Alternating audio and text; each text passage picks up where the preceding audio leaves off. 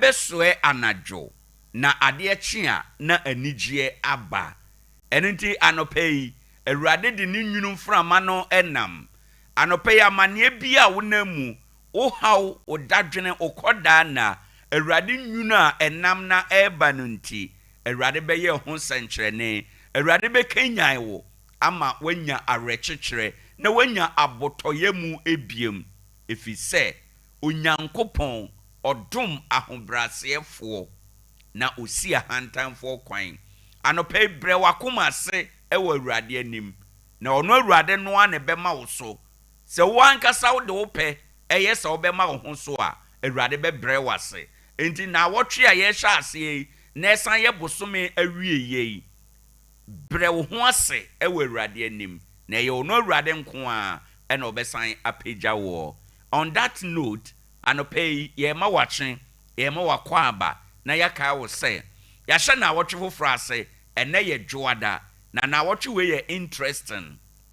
Na wotwe no eda ye de hye ase no eno na ye bosome na wieye. Na wotwe no a emu nso na ye hye bosome foforo ase. We di adanse se Awurade na de ehu na de enwanwa enti no eya na wahye no nso me bompa ye se na wotwe we Awurade be connect oboafo ede amawo. Me bompa ye se anopei dia wani na Awurade mane mramu mawo. Awurade mbie kwan bia na wana anwene ho kra. Efi se na no David kan se waye abofra waye opani na ohunu ogidi ni bia na sefo sresrade. Sa anopei ubegye asem ye di nko ade a ene Awurade obeyi oboafo ede amawo. Anopei nso munua bema Owoahene Acheampong enie. Ade Akye Abia na ade bi akye a eye mu nsem na ye de mawo ene ye da foforo ene ye adaduasa ewo eye asra na apono no so wo eye aye homumu bosome June emu afe 2025 baabi Awurade di ya bedru nie ye wo bebre a ebetimi ade Awurade ase ewo ho na anope ya yatena ase ye de yase de ye dwumadie endo so fa wase da tie ye dwuma ye de ebai ye tena ase akopem nonkono empa mu na DJ Ken na Daroma ena anope ode me ko Facebook Sompa 101.1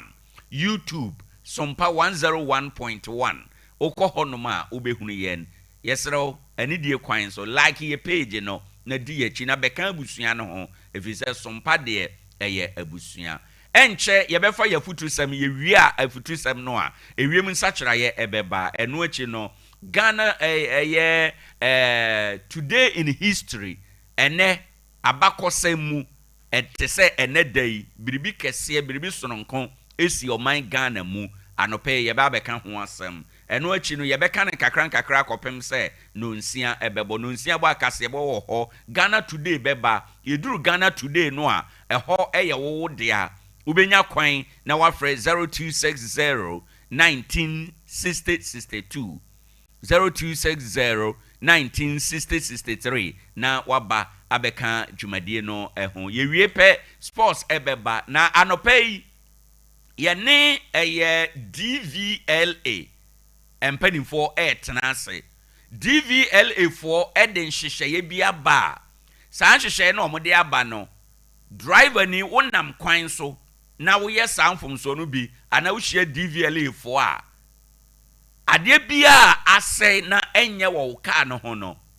ye be charge you 225 Ghana cedi enti se niema du na ase wo car no ho a ene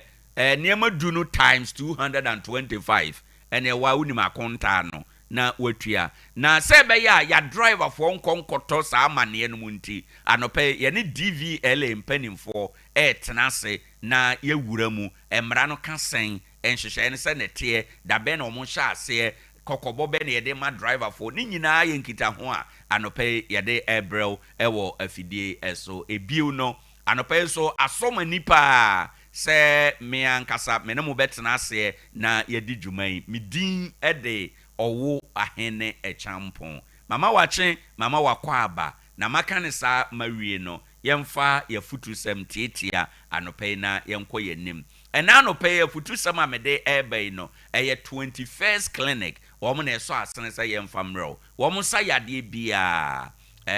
na yade pa ya gidin na yaresemu na wo sa yade ni din a obia betim de ne nsa akere wo se yade we de fa 21st clinic no eye sciatica enu nti na ye sciatica expert no wo mo na ebo michi doma so masene Monday to Friday ye ko ye nim no meka wo ho nsem bebre de acho na mom o takwade a ubetum nika ko Roman stores no nhwe animu eho na wo mo ewo ubetumi afre call center number 15 branches na nyina 0540 311311 0540 311311 na wako wo mo nchen yebesa wo yade kama enti anope kwahwehwe wo mo achi akwan. It's a Monday morning, beautiful Monday, the day the Lord has made, and we need to be glad and rejoice in this day. Ebraso yafutu sem tietia ene afutu sem amede eba no eya abrabomu suahunu eya abrabomu asetena so utumi hunu ne tena ebeboaw ama wade akonkan matudin say if you want a better life, part 1 saa sami na wotu we nyina no na meka na machichem enti ni amede ba ne ye part 1 ena mede ma wo se wo pe asetena pa ene se usuan sama me bekan de din kan se wo pe asetena pa ene sua sedia ye kan ya no etum. Control your mouth. If you say nipa bebre nya manne amanne ebida afiase kora no obi nano a wantumi anka ntom ntia ama ene oda afiase nti masama mede ma ene dwo anopen say if you want a better life, learn to think before you speak. Suya sadia obedwen ansana wakasa. Enya asem bia beba wadwim, enya asem bia beba utim, enya asem bia na ade bia do wani behunu ene sese epie wano. Asem bi ho a obekọ akoka, ubewi ase no ebejewo amaninya. Enti anopei mafutu a mede ma one se wopese onya asetena pa ne abrabomu asomdwe a sua sede ye kan ya no tom yenumu nsem eye amaninya wanumu asem ebetima pejaw na ebetima brewase wanumu asem ebetime wanya amane na ebetima ma wanya ade nanso mede anopei metufo se yenima de chiemu asem nti hweye asema wode wano eka de fa wankasa wo ho de fa obi ho ebekọ akọjew amaninya asem bi ubebie wano aka enya tofom se bem opepa enye ye biem enti hwe asema ebefiri wano abaye won sema obeka ezesa wotena se na wosese ne pepepepepepe ehu se asema me kokan ana asema me biem ano akan meka emeseyade na mu ebeba abekora ade ye wasem bi wo ho a unya bie wano ka pe opacha okora empepa saade no wawade betimi agu enam wano nti wadwuma betimi asai enam wano kasa nti yebetimi ayi wadi ewo adwuma mu enam wano kasa nti enti anopei mesese ope asetena pa asomdwe ewom na edi mpuntuo ebebrewa hwe wano kasa ye efise nipa bebre amane a wo manya abrabone asetena mu eye wo mano kasa nti anopei control your mouth sa opese onya asetena pa asama mekan Bible di ho adanse se ade bia eko onipa mu no enguni ho fi na mom dia efiri onipa mu eba no ene guni ho fi A man is made impure not by what goes into his mouth, but what comes out of it. Niefiri onipa emu eba no egu onipa ho fi. Enti anopai hwe wano kasa yie. So opese onya setena pa eno ne ade a ebeboa wo. Nyame ya adom ochira meba betoa so. Na ha ena ene yede AC. Yede mo nyina ase se yabie eda no ano, yabie na wotwe no ano. Yehunu ni saa awie no. Yemfa anopai ewiemu ensachiraye no. Sedia ebesia ye ene anopai ewo ha na yemfa eno emerald. Ene amanebo a yede ba efiri ewiemu no sedia yaka dada no nsusuye enti ebetime akobenkum ana akonifa. Weather report.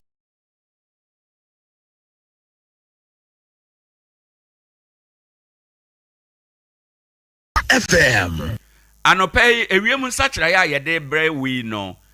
Sompa nsɛmtwerɛfo a wɔn yɛ research wɔn na awurawura esumu askane the internet no etumi aboa nsɛm ya no ɛde ɛma yɛn deɛ di kan anɔpɛ Ghana afanan nyinaa ɛno ɛnkankan ɛnora anwumere no na nsuo bi bobɔ efiri Burkina Faso ɛba ɔman Ghana ɛnti ɛma esrem ɛne ɛyɛ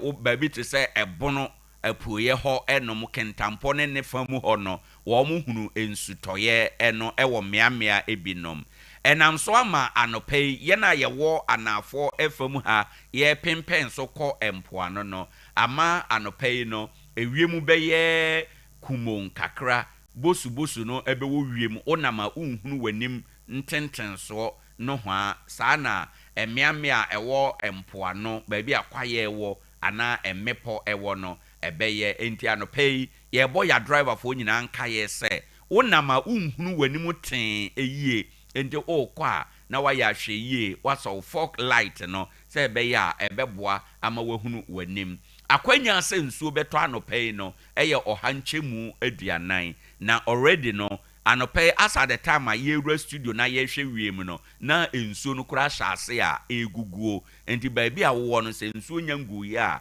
ɛnɛ ewiem ama ne bɔ no kyerɛ sɛ akwanya wɔ hɔ sɛ nsuo betumi atɔ ɛnɛ dai mu anɔpɛ na animu ɛbai yɛwura awia no emu no yɛbɛhunu sɛ awia no ɛwɔ mu a obɛhu sɛ awia na yiniti kakra na ewumu ana awia na akɔtɔ kusuye na ba saa na ne yɛbɛhunu no nti awia no ɛmmɔ krenkrenkren enyina so awia no bɔ kakra a wobɛhu sɛ ewiem adwo na kusuye no so aba abɛwura mu nti no yɛbɛnya esane intervals ɛnɛ awie ɛwɔ yasetena emu na temperature anɔpɛ a yɛkasa no ɛyɛ ɔhankyɛmu no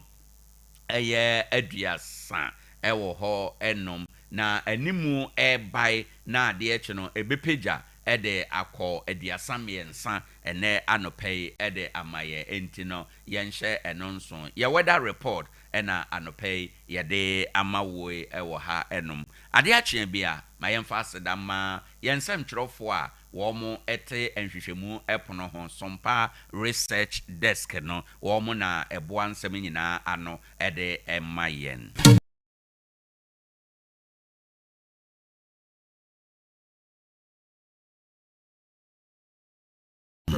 Ene yɛhwɛ sɛdeɛ ewiemu bɛyɛ awie no ɛbrɛ aso sɛ yɛde today in history yɛde ɛma ɛno akyi yɛbɛkɔ akɔfa ɛyɛ road safety na yɛde abrɛ ɛnɛ ɛyɛ June bosom ɛne de ɛtɔ so adaduasa okɔ abakɔsɛ mu ɛwɔ Ghana ɔman mu a ɛyɛ mfinhyia aduanan mmiɛnsa pɛpɛɛpɛ ne ɛnɛ 43 years ɛne ɛnɛ a atwa mu no asɛm yaw ene arehosem bi eto oman Ghana ene se high court a judge for mmiɛnsa na omoyɛ omo adwuma mmɛma mienu ɔbaa baako ɛka ho a yɛsan kɔkyere sojani a na waba na homegye mu ɛde ka ho ɛwɔ afe 1982 na yɛkɔbɔ wɔn tuo ekum wɔn yɛwieyɛ etwa eja egu wɔn so ɛyɛ sɛ yɛpɛsɛ yɛhye wɔn ɛwɔ bundase baabi a osua etuo ɛtoɔ no na saa anadwo no a okogodi saa bɔne no na ye PNDC amamuo no na ɔte akonnwa so na saa agyegyefo a yekum ana nipa nan a yekum wo mo no baako Justice Cecilia Cranton Ado saa bre kora na abakosam kyerɛ sɛ na wawo akwada keto a otua ne nofo ano na yɛkɔkyerɛ no gya ne bakɔbɔ ne tuo wɔ hɔ enom. Justice Fred Pokusa akɔdeɛ na ɔno nso ka ho. Afei Justice Kwadwo Agye Acheampong MPP mu Owura Kwabena Japan ne papa ho asɛm na mekan na ɔka ho bi na Major Sam Akwa no ɔno no ɔyɛ sojani a waba ahomegie mu ɔno na saa bre no ɔyɛ secretary edema Ghana Industrial Holding Corporation a yɛka no Jihawk eno na ɔno nso yɛkye no ka ho a yɛkɔkɔbɔ ne tuo ekum no saa nipa nan ya ne mfie aduana miɛnsa nie yɛkum wɔ mo yayayɛ eno na ɔyɛ nkorɔfo a na odi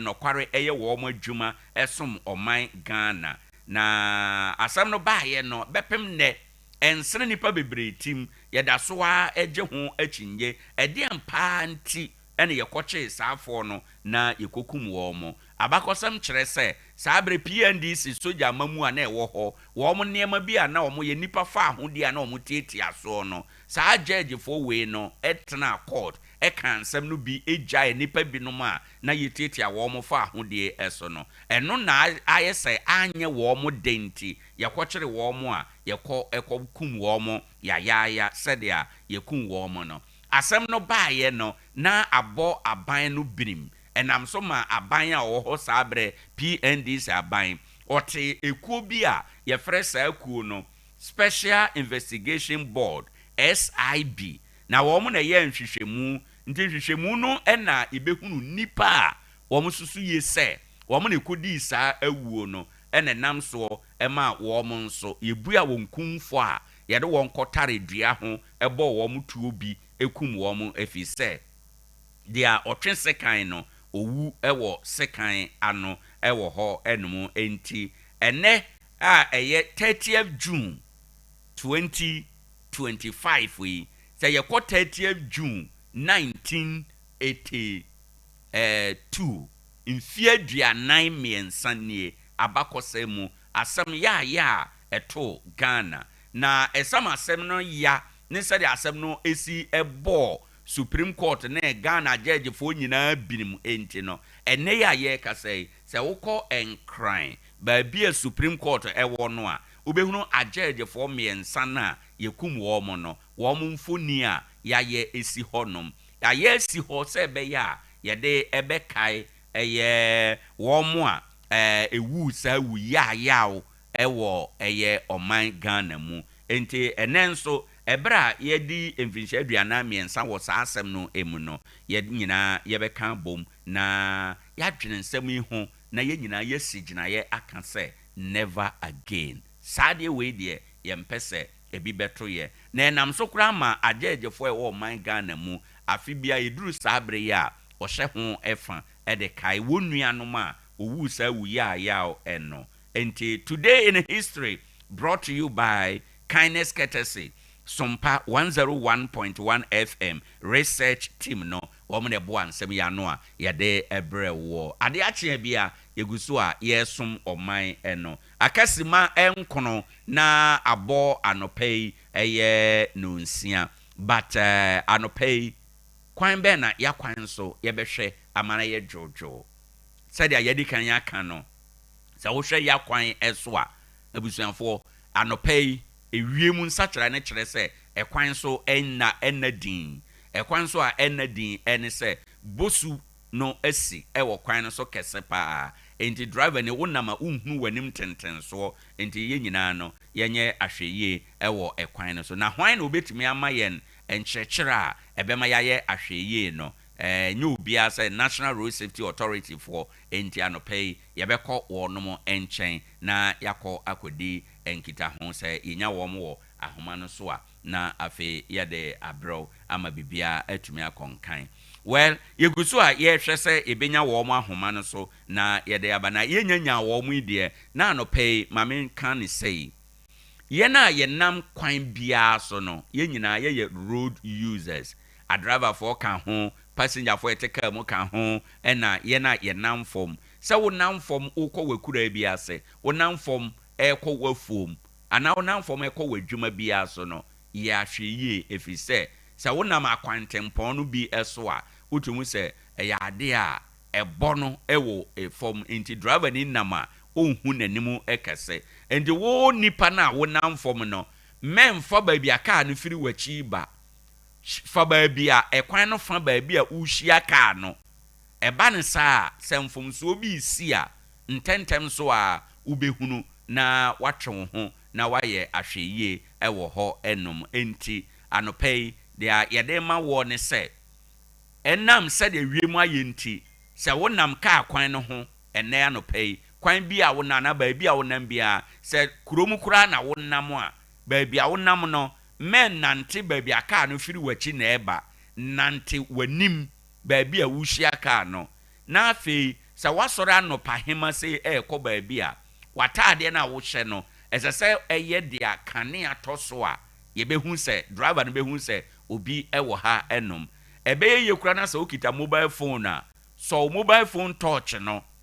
mobile phone sɔ ne torch no na kuta enti bra ikuta wa wonam a oto abasa no nyinaa no obɛhu sɛ kanea no ɛbɛdi akɔneaba ɛbɛ flash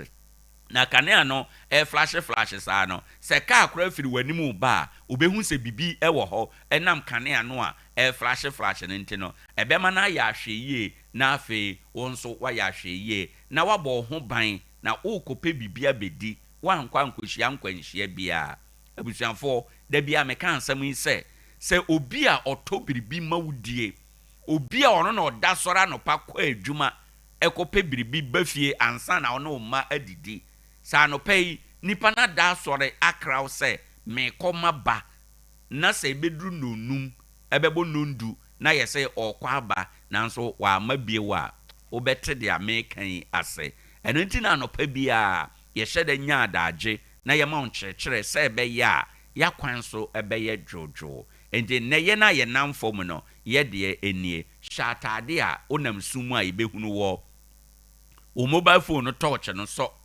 sɛ ɛbɛyɛ a wonam a woto wabasa nyinaa no driver na ɔno ɛhyia wo no obɛhunu sɛ bibi wɔ m'anim ɛno nti na kane a ɛwɔ hɔ yi enti ɛbɛma ɔno nso ayɛ ahwɛyie wobɛkɔ akɔduru baabi a wokɔ asomdwie mu na wakɔyɛ w'adwuma wasan aba fie na yɛn nyinaa anwumere yɛsan bɛduru a yɛde naseɛ ama tumfo nyankopɔn ɛno fi sɛ nadom na humɔborɔ ɛna ɔde yɛ akɔ aba road safety tip a anɔpɛi ɛnso yɛde ma sɛdeɛ ɛbɛyɛ a yakwan so ɛbɛyɛ dwodwo ɛnie na anɔpɛi yɛmɔtaw na yɛnhwɛ da ubɔ nkrataa mu amanebɔ no ana ɛnɛ news mu amanebɔ bɛn na ɛwɔ hɔ ɛnom ansa na yɛbɛfa kasɛbɔ de abrɛ wɔ no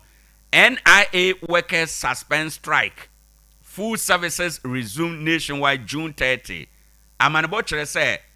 NIA wɔn mu na yɛ Ghana card no na wɔn kɔ strike. Enti yɛn na yɛ pɛ Ghana card na yɛ ni abere paa. Efiri sɛ Ghana card deɛ no na yɛde yɛ bibia enti sɛ wɔte sɛ yɛsɛ wɔn akɔ strike a na kyerɛ sɛ ahokyerɛ aba paa. Nanso nyame adom yɛmfa nkɔ yɛmfa mmra. Anɔpɛ ɛwɔ dawubo mu sɛ wɔn sɛ strike no wɔn atwe asensan na ɛnɛ dwoi wɔn ɛyɛ adwuma ɛwɔ hɔ ɛnom saa nso ɛna CSOs must speak out against politically motivated prosecutions. Haruna Muhammad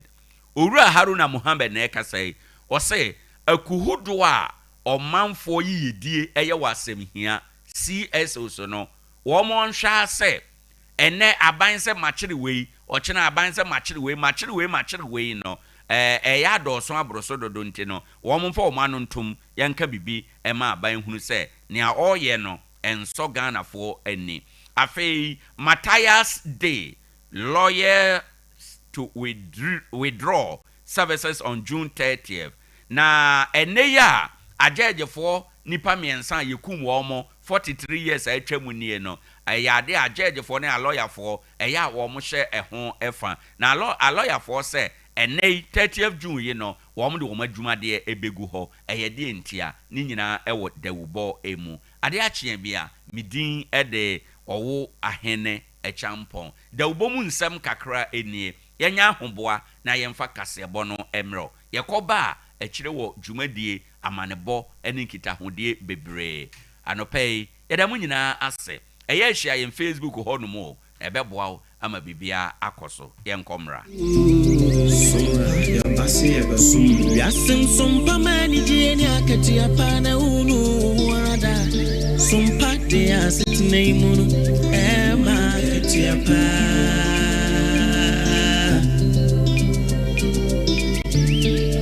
ye no mai mun samma kudi mun samina ne kasebo ijisam ni eja su samina Sompa de abama Sompa FM ema Akye Abia Sompa 101.1 Sompa TV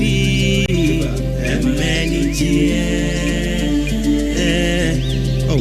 wisdom ni mitie Sompa FM he Sompa TV Sompa 101.1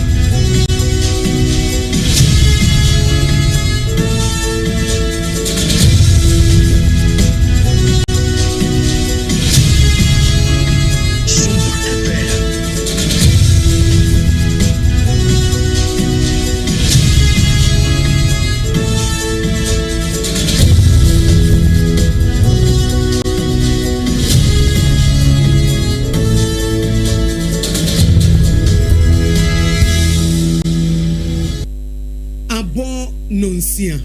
Aha aye Sompa 106.5 FM. Ghana de Shimaima yamamu nyina che ebraso se ade anopa nonsia kasebo esomo na kasebo yi esan nam Sompa 93.1 FM Ayiko 100.9 FM Paris France Adamfopa FM Tarkwa aye Sompa 101.1 FM Sompa 101.1 FM Techimai Fonso Asum ewo Sompa 106.1 FM sunyane fo ni ho agro ewo Sompa 98.9 Nkranza ye Sompa 90.7 Sompa 101.3 FM Doma omo hye etie ewo decoder so eye Sompa FM Facebook eye Sompa 106.5 FM ti wo ba Facebook page no na wa like page no na wa follow ena wo ko YouTube nso na wa follow ye eye Sompa FM live na website ye be bulu na bedede yakoto page na wa follow ena wo ko YouTube nso na wa follow ye eye Sompa FM live na website ye be bulu na bedede yakoto www.sompaonline.com Nana KJC Company Limited anopa nonsia kasebo ena wugusu a wutie no na Nana KJC Company Limited anopa nonsia kasebo a wutie secure sanitary pad nso eje na baba ena eno achi Medima for Herbal Center enso eje ne tata Nese Medima for Herbal Center nso eje ne tata wo mu na ebo ye chidom am ye de anopa nonsia kasebo no ye de asomo na ensemo a yedi esumo anopai dedi mo kotini bi eni Archbishop Ajanasare Perez University onne tua no na ode adesre bi ato abayanim na yedu takwa ababe piem se police fo akwakoche Chinese fo omo ye galamsey nipa be ye nan Arokacha beboa moman yetimi enye na so agina na Owoahene Acheampong no wono ma yedwumadie bi na denkyirahema nso de nsem bi abasenye nokure sa wohene foforo na aba no wotia no so ebinumu kasa ya nokure bi nso se anya nokure yese covid aba ewo legon na donkuma wo mrase badwafie sese sa na tie de a ene soafo hwe ngumasia so ene apomudemo wo mrem Ghana mampanyini dada eye nana adodankwa kufuado nso ede atudwa se bibiman panifo wo mu enhye na wo mu ntutu ne yemaye na bibiman enya ho mfaso ebesanso akotogo na de esi wo no ye de aba ensempii ka wenum ho ene ye de somo sakasebo ye ne ye de somo no pai eye me akosia ago aboaje mene triple A man ejapia apam dada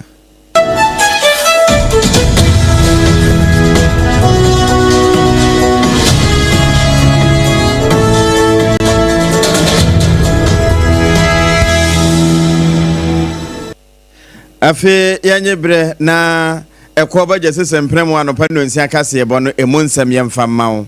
na watwe awie ye hweapon ahodo na won mutu hyiregu wɔn a aba abɛgye ntete na ebra so sɛ wɔn mo tisi mmɔnten so ekɔ fie de wɔn nimdeɛ ɛbɛ boa ma wɔn Ghana etimi fa ne tam pɛfira ne mu baako ɛyɛ Perez University ɛno ɛna Archbishop Agyinasare wɔyɛ chancellor ɛde ma wɔnom no na dwumadie n'ase ɛna ne nkasa mu wɔde adesrɛ to mampani John Dramani Mahama anim sɛ ne nhyehyɛeɛ a wɔde aba titru ɛne reset agenda no wɔnom aso mu twe anya asɛm ketewa na mmom wɔn ka wee nyinaa no yɛsɛ agyanka te sɛ wɔda ase anwumira na anopa nso wɔhwɛ de obedie wɔn mo hu sɛ mampani de nhyehyɛeɛ bi aba senior high school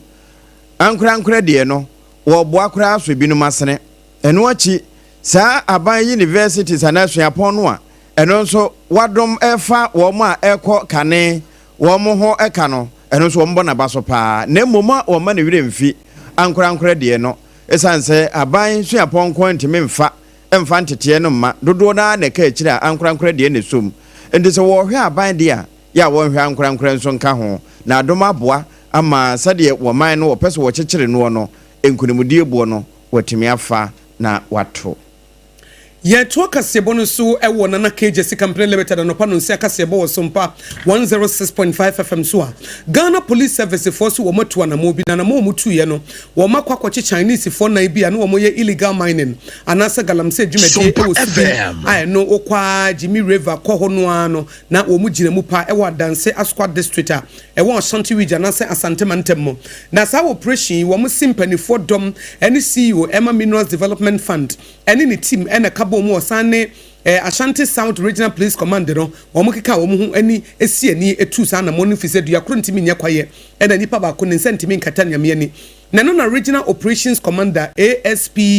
Enoch Boatin editu dua se police for ne ti se ya won krofo bi a wo mo eye galamse hu dwumadie bi e wo kwaye mu ho etu omo tie nom se ade etia mranti yenko ene yenko hwe fise Ghana mra no de efa ne galamse ne etia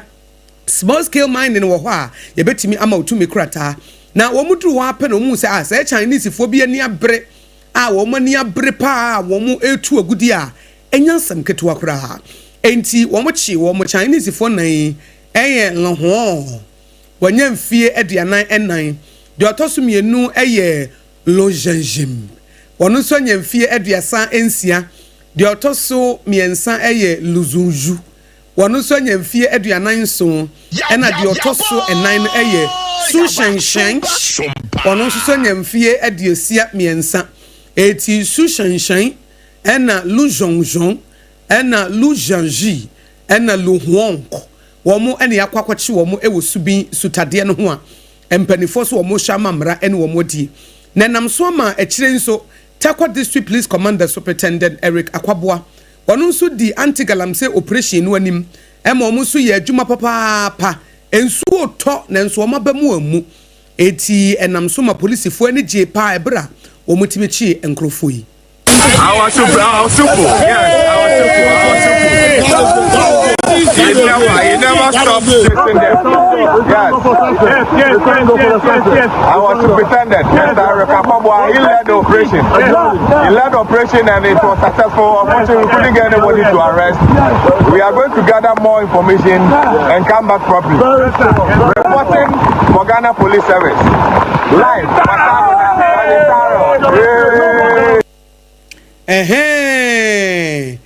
We dear.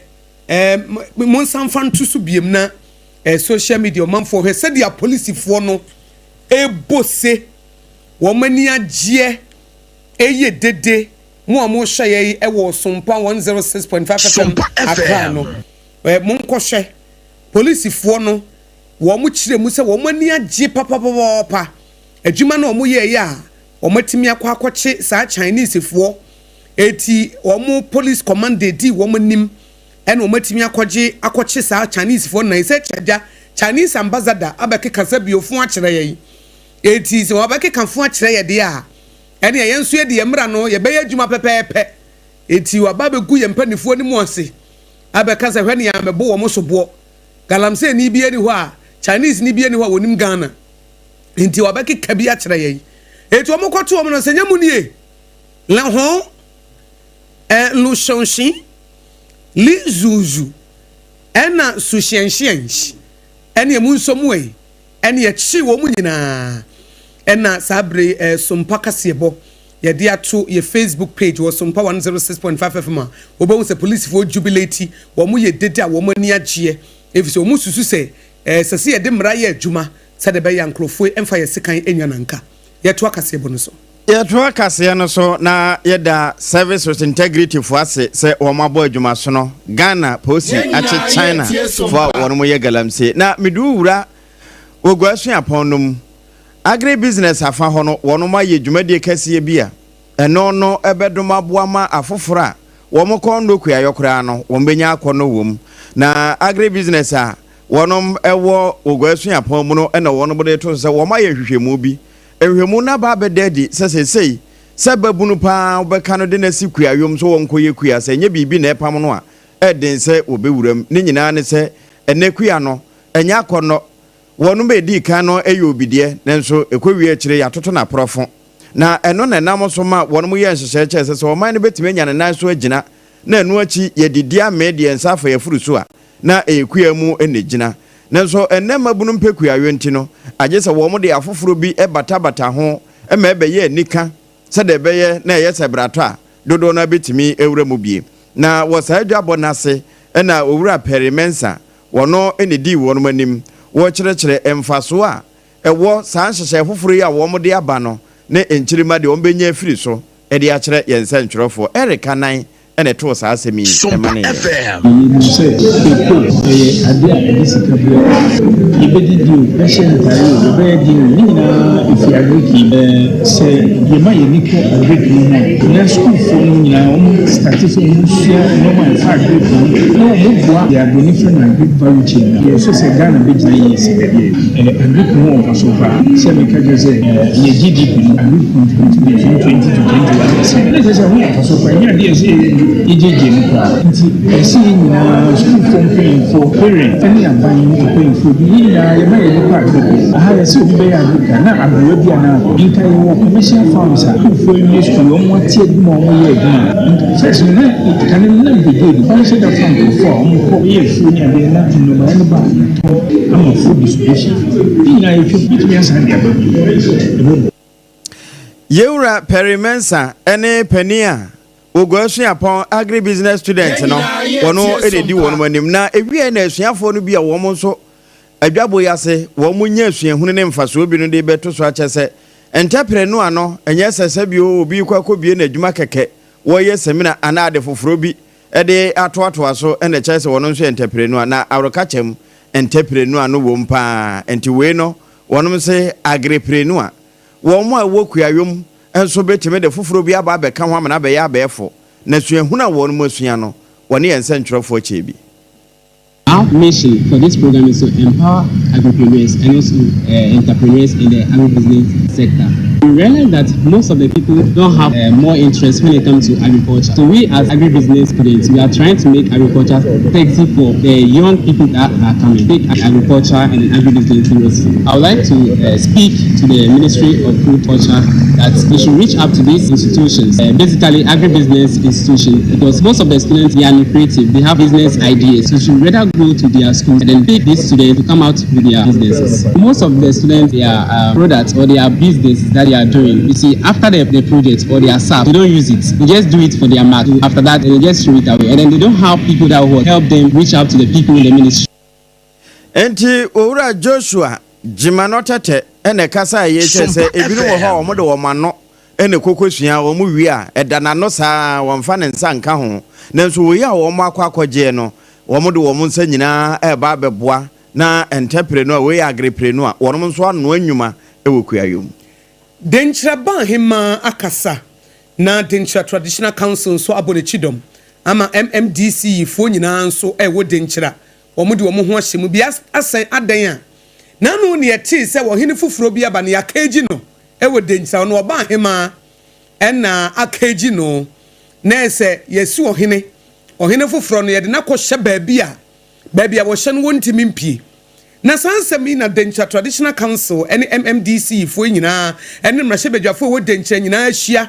ama apa denchira east mrahye badwani honorable George Anani Coleman ene mrahye badwani owo apa denchira west ono nso so amoako jampa one nananom nyina honorable Womune Nana Ama Ayensu Asara wotoso miensa. Edi abetu dwa se nsema Ghana fo tete wo social media say wo hene foforo aba ye de na kwhye baabi ye de na sie akata no so ne ade no enye no kresa na sei no mo kan ono ane me ka hye se ye ba be si denchira hene em se nipa dodo na wo platform bi so a omo akasa achi denchira hene ema denchira hene no da bom sisi a enti em sa kakakra mo no a epie no ho enti mesre mamoma bibi sa no enye we and distract mo me to me enchi ohene ebra me kantre nanano no emre no so a be friend nanano na omo aba na yachi ehene enti de yachi na e wo social media say yenya new data hene no kin no ono a na achi ne ho ono a so odani ku ono a so obepi na emo me ama ayensu ya sara a me toso miensa a me ye data o mind man binya enchi data hene over we nanama ayensu asara a wo toso miensa a me ye denchira hema memo maso ate se me nchi wo bi ankoshe kejim die wo o hye kejim no wono ana de ne ho akoshe kejim eti won hyem tambia opabia na wapie enye me na me di obi akoshe kejim eti de mu no social media so obi hye kejim a ye keka se denchira wo manya hene foforo na enye me oba ahema me na metimi koche obi timetimi aba ba chimma ngode ana pam na me de makoshe kejim se bia ba me nchi wo bia sa brefi se me ntimi nkoche obi emfa ne nkoshe kejim wo bra me mo mpanifo amane eti de mawo social media no wo hye kejim no enye mea ono ankasa na ada ne ho kraman ene wakokoshe kejim ene ono ankasa nti wo bra ne wo pie de o hye kejim wo nkoso wanhyem eti we ni nsam a nana ma yensu asaro toso miensa ede atudwama so mpaka se bonso ye de asom wo no pai ene na ye toa so a medu wura ngomasuam na no enkomo bi hyase boboy ekowie ye no dodo na akora de ahyase ye wo almost start bi nso de pranke amanfo se eba wo my Ghana Yesua Ponkase ye won kran University of Ghana Lagona wono mo se COVID-19 apie ho 2025 him enam saye so emampanimfo abebo amane ye se social distancing wo mo ye ho adwuma eno achi nose mask ye obia ebi bobo ne hwena no neno na donkuma wo mrase badwafie de o shatakra wo jem de ma wo mo Yewra Frank anodom prensa wo ma do agiri mrase badwani e de abeto so se tankomo ye a asase na ebi no mudi de bi se no kore asua no kore wo ma sada na di hunu wo nom no so afo hwe apomoden ho nsam so ntwineti Yewra kwamna mi kan kan no wo mrase badwafie e me kire mo hu se e no kore ana asa enye no kore na wo mo mpesa wo betena tena ho na ebe se de ka ni bi esi ye wiye na yaka nyina gudan mu no na bra wo ka sa ansemi enam se sompa ye ni wo ba bia na ye atwitwi wo mra se badwafie ntino woto ede maneye 19 University of Ghana have had a course to put out an official release. We don't want to dread what the country went through sometimes. We should make an arrangement and get the minister, the sector minister, Honorable Akando, to come and do the needful. The minister, we want the TRC executive secretary to be here at the committee of the whole. And then you also left out the BOG. I don't know if I know it is inadvertent. So the BOG boss should also come to the committee of the whole. That's important. And we Yewra Frank anodom pre wono ye minority chief whip e wo badwafie ho e na ate se wakasa fa COVID-19 yu ho no ye to kasebo no so a omampanyini dada his excellency Nana Dankwa Akufo-Addo de nsem bia tudwa na ode ato abiban nim se bra na wo ye Ghana mampanyini no na wono anso na African Continental Free Trade Agreement no odi mutintiman no what the proposal be to ho na e wo mu sese wonya mampanyi de ba wo kai wo mu se sansam na ode to paso na wo mu fanya adwuma ene se ye wo reserves bi timi de koto amansan banks mu na ye hia ne akwaje ya na normally na wo hwenhye mu a e na e US dollars ne de ye e bi mampanifo nyina ye ema his excellency Nana Dankwa Akufo-Addo so obesese yemfa bi mra bibre mu hasa reserves and sovereign reserves no sai sika na de kwato to multinational companies ahodo financial institutions mu no yenye no within the continent nesa Africa ha ya ebi wa won na da Europe ebi wa won na da America ebi wa won na da ha da Germany ebi na da IMF na da World Bank sai sika na mo mfa nto ya ebi ti say African Export Import Bank Afrexim Bank and African Development Bank no wo mo necessary this sika no to no mutimi de boam puntudwuma na eboa mabibi man yetimi agyan na so prekope wase ansem we wo kan say yempene so ebra na wo ya African Union leader kese ena no achi no sanso ye Ghana mampanyine no ensem nyina His Excellency Nana Dankwa Akufo-Addo de kotudwa ebra wo ko ebimampanifo adadafo eye former African heads of state wo mo nhie mu a ekọ so eye 2025 Afrexim Bank annual meetings ewo Nigeria Abuja na ho eno de sansem ne kotudwa say wo mo nsori waka na wo mo nye ntotue mapa ebetimi aboa ama ebibiman afa na ntoma pa efra ene na yekoso aka wo say anopei kasebo na eba no na kwadwoje si company limited ko beje si sempremo wono ena adoma so yemu adanse hu ne mapapa de wono ena ewo ni nyina wie etiapam na KJC company limited anopa no nsia kasebo no manfo 80 no Ghana ha wo bia nim se wontimi nsi dan wie obra wankoto enema no ewo eko ba simprimo na KJC company limited yetene so ane asore me say de wo yenhira no Nyankopon ka kire Abraham say de obehira wo no mehira no de obedome wo no so medome no eti so obi yenhira na de ho kobo no a na wo so yenhira obi ye no me na de ho kobo no na no me no bi aka ho eti emu aso ate se ni obi onam obi na yenhira wo na KJC company limited Ghana ha wo mo ton adanse ho niam na obi ni wo ne ye pe wo bie ni wo ne ye pe wa ese kokromoti wusa na wo bopa enye yie Ghana ha wo branches asin wo bia wo depot asin wo bia ye friend die nyame ye hira no na KJC company limited ye friend no die nyame ye hira no nipa ntimi nnome no ena nipa ntimi nkono adwuma no wonnim yankasa Ghana mantam dunsia me se wo betimi abo wo bia wo branches asin na KJC wonya bi da wo betimi abo wo bia wo depot paton adanse wo niema asin na KJC wonya bi da wo betimi anya obi a wo cars bebre a wo beton niema a wo de koma wo asin na KJC wonya bi da na no Central Steel for ba no mse cars ndi wo bi ba omanfo beto adanse wo niema na de koma wo na enso yesa be chew mienu aka ho wo ma che ni trailer eno ma sha ache ni truck eno se ade me ye de no mse an outstanding services 2023 no ne de ma wo adwuma no wo danso enti and do apply with building wire cement iron rods roofing sheets ne papa ne border form na KJC company limited ema wo dan ne room finfin ka ho e so wo koton wo bi foforo nkyɛn wo koton wo na KJC company limited no wo sa wo hye wo dan aso no wo wie e na bi nso a wo ye first generation wona wudi kan wo ba besi dan e wo abusuam obi anto asase da wo hye wo generational case dem abusuam so nyansam keto obi enu watimi ato asase obi enu watimi asifie wudi nipa wudi kan Nyankopon so wo yusu dia breaki case no enti fa ho kobo dondon na dondon saw wo bra wo kɔ na KJC ho na wo de ho akobo na ta dansi ho niema na dan wo wie no akasa mo hwede awurade aye see what the Lord has done Semen sumetimi asimi dan awie na KJC company limited say rent no be free na wo ankasa wasi wo dan ebra wo beto adanse wo ne ma free ne nkyɛn an cry any komase wo ho frɛ no e wo 0204355040 0204355040 na wodem na secure sanitary pass no de yaje na ababa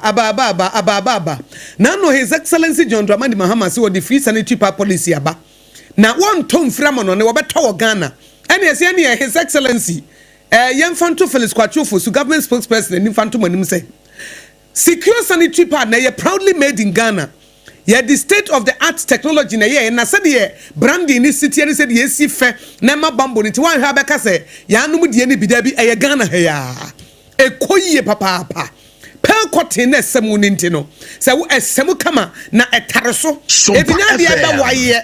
ananse leakages bia beba bia ne ntaban no so etre bai efa bia eti wunya bambo wutimi dia kokodro kwa adwuma enkwada bebre edru menstrual season no muntimi nko school adan a me ho be say sanitary pad ne nyantia wo bo secure sanitary pass wo wo ahotoso se wo bambo wo mo wo long na extra sizes ehye maako dumienu omudi ye adwuma secure sanitary pass ladies we are secured mo amu kumase am utie fa Sompa 93.1 FM no Kumase monko mama excellent cosmetics na mudru ho amose mo pe secure sanitary pad na motubi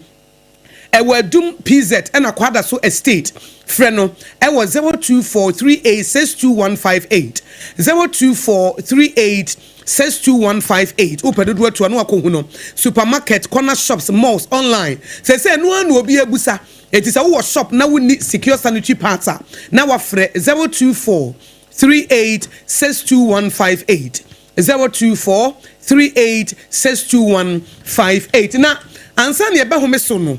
Dr. Tamo da so medima fo heba. Wo kumasi a wo ye adwuma no wote se nkranfo ofre no. Eno se kumasi de matena ho achemom na menye madwin se metu bata. Eno se doctor brankran ne ye bre. Be hye nkoda wo manya stroke wa ha. Doctor si ampa wo bedru nkran no se ma menkobo mensesen. E wo poko ase mayira. Wo born nsesen wo ho enipani wo bia ba no anya yaresa. Ene ye se e ma ye bo mo ena wo ye bonini ena aware ye wuntime ngo ena se bra wo ba me news ka wo wia no abedamase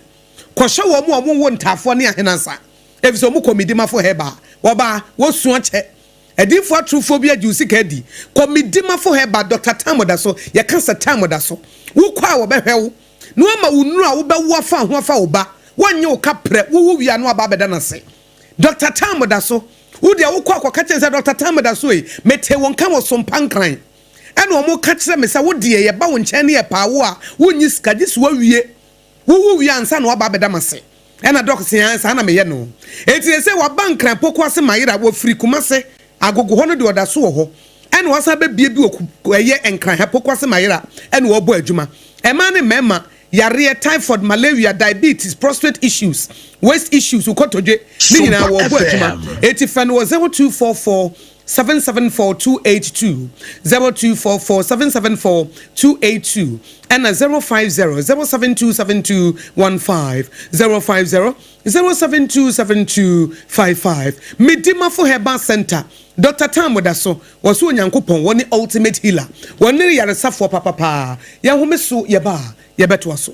21st clinic aye sciatica expert sciatica no o nerves na wo to ase na fa wo siremu na fa wo nansia besi ase ho no se ho techema eno ene ye fa ne sciatica na etimi bubu o to ase ka wo se dwe wo siremu wo je ho ba bia enye na no na 21st clinic ba ye adwuma pa wo mu ye ntia baso bo magine wo Ghana ha ene amono ne enya asem ketewa wo mu ji international awards ahodo wo mu ji local awards ahodo na anu nso na wo mu bie the only sciatica research and treatment center in Africa bibrim ha no ebi ni ba bia 21st clinic nkwa wo mu dia bibidro ene besa o yare no masa de machine aka ho yare sabia yare bia wutimi de ko ne mama ade ba ko a wo magidi wo mu pa no sciatica ena stroke nso de kwa diabetes ne hypertension ne ade Ghana ha ba bia wo mu ho enkran ha sese ye wo Tantra Hill runabout se wo free enkran ba ye wo wonsa ni faso wo frama saman so na ba nso a wonsa bonkum so ho na wo behu ye 0540-311-311 0540-311-311 Next 21st clinic. Still, woman is sciatica expert.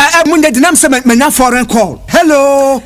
papa. What do be a new? Se me feel London, eko US. Na no crowd wo kura fra me boma mania. Na papa mo ho te sei. Awurade aduma haboko. Na kujejesi. Eko ba sempene mo. De woton adansi ho niam no nso. Wo hye ho de. Oh, wo hye ho. Eko ba. Mesi wo bo aduma kura sre kane no a. Na wodru US won so manfo bo ndin sa na. Hey papa US hakura de. Na kujejesi company limited aji baabia. Wo Holland, Germany, France, Italy, London, Canada. Eba adansi ho niam dia. Obia se na kujejesi company limited. Na matese wo bie depo kasie bi e wo kasoa. E ho na wo bia koto adansi ho niam. Na eye no kura papa. Oh no kura pa. A police station in Chenhua. Hey, akuo ba sempre mo no. Onye mereda. Hwe, we kura no miensa mua ene obi en foforo yawo. Ba ko abu akwase paase kumase. Ene ba ko so pokua se nkran ha. Obi ase na kodwodasi eye bemaba e wo dansi mu. Woton cement, iron rods, banding wires, and adua plywood and just said the board dance ro. Te se bibia e de hye e dansi ase de ko wie. Depo no nyina so eye tufo bo. Wodu kuka mu a, wodu kodwa free. Akra wuyi kaso depo. Ene pokua se de no kra to nchen a. Wosan wo bu akoteman, Tantra Hill, Iron City. Amanfrom wasa bie depo kese so e wo Koshiman Kumasi sepase depo no kra da nchen a ebisu magazine road head office no wa bie depo kese so e wo da de ntam edwisu Accra road femeso opposite Alhaji Salia ampaba meboshen tano so breman na Amanfrom number numbers of man for the free 0244 313 752 and 0244 41 93 93. Nana Kujesi Company Limited. Hey, Kuaba Simple Mono. Hey, Mido. Edrano pa utimi to boise. Echichiwusi o. Do. Na so ni se me the yas toothpaste and then the brush and the chimisima minya homka. Sentina ye bokoi. Na me all-time favorite. Yas herbal toothpaste and then the brush. Abua me ama say menu so a anasa de eshia. Me self me biem. Na wo hwasa me se ayefita asas recha homa. Na et brightens. Yas whitening toothpaste and then the brush and me di chimisi. Entina wo see e fee. Na yas total care gel toothpaste and then the brush ni de. Ebo wo se ho ban. Demu ni nyina. Ema wo numu ye sham. Oh yes. Enu krotrodo. Yas herbal, yas whitening, and yas total care gel toothpaste and then the brush. Abusian chamfa. Se wo pedudu tu e won kran ha. For Leicester Ghana Limited and was 050-161-9588. Leicester Ghana Limited and the yas toothpaste mo ahodo and the brush abadwa so ababoye. Kweku, minim so ayeshe. Me cry man nane. Now so ebony show one embasso. Malehon sepeno. Ebony condoms comes in different flavors and available in all pharmacies, chemical shops, over-the-counter shops, and pubs. For bulk purchases, contact 055-230-0075. Ebony condoms, Ghana's most pleasurable condoms. Make it worth it. We got peppermint, strawberry, vanilla, chocolate. We got peppermint, strawberry, vanilla, chocolate. It only the view is a condom. The condom mulia then it's not on, but double dosu got as a condom. Midimafo, Pokwase Maira Accra. Midimafo, Pokwase Maira Accra. Midimafo Heba Clinic Accra. And you won't hear passengers a gumi kaimui. A Hana do one aircraw. Hey, and this Accra and put away the mo. And yet the Muampa. The said ye, a Duchem Atlantic International University, America Memu, about Dr. Dujanfi Babasu, honorary degree as a professor in biology in herbal medicine. It is said here, I am Sano, I am more. Oh, Missy Minim wife, your copa war. 1 year, 1 city. Need send me 2 months and 8 years cano. Me connection na encheda nkoye na esakakra ti say wa page mu ama hode bam connection na mu de we obo we ba de kro wa ba do kro we ba de kro ya ke stroke nso de wa fa no small te say agidi wa hu ani de asie no yare bia etatia e wa Dr. Tamda so endi so diabetes, hepatitis B, prostate, hypertension, malaria yare bia kuma say owo agogo opposite government school no na nkra hanso obepiem e wo pokuase mayira kwan no so for Dr. 0244 774 282 and 0500-727215. Midimafo Herbal Clinic. Midimafo ne hwa.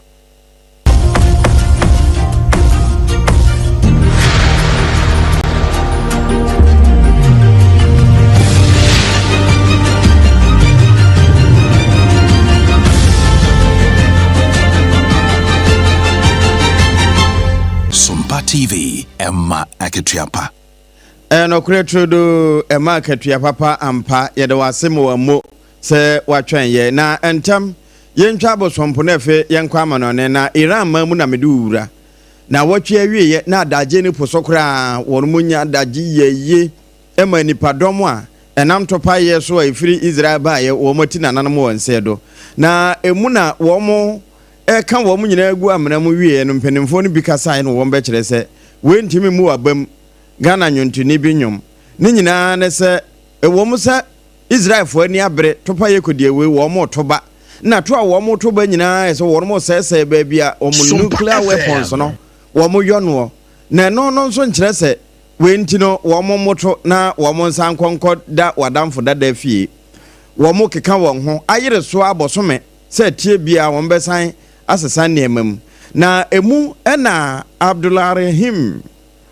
Mozavi wono na eba Iran ho a wo yesra adom no pani wo de to so chese wo mu se mpanimfo akasa se wo mu nya toto enya topa ye ne to de nanso eno no emma Israel fo nyai sɛ wɔn ka wɔn nsa gu ɔbo sɛsie a wɔn bɛsoma bi de aba enti nkosi sɛ Israelfoɔ ebegya yatum na wɔn nso ne wɔn nyinaa bɛnum asundwe abu ano no wɔn deɛ enya deɛ wɔn gye akyire die wɔn siesie wɔn ho asie sɛ deɛ wɔn ne wɔn tamfo ɛkɔ ako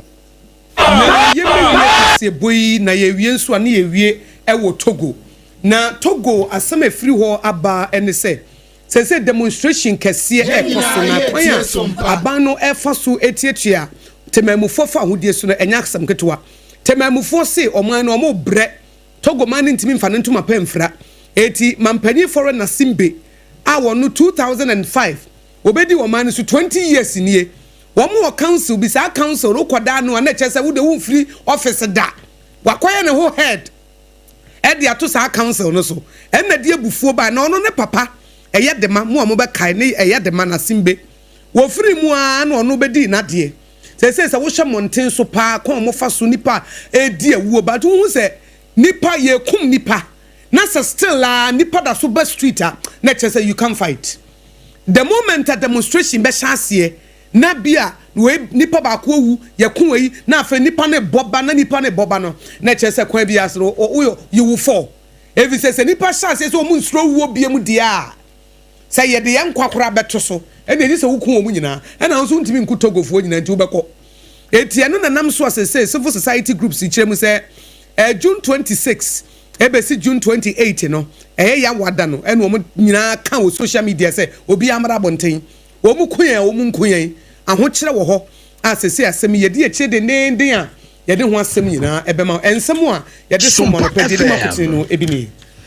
COVID-19 enkra kyerɛ sɛ ebi apie ɛwɔ Lagos Acheampong mu na minority chief area Frank Anodompre sɛ soafo hwɛ apomuden so wɔmra no wɔmɛkyerɛkyerɛ badwafo no na polisifoɔ abɔmɔden ɛwɔ Adansia Squad District ɛwɔ Ashanti region akɔkye Chinese foɔ nan bi Lenghui Luxianxin Linjunju ɛna Sujianxin wɔn akɔkye wɔn sɛ wɔn yɛ galamsey asabre emra ɛne wɔn bedi ɛne na yɛsan so bɔ wura amanɔne Iran for say wɔn nte sɛ dogo bi nu abɛ ɛwɔ mu sɛ Israel for ate wɔn so atua deɛ nanso wɔn asiesie wɔn ho asie Nana KJC Company Limited and Opano Siakasiabo and a Wuti and Secure Sanitary Pad, Ejina Baba, and Midima for Heba Center, Dr. Tamadaso and Swajene Tata. Yeni Edukasiabo as someone pay a me, Akosia Ago Abuaji. Ubetime from Yakusenshra, Menemedoba. Triple A Ejapia. Apamdada. Efan Sompa Kumase, Sansuna Yuko Kumase, Adam Fopa FM Paris, France, Takwa de, Techima Sunyane, Nkranza, Doma, Womunina, Sompa, Omofai, Decoder so Sompa FM, Facebook and Sumoshe, Ewa Sompa, 106.5 FM Accra, and then watching Sompa FM live on Oshaye, Ewa YouTube. Yaboni in Abedia to www.sompaonline.com. Yadamu Yanase.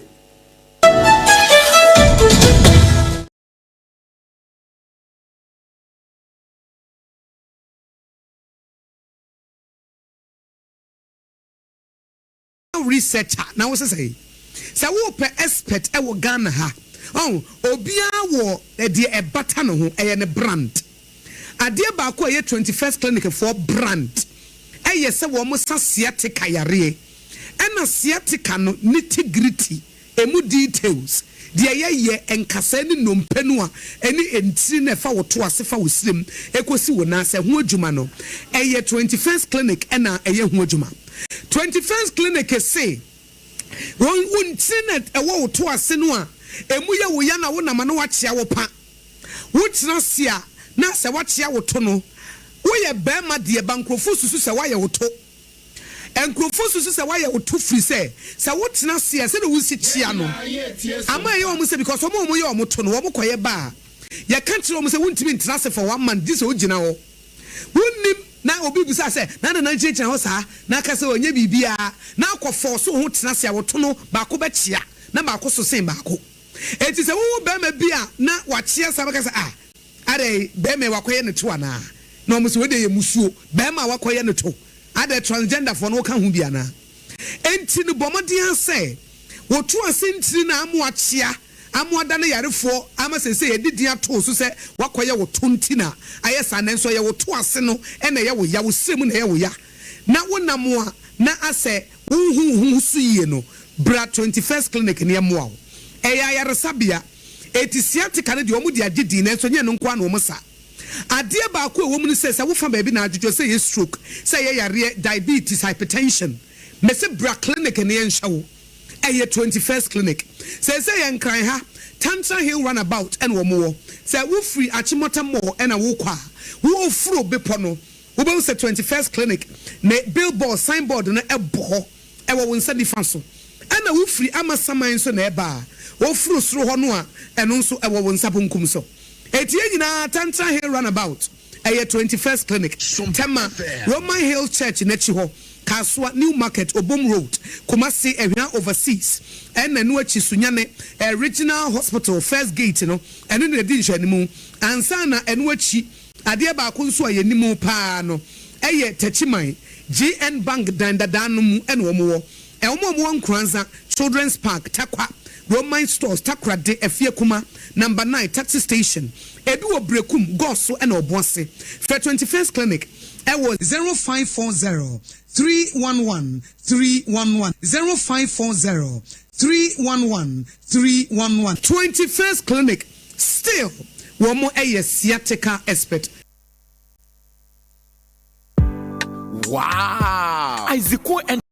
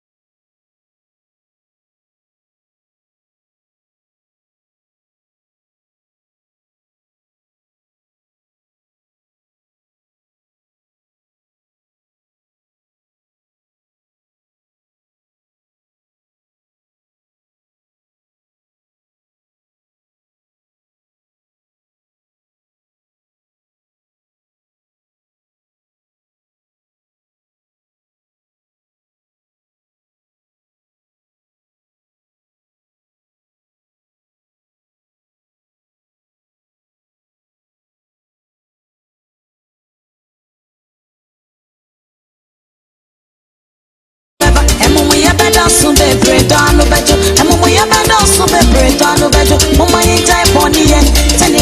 benya osra yin mind yenya boni yesede be yebetimi akọ soro himem Ghana de shman maye makwa baba Sompa 106.5 FM Accra e brand so se de Ghana Today eba Ghana Today eye dwumadia ensem afa Ghana ho ye bo ho dawuro e kiremo ye ko online portals websites social media platform newspapers ensem bi afa Ghana ho no eno ene de tumanim ye fra no Ghana Today ye fra me akoso agoabo adu betimi afra me akoso nhira na me mamienu e wa ha ohene ye wa ha e na apam so e wa ha eti efri sabre ya kopem se nonso ebepa ho sema aduonu no na de ubokrata online portals trending stories website portals ni na de fa Ghana ho no na ye de asom na ebo aduonu no 720 ho no na amamo kwan na mo nso mabam efise nipa ba akofo ne sentimi nkata nyame ani na mo nso mo de madwenche na madwempo na mo de aba beka ho na ma ye nyina ya kyekyere wo man no na oman no etimi afa no ntuma pa efra eti memo akwaba eba Sompa 106.5 FM so na Ghana Today Pepsodent Charcoal and a Pepsodent Herbal toothpaste and a asoya sne a edimu na anopai mi busa wo wachichi osi ana we dia ya asem busa men kan se bia wonni usimi e ya asem bisa na bi busa wo mani bo Pepsodent Charcoal and mani bo Pepsodent Herbal toothpaste ho no dia ba mitimo an se me musa wo se wo sori anopai wachichi osi ana e ya asem busa what brush you teeth ana anasa wodi wanum no ana nenam ho wodi wanum no ana e kasa wodi wanum no ana e ma instructions e ka kire wo ma eti asama de wo ka obankwada ne nte de enti o mo ntere se sent na efiri wanum ba no on anu odin wada ma de achi ade achi ya ise so medical twitwi wo se no na o te wo se darling me no wo nkomo so de fa Pepsodent ko twitwi wo se ansa na waka se darling me no wo nkomo sorry free mpane so never Pepsodent Charcoal any Pepsodent Herbal no twitwi wo se wie ansa na waka se darling me no wo nkomo evi se wonim se wo de Pepsodent Charcoal na Pepsodent Herbal toothpaste no etwitwi wo se wie na waka se darling anopai me no wo nkomo a wo bo se wo ton no kura sesa evi se sent na free wonu mu ba no Pepsodent na mo onimo ye hwam eti asema beka bi ebekọ ukuru tirim asem bi abeka bi ebekọ wo yiri tirim asem bi abeka bi a ebekọ nkoda ne tirim get up and make your bed na nkoda na sore na o mako make bed no then you wonder nkoda yi anopai ada na mekan o ma sore say o ma make nkoda de etore bi anopo ma so oden who ka so mo sore kro mo sore se wo di kan de Pepsodent chichi wo si ansa na obeka kire nkoda ne say wo mo sore no mo make bed no enu nti na nkoda na tie instructions no what the kind the Pepsodent Charcoal atwitwi ana nasa wo the Pepsodent Herbal na twitwi ansa na wonum na hwam etu be wura demo na kasa get up make your bed it's time to go to school say mommy wo ton ni classes mommy wonum wo sham enum sham ne kura no ema instructions ni koyi wo de okunu tena ho wo sori anopa no akọ bathroom na wafa Pepsodent brush no na wafa Pepsodent Charcoal no ana Herbal na de no twitwi wie pe no aba middle me no won komo what is it wonum hwam na eba no opemo opesa wo kasa mo adeya wo the Pepsodent Charcoal anasa Pepsodent Herbal wonim tete no na body tire ena afensu bidie ye de bom ena na ye nananom e de twitwi wo mo sen ya ntese obi anya kaka da ya ntese num kankan wo hoda adentia na wo mo fa body tire na wo mo de abobidiem say Pepsodent tire na mo ye research eno mba no say ena ensan fa Charcoal ne mra na ye de fa abe for kwanso state of the art technology so ne de aba ena o ma ye ne yie ena mo amu nim se Pepsodent de ye nim ne dada wonim se obi akọ ba bi no akọ top paste oduru o se me top Pepsodent obi aduru o se me top Pepsodent de nti obi akasa me top Pepsodent ne se ye nim ne dada eye tete ye die mu a wo mu o chese wo mu ni competitor ehwa a ne yasom etimi srewo mu a ewo mu ana mo afe onana body tire any bidie no woni problem is legon we dey kofa eyi bidie ne eyi body tire di bom taifa we dey kofa body tire any bidie e di bom kuma se we dey akase we kwa kofa moma me bidie na momfa body tire ma me ade a me betwitwi mu se nkrofo kora besrew ya ye ne kama animonyam wom wo de fa so na wo de atwitwi etinya wo de na wonya natural charcoal lemon mint and zinc ene akeka ede asieni ema wo sene ho ye den ema wo sene eyi green ne brown ne frim ema wo senya ho den ena ebrekro no anso eyi scent efiri wonum se de ye nananom eyi scent efiri wo manum no ena Pepsodent herbal toothpaste no so wo ho ya infuse unique blend of green tea ena herbal extract ene ede awom ya formulating ne kama sa en repair wuti wo sene obi wa na wo sene yare wo sene wo yare ama unanka imagine say wasori na wosin ensumoja ana enumere wo kwa akwada na wosin ensumoja what di wo sedem why you wosin bone etifa Pepsodent herbal no fatwitwi na wo gam no ho gam tissue na nwurawuram na protect wo gams no na repair ne aseye no won say dia me dia say no eniye Pepsodent herbal so ne aseye no na eno so aye ne ye kama etie nyina ye nim se wuchuchusia no pa na chuchusia no mre eye Pepsodent charcoal Pepsodent herbal toothpaste a Unilever for ede abadwaso Ghana Dental Association wo magiatum ya mo opportunity se woni dentist ebekasa for free eye 0800161000 0800161000 na wo dem woni dentist bekasa for free Pepsodent shop bia wo benya biato anase customer care toll free line no eye 0800 2030 Pepsodent every smile matters and 2% was sit say akosia goaboa je say de misimi sere ejeja me ho ba me ho wo bra minsura and if Pepsodent charcoal and a Pepsodent herbal toothpaste nefa echichi se ekama na we dey Owoahene yire ka sciatica ho asem kire ye wi ana fe eyi hage anso na apam aka ho asem fi se nanso ye juada 21st clinic Owoahene yire e dey na wo ka kire ya no pay Ade Akye Abia nyina ne se wo pe clinica ebetimi akomande sciatica manako okay nea wona wo mokoye futukuko ni ekofutu ye hu se yade bi wo ho aye friend sciatica ya wono mu ye hwehwemu wie ye wa mana mpem ho a na wo pe anu aduro ya wotimi di to ase te se banche ne ma na wo se twa asane to wo ye ne aboa bia esua srade do anu osua preko no ene se sciatica obi ase metimi asa ba bi ye de ne nyenro nko an ye de eye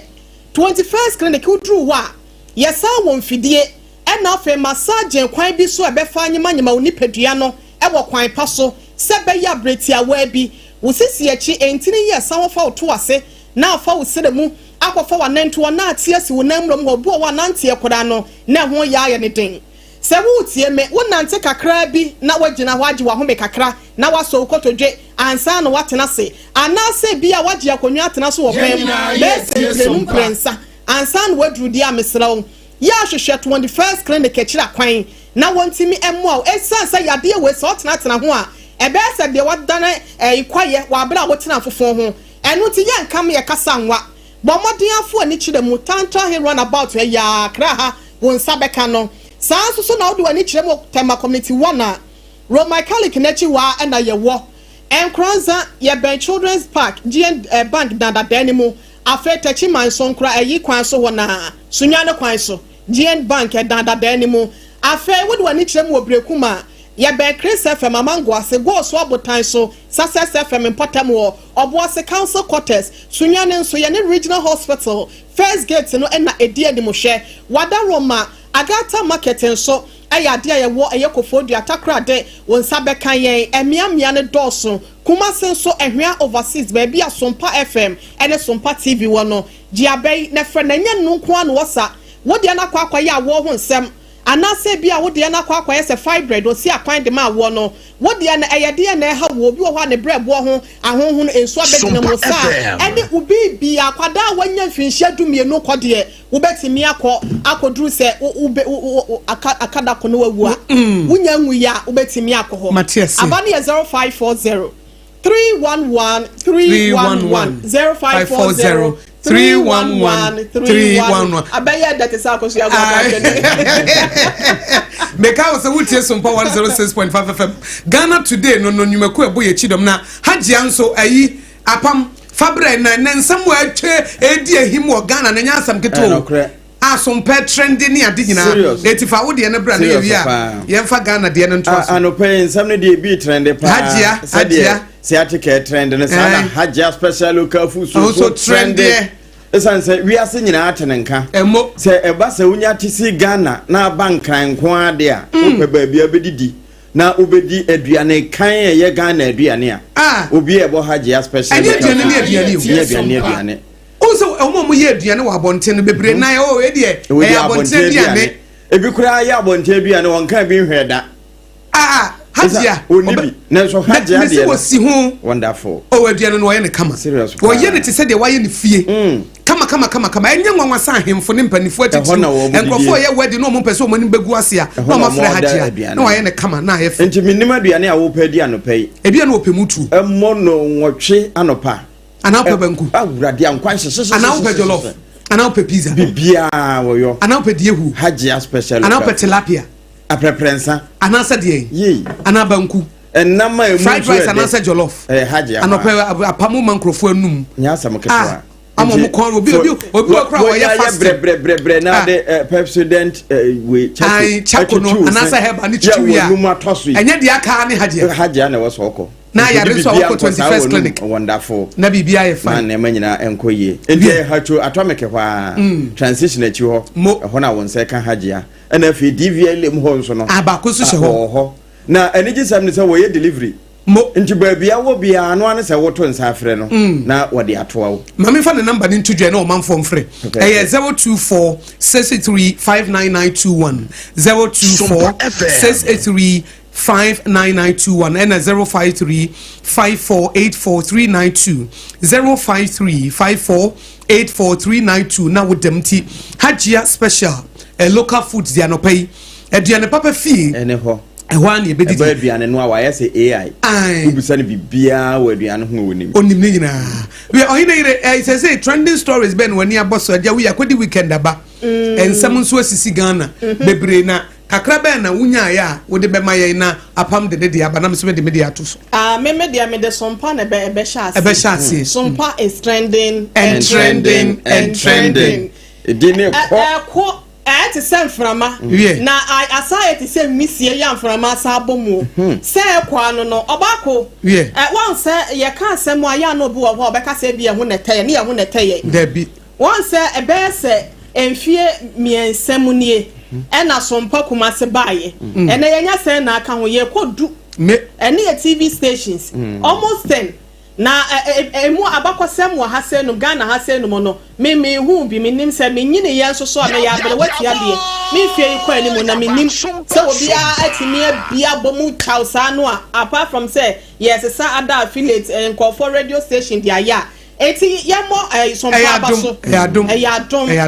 sompa na kontinu obi ahwe na ontie sompa na bibia nso ntimi nkwa na ma me kakra me de ebeto aso no eye ade a akwakwa ete se ahoma entampia ahoma ya amanchiri Ghana yekon for so many years ya aban ko aban ba wo hwe so betimi eto ase nso mu ntimi nto de bia kenten ene ye de ko ensuo no na eni nyina ye galamsey ya ene na obobodin bi mitifie ma on shanshu o mo a ehuri atere kosoro efirito fom a de de atudi anase ayikonku ye de bo jene na de be ba wo hwe sania esi ekonam sa ban so so atu anamo bi ya ni nyina no eba bebo ase be ya galamsey no ye betimi ahwe na empo se ye ntu ase ekolampo na beti se ye kwadwiri nketen nyete se ye se ye nsase ene obo ade ne pa hodo ya wode ma ye ntima me wo hwe aban na mo bi a watu illegal tax force no se ne wo pa ye secretariat bi ho ntoma se mo ba beboa amasa akon ne yetimi atu ase na ye John Dramani Mahama emso no so na otwe wie watu sa na mo na ba konso ayekoso no no ba pa ma me fence okay any apam won so trending story be apart from sompa wanya wodi be ma omanfo uyi sompa trend na 21st canal can so trend papa okay na say de ekoso ne se adokotafo bi aba won so se ateka no wo mo sabi okay na say de omo yo ne se omo sheda ko 21st clinic ho na omo de omo ho ko se omo so kura nya se ateka omo pa adura 21st day sano na omo de ne to akwa akotobia ye omo nso adwuma na eno no e say ahete a trend wo mia nti say hu say we 21st free in World Health Organization kurenim siatica 21st ne nim wo mo na ma me ne trend pa ne se wo se ene se mampani dada kofo ofira konwa so yi sonofo ye bibia obete obi kura pese obetu franka yeso akosra mampani dada kofo na timamufo ho so papa de wakono hoi se tie bia waka bibia to ne ti ena mampani dada kofo adu fira konwa so yi ase wo mo nhyɛ da nkonkosra no okay wo mo ye bibia still no wo mo aba paase na ye koma mpani dada na so mo nta nkosra na nado te se de his excellency but wo mo ta akɔ ekosra kofo ho okay nti enseme de da nsɛntro fo nti kemi bisa se ana why na Dr. Kwabena Atakane de beka se mampani nkofo no na koma ye papa na ni nyina echi kura no na anu ya na mampani dada kofo ado te akonwa so wo ka bibi kyerɛ ne se de ekɔ no wompa Ghana fo kyɛw enkyerɛ sɛ babia ekeka kɔ no enye bo apayo ne mo mo nka wakoma nto omyem enema besesa anka wo man lusu sɛ de wo lusu ye no enso okan wo papa na ntie wo ye mampam eka ho bi pa na sono lusu ye eno nso aya asama trende na no eso atini wo hempon wo ho wo besra Ghana wie na Ghana wo ba ye wo si nkran ansa na wo kokumase na kumase a wokoye no de wokoye wo ho trend papa pankanka ne yere de otoso nkono no ne ninth wife wako Kwame Nkrumah Acheampong mu sa eso atini fo no bi wo ha wo moje ntete o bi mu sua amamre ne amane e wo Kwame Nkrumah Acheampong ho na maami koye wo kokoyi suani bia wo mane $1,000 say one family ne hobra wow no won sua Ghana amamre yie emfa mabua atini wow nti eno so trend pa enem say story ba ko nso efa Republic Day no say wonim senka nyame adom ochire na 1 July etika echira 1 July no ya nse constitution agendas ni MPP omu ju omu ho ti we ba no abeye we eti ochina 1 July no ya declare say public holiday okay but omu the holiday na ko she fiada so what you say etinka 1 July bia nanka Republic Day yes echire omo den sesa bi ba into Republic Day no and omo say nka ochina na Republic Day no ye ni holiday no say omo say holiday bi e be fall we weekday no omo de be ko fiada okay eti yami aduma e fiada ye 4th July ni na holiday okay na ko weekend dance ya she eduada se bia ba edu se china holiday na ye basa eti ye di she fiada dia na ni weekend no afa eti holiday bia se we ni enhihye fofra aba eti we de Ghana for ye fa Ghana today so dia tumani holiday bia be fall e wo weekday e be fall bia eduada e benada ukuada yawada no ye ni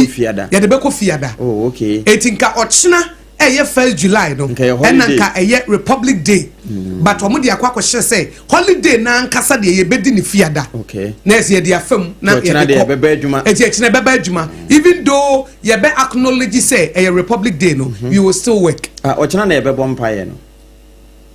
1 July na china okay anti china ye be bompaye no nti we no mi gidi say sansa sana amanka ho de o say obetimi ya akomkire say ebenada de ya akomkire de o okay ebenada de nya wa woda kra ya akomkire ebenada there is something about ebenada abena ne kwabera who say first na ebenada na ne enkonsu who say ebenada ne enko afuom there is something about Tuesdays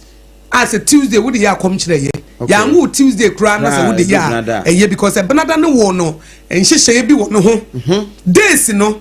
and yes no will be out there but any bosome no ntina ya na ye Christopher no will be out so na pa na day no other day no say fa nhira breme enkofa de ya hyehya to won mreme yes eti other day na ye be wura nyame adomo che be wura July no nso so no e won ne tie nti wo so other July say July e ba na wo ba no so obi aka bibi boni bi a kire wa mempe no dane ne nhira ne fama me say July ye kuta won say so e bi turom di say din no te kuta won say fi say ne mamu ba ye din ba wo kan che July say me kura July na me di yi okay July na me prosper July na me nya poor poverty nya me portion July and me ni gie be papa July na destiny me share destiny helpers July and na niam betimi akoyie e de ama me eti kuta won sa Okay. Eti ye kase kuta wonsa no omu wa atrase. Yeti esi kuta wonsa because nyema mu be den. But who ye Christo ni de nya de ya kan to no na wo fa. Wo kan wo de. Eye nhira. Wow. Na koyi kama. Eti ochina no nya so de no pa na nso so declare blessings ama July say July me kasa kire wo. Bosom no kasa kire na wo che. Say appeal. Ah wo pie. Obe pie china wo. And then the last day. Okay. And then ye June 30. June 30. Eti enne na June wo enne ye je June kwan. Eti wo so ka che June say June na ewu be wu a. Se bibi wo ho ana ye me de afoma de ma me ne fa emuso de fa ko. Fa wa de ko. So ade de na oba ye ne se ne wo ko. Ebi ana nhire bi wo ana se June na ye wo de ka che ne se ne wo ma ne fa nkoda on fa mra wo. Okay. O de wa de ma wo a ansa no wo. Na fe wasan je. Na fe wa kan se July so wo ba no me ka kira wo. July wo ba china no me ka kira wo. Okay. Sa wo ban famishira breme. Enye se bia wo be ye kwasasa bia. So obi asuma wo se famusuo fayare bra me mpe ko. Apam esese esua se ye de ya no be kan hira nsem. Okay. Esese esua sa de no na ye order ye decree some things. If say nyame se de wo de won no be kan no etim. Ebro na Israel for ewo wilderness no so no. Wo mo complaining no. Nyankopon ka che Moses ka che wo se de wo mo kan mate. Na de omo de wo ma no aka no sa na wo ma bra ko be. So wo se ai ye wu kura nke pe yo ene mu be wu nso ampa nti no mu wu ye no. Ka che nyame ne no. Ai wo se de omo de wo ma no ka no. Enti wes are not just say makasa keke. Ona me didi agro. Obi abididi wes in the realm of the spirit in the west ye friend agro ni ho. They would di abrokra no mfa serious. Hey, me dey me be wiase se mbebro mo se ate ene ye nso be mo abre. Hey, me dey na me sorry me ba me wiase yare nkwampacha ne je o yare because what jiatum. No kre. Na mom se bibi ba wo so na wo mpa na do no aka se we die me mpe. Ebi se wo se man tampie mu ne manya ma yare sa. Because there is a superior way. Aye nyame asam ne ye superior. O nyame wo so o mana asam so sen ni di nti nyame kasa eburu bibia so. Enti wo di nyame be agree ana wo no situation be agree. Asam nso kasa mu na wo. Kasa mu nso na wo. Okay. O so wo de nkwa ene owu ahye wonum. Enti didi ho. Wo so owu na be didi ho. Me akosu agwagwa de me didi nkwa ho. Tacheman so ye oja. Tacheman so ye oja. Asem bi e be free so abedi anso ye shima. Enti me so na pa o me di ye di otimi mu no susin di o wiase. Akode bie ne wo be so ye tiam ye ebegina. Yehowa na me hwefo hwiri hia me. My God shall supply all my needs according to his riches in glory by Christ Jesus. Onyame ka me ho. Onyame so oni magene kro o gene fa me onya bone de ye papa. Sa papa no me som. Amen. Sa papa na nyame so o gene fa me som. Ana so obi e wa adwembone fa me ho a enko no aso. Amen. Ana de wo ka e wo Psalm 35 say nie obetu am na ama wo no onu betu mu no. Enti de obetu am na ama me bia wo no anto. O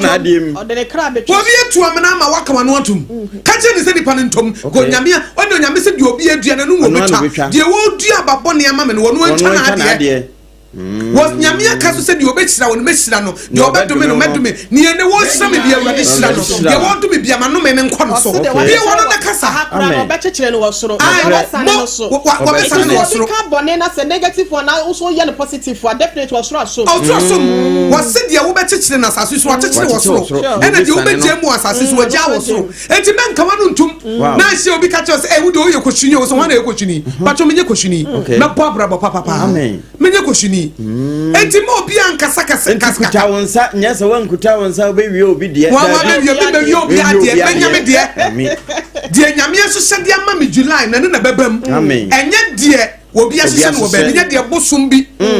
anansa nananom bi amamre ne o mama ne anansa de demon bi aka to ho de mo ka to wo no eni nyame asam bo abira metom de na to atwene na mafa Nyankopɔn de no e se nyame na ye superior wonyame wo so chen wonyina enti die nyame aka no enam so no so chen wonyina no enam enti so obi aka bibi me maami bi ka bibi me nana bi ka bibi ananse madamfo bi ka bibi a onyame die ne ye superior me fa nyame die na me de account wo de no obi kan se mo kan ya no wagya wa kan sa hey prophet hey wo de enti wo ye sure se nyame afra me. What are you talking about? What are you saying? Emre bi obi say me ti say we fida dem na wo ko ba bi foforo no na me yam hye ma pa na me se pa to me de me yam hye me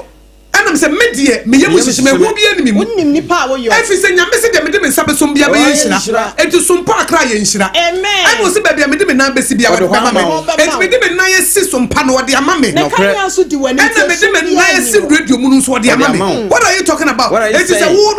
no it is a wo no wo hu bi ma me a eye wo fear it is not my fear your fear is your fear enye me fear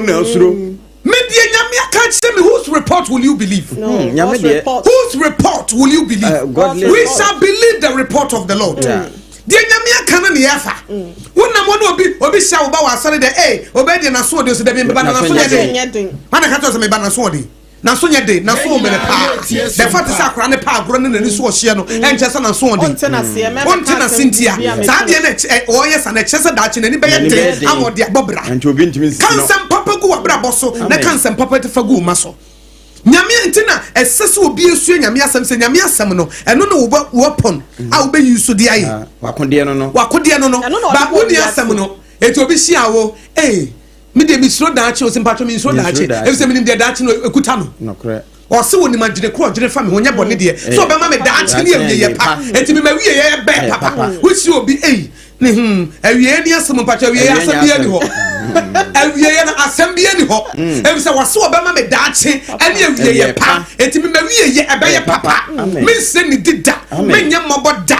premature death nya me portion me di me nkwa na amen me di me braso aba very labor enya me portion ohia enya me portion yare enya me portion stagnation nya me portion limitation nya me portion adentia nya me na akasa na nam se nya me so sei wo mu nyina anti di onu akana na mafa enya dia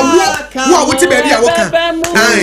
enya dia wo wote ba bia wo kan enya dia mabusua the pattern of the bloodline enya no na mefa wọ́n de so ma be wọ́n de yẹ kọ́ wọ́n bẹ wù kọ́ ètò wọ́n fa ni musuo no wọ́n fa wù kọ́ media me ba yẹ no wọ́n say wọ́n de me pa ma me I choose to believe the word of God I choose to believe the Nyankopon aka and then the pattern of my bloodline wọ́n bẹ wọ́n de yẹ wọ́n tọ́ mu ma demons no wọ́n tọ́ mu ma abosomu a media me say abosonsom yɛ nkwasi asam mo de sombo ne asafowrade de sombo no yɛ superior no ɛne twɛdi ampo Nyankopon ɛne ne ba Yesu Kristo a wɔsoma no so omewu nye me nkwa wɔn na megye wɔn die enti Yesu so de me bɔne akyɛm ya megye to wɔn de me bɔne akyɛm sɛ Yesu se ne man tampie mu no manya ma yaresa ne man tampie mu manya ma yaresa Yesu Kristo so wɔka me ho wɔre nya me wɔre mpa me da ɛno na megye die what are you talking about what are you saying sɛ wo kan asɛm mu a me de toto nyame asɛm de ho sɛ align and synchronize ma told the natural because God is superior and what is above them all. The fruit was through by the Susi woman. And what's so no pay see ye be busumi from one and the June can't June say June who are me should be a ya family and na catch July I want so about Channel sorry I was July I was here before you came. Me mo aso to say bosom we wudi nhira na enije na ebreme wudi nkankwa na ebreme wudi mpumto na ebreme se asoma wo say fa yare ebreme ya back to the sender ya frɛ wo say fa hia ebreme ya back to the sender se ya frɛ wo say fa musuo ni san ebreme ya back to the sender ade bia ya asoma wo say fa ebreme ne mempa mejinya media no a wono ahyehyɛ dia ma July no eno na mepe I refuse to agree with you. Amen. I will not agree with the devil. Why am I didn't agree with a devil or a demon be? I will rather agree with God. If so no one man has some society one like say empuna empri was wo bie pono a wo bia ntimi ntum and wo tum so wo bia ntimi bie enti nyame bie pono ma wo so wo ho so betu we hwan wo to see nyame dabi so see nyame dear you words I don't put much weight on your words so be kasa me sha some na wo kan who is talking prophet me what nyame na kasa na be kasa but who is talking okay obi na fa ni mu kasa na enti wo na wo kasa no what spirit na wo de kasa no me we na me say no dear nyame kan kire me na wo dear ne mfa na me busa say na wo ye hwan ya wo kasa to me be na de kasa no na makasa da bi Yesu no omunim no misu binim no eti de onu na ka no ene na masom eti na wote foforo yesimu yi man nante won ka wanu ntum the Christian journey no say wo close wo mafa you will be defeated and for people who open their mouths so the journey to me ahye yenum oh evil shall not before me No disaster can come near my tent. 1,000 shall fall on my side, 10,000 at my right hand. It will not come near me. Only with my eyes will I see the reward of the wicked. Wonderful. The Lord is my refuge. He is my shield, my glory, the lifter up of my head. What be to me for me to form? If you said you will quit no, ni move. So bet me the Namia to form, I bet me the matter form. No, won't me for Yamen to hold. So bet me a kum, Yamia bet me a kum. If it's according to Colossians, was my life is hidden in Christ with God. My brother is saying, let me walk here. Oba chance ye free hon konkron so na wa ba yesu so na wa konyankopon so but there be ade kwa be chance ye free abofo no so we say you have come to Mount Zion, the city of the living God, the heavenly Jerusalem. You have come to innumerable company of angels. E tu be di kan esa abofo no ho so betimi a na utimi a chane bra na wa beto hon konkron wo free wa na wa wura yesu mu ai host for instance the saints. Okay, yes, what free. Yes, what free. On Baba saint no. No massa about the 7 living creatures no. Why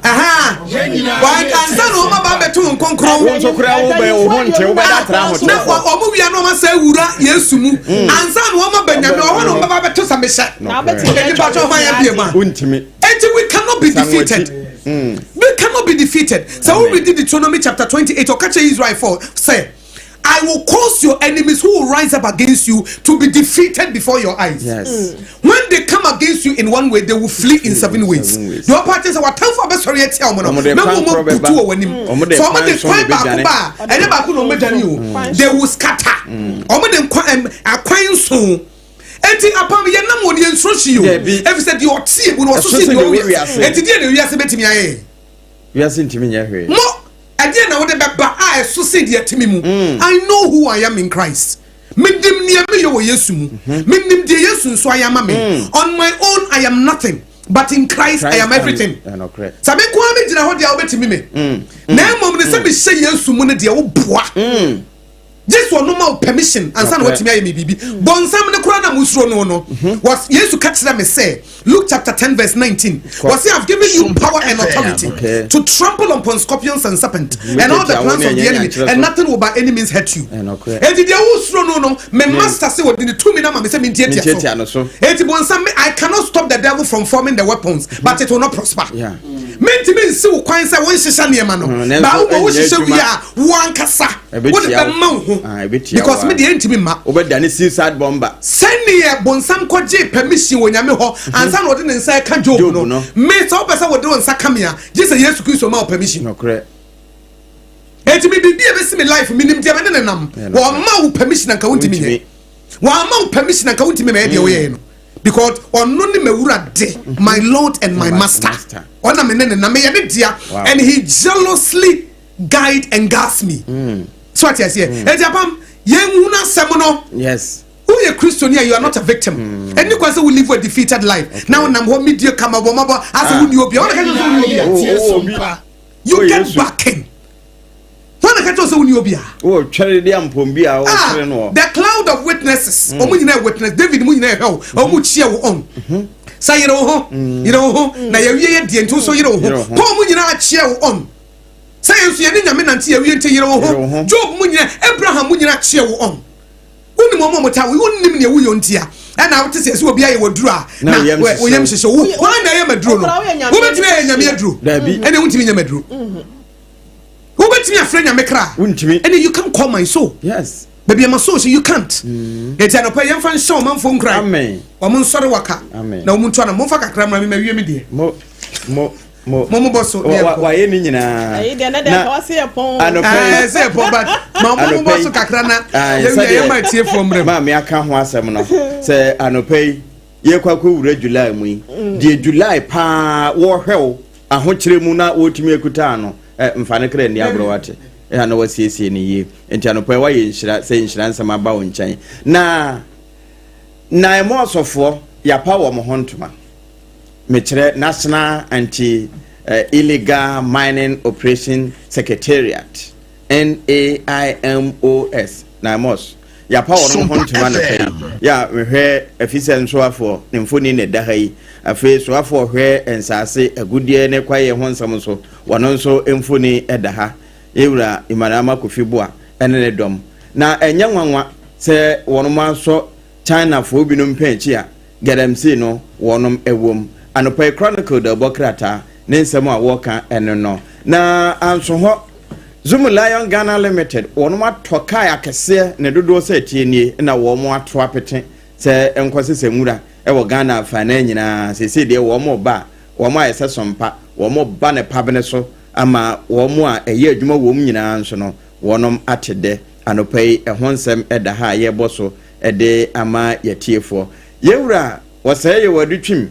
wose wonum eka bi eba mu nyina galamsey kono wo mama wo ma no emrim anopai chronicle the bokrata ede honsem ebai na de oba o my Ghana mu a ye friend Youth and Employment Authority no anase National Service no oko alatama mu a eno wonom frɛ wo mo National Youth Service Corps. Na National Youth Service Corps, Brigadier General Olakunle Nafui ene da wonoma no no wose baby edo betu bia ma woni mre no ma woni nya den se ehwo ye odia yero ho na wonso koho eno nso anopai edaha wode yewra MJ Asabil ya wono MJ Farms wonne da no Moses Jackson Asabil wode mfuni abetu akire no woka kira ba ne se wo mene nimre pa na potre wo mfasi kanshim endi nkokɔ nketenkete no wo ma onya nketenkete keke wo ma onya nkokɔ nketenkete bebre na emede na kese ya wo mbeto amayenya wo no so mfaso na enese ya China fo bi ewo galamsey ho no yura Julius Debra wone China pani bi ena ehia wo chia no achese wo my Ghana ene power ha 24-hour economy no babe boa pa ye adwuma na joda ye mre ho enti China fo mfa wo hunyim na sa mfaso yi ebi emra wonom nso akache anopai chronicle da bokrata no Sompa ha ya de tudwa kire se okọ Thailand wo mo ansoafo wo matiasi monten so se papa ya kodi nkomo bi ama apia bonten eba ne sa wo man no na koma enaye enti wo mo nyini mfiri na agwa so asemi chronicle afa ya eda bonten sa na Sompa fie ya ne ebo to ma se Iranfo ene se America ne Israel nyina sori wo mo sui wo mo se wo mo nyampa ba na UN penimpa na eka se nuclear weapon no enkrofo ni nyanya yo wo de ayere so ayema wo mbosome ye ne bebe ho so na wo ma san keka wo ho bio anopai chronicle da bokrata ensemu a eso no bi enonno ene na ma memfa the new crusading guide da bokrata no ento so John Mahama mempanyi wono so mfonyi eda ha se nom ena o kire se na nse de galamsey ko no anti galamsey your friends the task force for na yati wo mu no wo mu dwumedie na kwakoye bibia wo ho esanse illegal task force for ho ene ye wo anti illegal task force for nso wo ho na wonum dwumedie no bontrene de ama galamsey no asituo ye aban ne pese woto ni nyina ne se wonum kohia ye we se okokon atia galamsey anti illegal galamsey for no so awura ho nyewura kofia maboa ene pie ho a na nkade besi wo ho no obi nim nkade emoja korampo se bi ebegu foma na se bibi sentie no krata fa toso miensa ne eduna bo ho amane apam so wasema wo kan zum lion foi wonom so amom ho me so amaye ka se new tracks makoma besa henu wonom akoma mama ye ka se besa wo hade wonom acheche se be ya ho ne die hu nsem no so ebefa ne ntampa ede efra Anas Arabi Yao Anas Beme so de abasobode ene impeja ene de ama GJ president ye radionfo abet se ne dwumedie na wodie no enam ne kwan so sanso ena wode wani ekiremu ewo Kwame Nkrumah suapon ne mu ewo Asante Mantemu a law student no wo mo kire se wonom so e de abasobode e de ama ye chairman koka ye no so ho ensem kakra e da ha se nom onmonyamfo Edmond Chey wono so kire se wo furu wie mu hyanya bibrem ha se nom eni wiase amem ha se nom nyina no kwan a ye fa so anase wo mo di dwuma e wo mo no eya na enhyeda enkoye ena afen so kra ne bo no so no akwa ye atwamene ebo ya kyese ni nyina mo so nsem new crusading guide e de aba na yesi wo de wani kiremu wo Ghana Revenue Authority so a ene yesi tumi ho apele ama ne ho abekere wadwen ye bre no kire se sima duonu enan abo apa anopai eye nonso eho ensam no dɔɔso galamsey mu nsɛm wɔ hɔ takwa nsɛm wɔ hɔ baabi a wote de na ye ni nyina ubetumi aba na wabetwa wadwe 0260 196062 0260 196063. Good morning. Good morning, brother Abuma. Nyame adom udini baby a okasa fi. Yeah, James Kofi ni yeda nyame ati yakọ weekend ya abubiu. Na anopi medawasi. Right. Na anopa Sompa wodi to your friends enkran no. Ensema ma minute no ye sempa papa yiti. Right. Ye di boy branso. Nyame nshraw. Na ye befa so Achia MC. Ona bi Benza Cobra na ye chairman. Ye conscious chairman Daradi ye chairman. Na anopa over the weekend we say MC wako nsaimu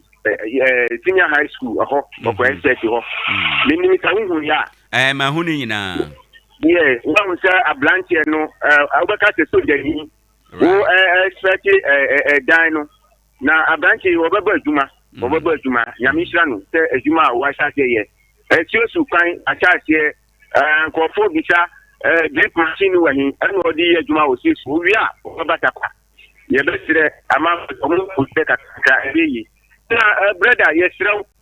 check omu faka ma omu ma nso tito last week mi kan nso tito omu hwe taxi driver for ni akula fu ni ka no aka akula no ko crash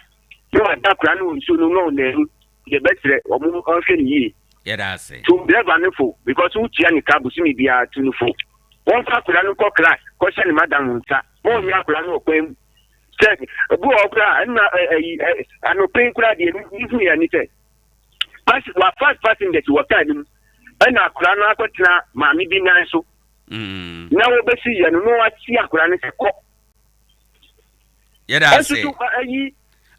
information ya clear obete ya awofo no behwe to one among. Good morning. Yeah, why good morning ma papa man nyame adom Onel my inti wano pay. Yeah, Onel me dini Onel se ho ye de nyame adom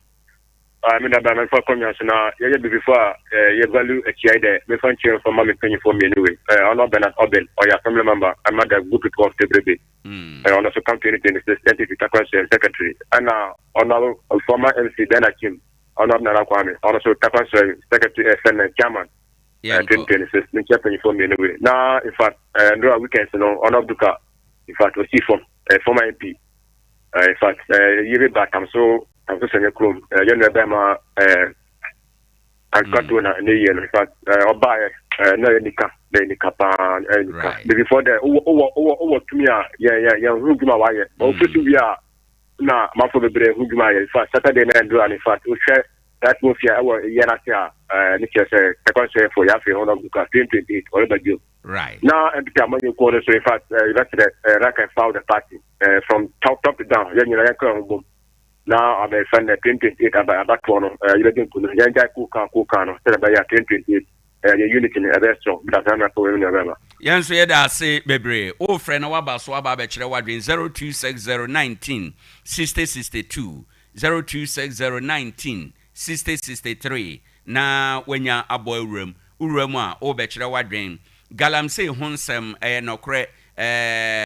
Minister Ama Kofi Boa. Wachiremu se nye mpanimfo ba mu ntam a kamente me ho ase bi sore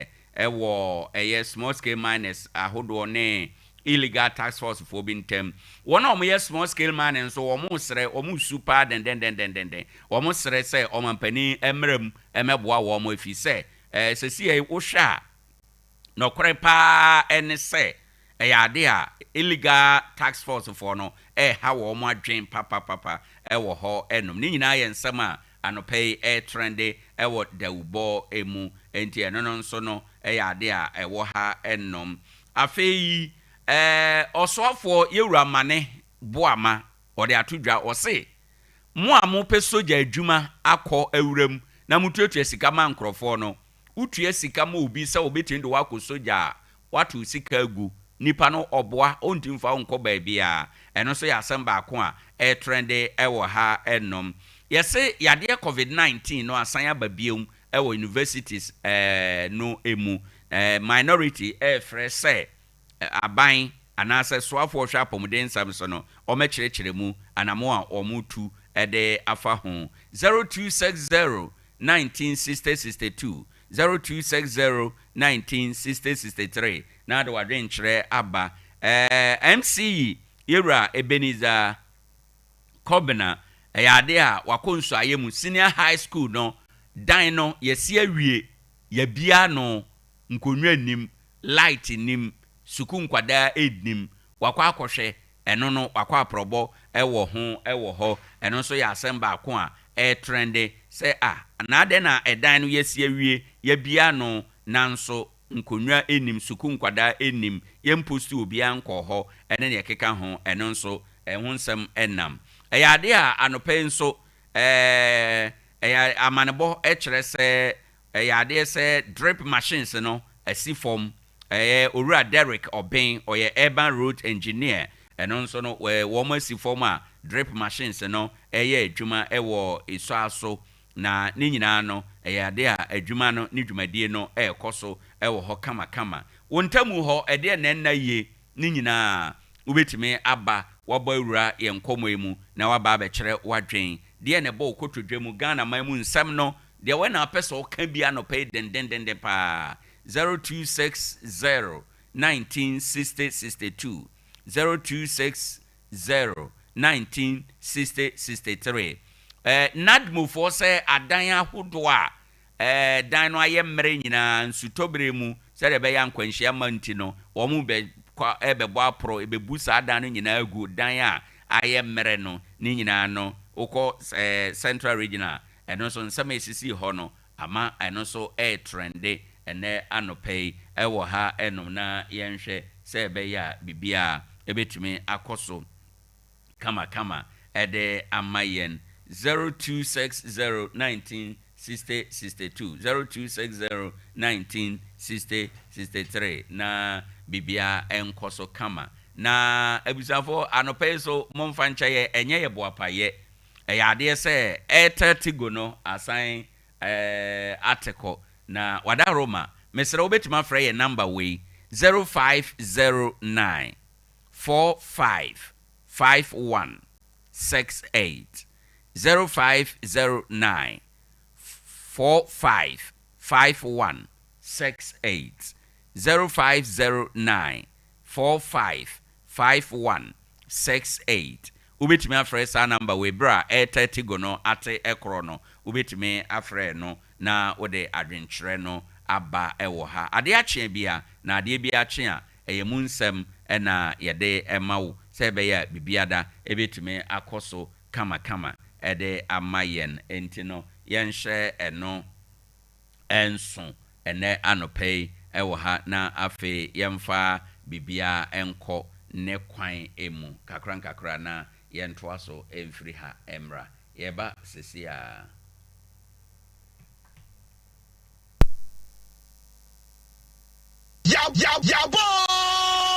Yaba Sompa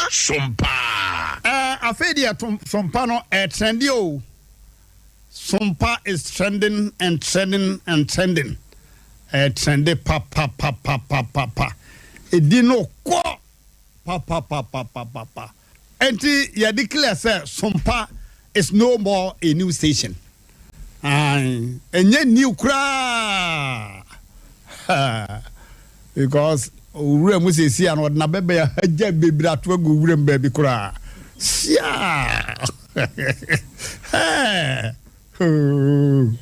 asem haja bebira to yaba Sompa 101.1 FM. Feel the heat. Sompa. Right, ebusanfo yebekwa ahoma no so biom na yakọ akodi enkomo na ade a ye wo sutobre mu enti wo se ye ya hweye e wo niema bebre ho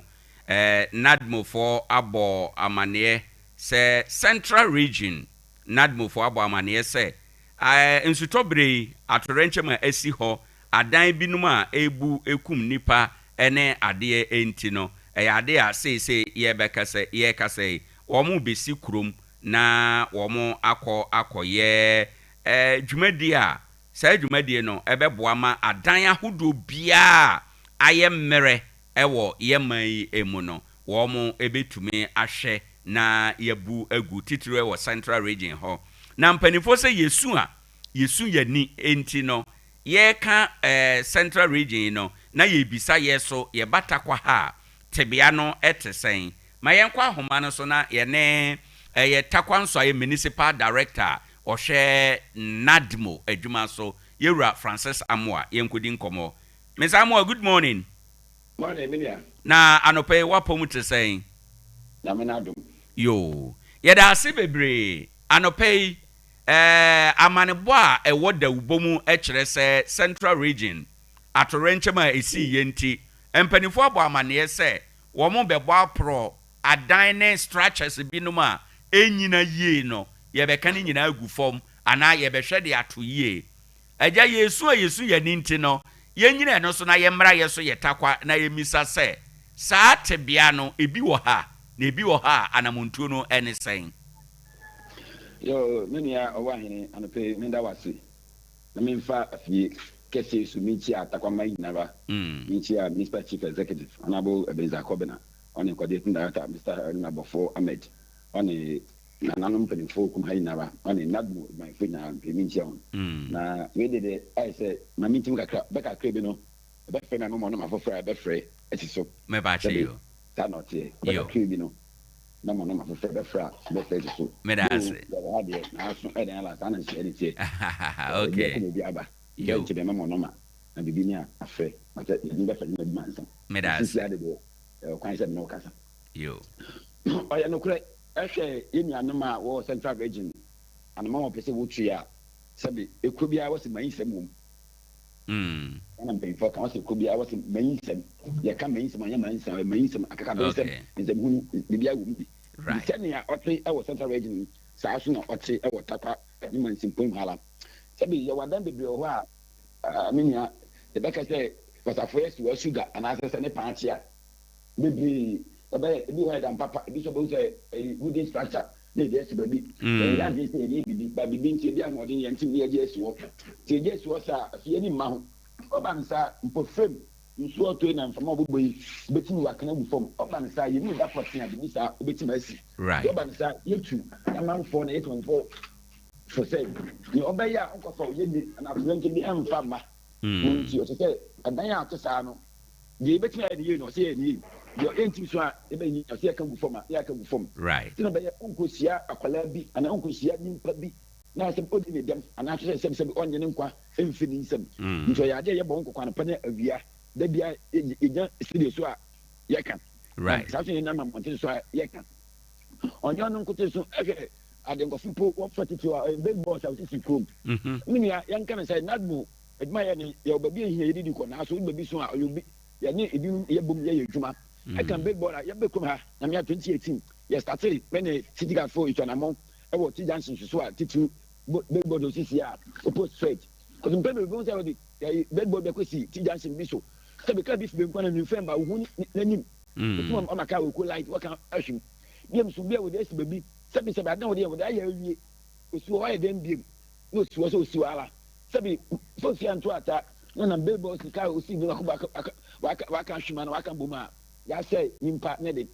enu so bo a bebo no so no wa che nti bo na ada say dade bi abu na say wa say nti so ni wa no wo di so no wo beto afi ono ona me say this I say wanya no so faso awie nti mo fa ye fi nti no na wanye wani nti ma di nya no ye bi sa say be yamba bi ye ho adwuma sisi am ka say mo report kro e wo revenue officer no a mama na report ba ko e wo bebo mo asem yara say me ka say ene mo ba da pendi mo mfani ni achirim e ko you match wona na ka say bi so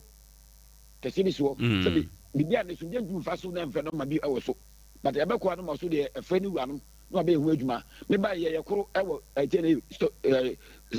park wɔ na ebi soɔ yɛyɛ ho adwuma saa so na wei so yɛyɛ ho adwuma ɔyɛ adeɛ yɛ ne dada but yi na no wei de yɛ no wafa sɛ operation a wɔbɛyɛ ɔyɛ papa ndiyam so yɛ gyam sɛ ka sɛ de bɛribɔ bi asi baabi ade ma ha a sɛ wɔde ma ha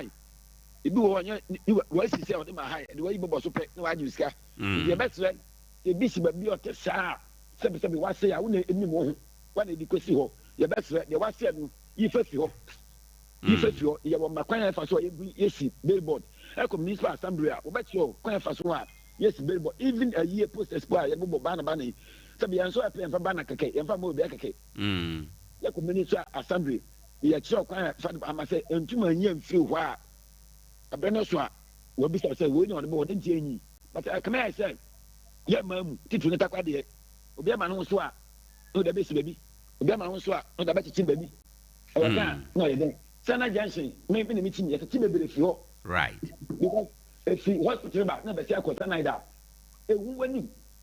jami efaka bi bana dɛn ɛbɛhyia okay ti bebree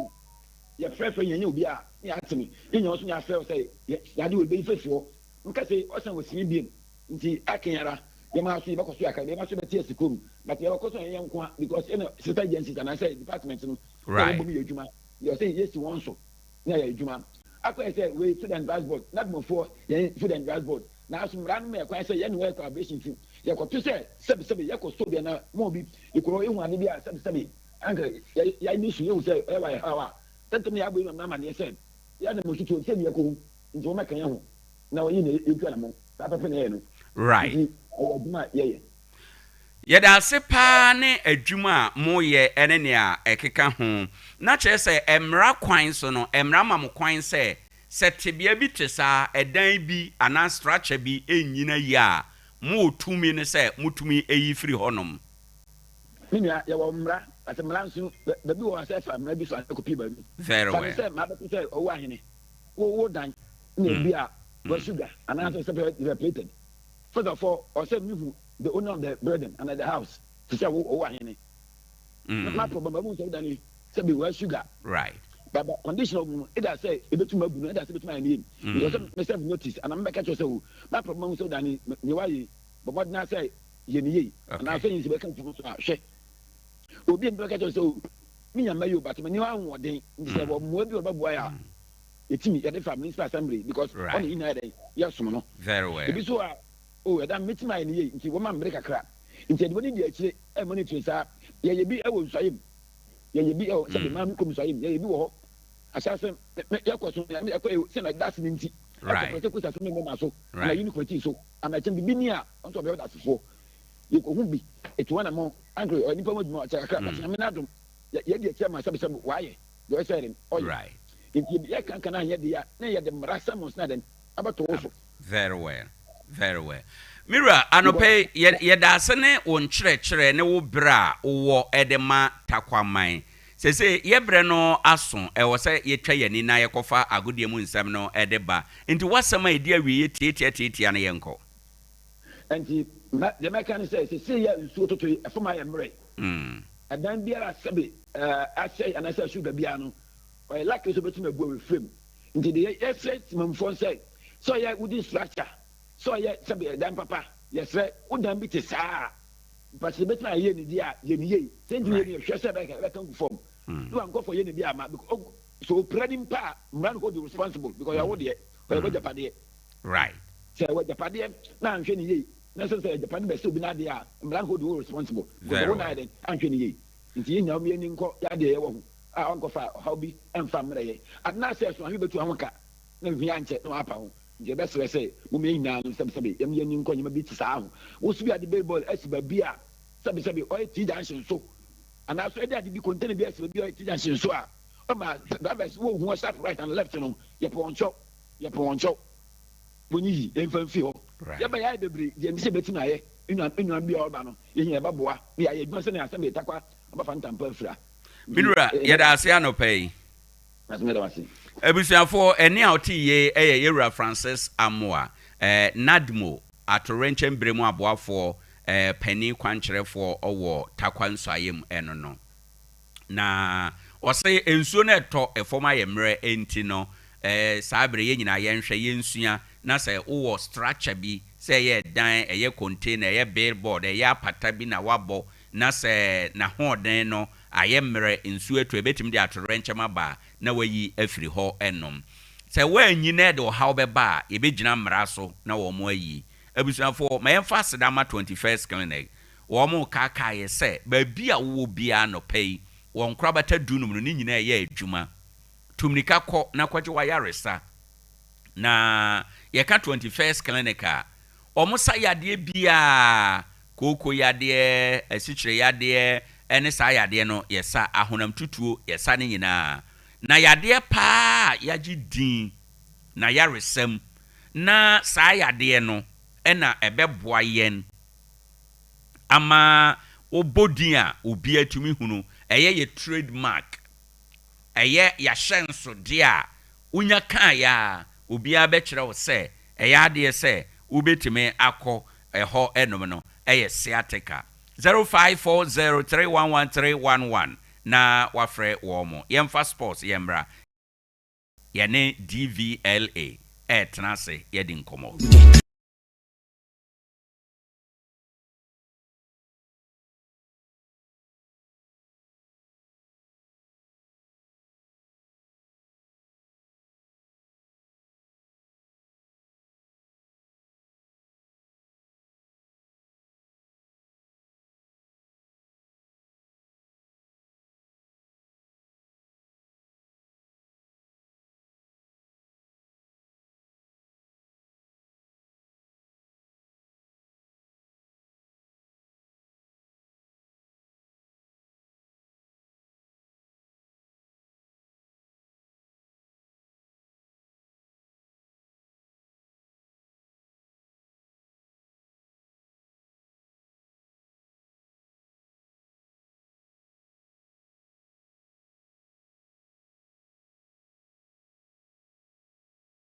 Cherish our honor Ghana Premier League no amfano ntoma pa emfra abusia ya mamunyina muachena se ahaya Sompa 106.5 Sompa 106.5 ebrenwa so si atumede sports no anso tumi baba somo babia wo bia no mayama wa juma na jeso ya ye anso tumi fama ya wonim sa no so no abo apa ho minute no aduanan si ebrane koyie pa enti na ebe ni jaso ni atumi asore konya so dia ma wa mepacho ma me fanto anim so oba de we ya secure sanitary pad sanitary pad enu na betumi adi wakagere munya samketo amakura eye secure sanitary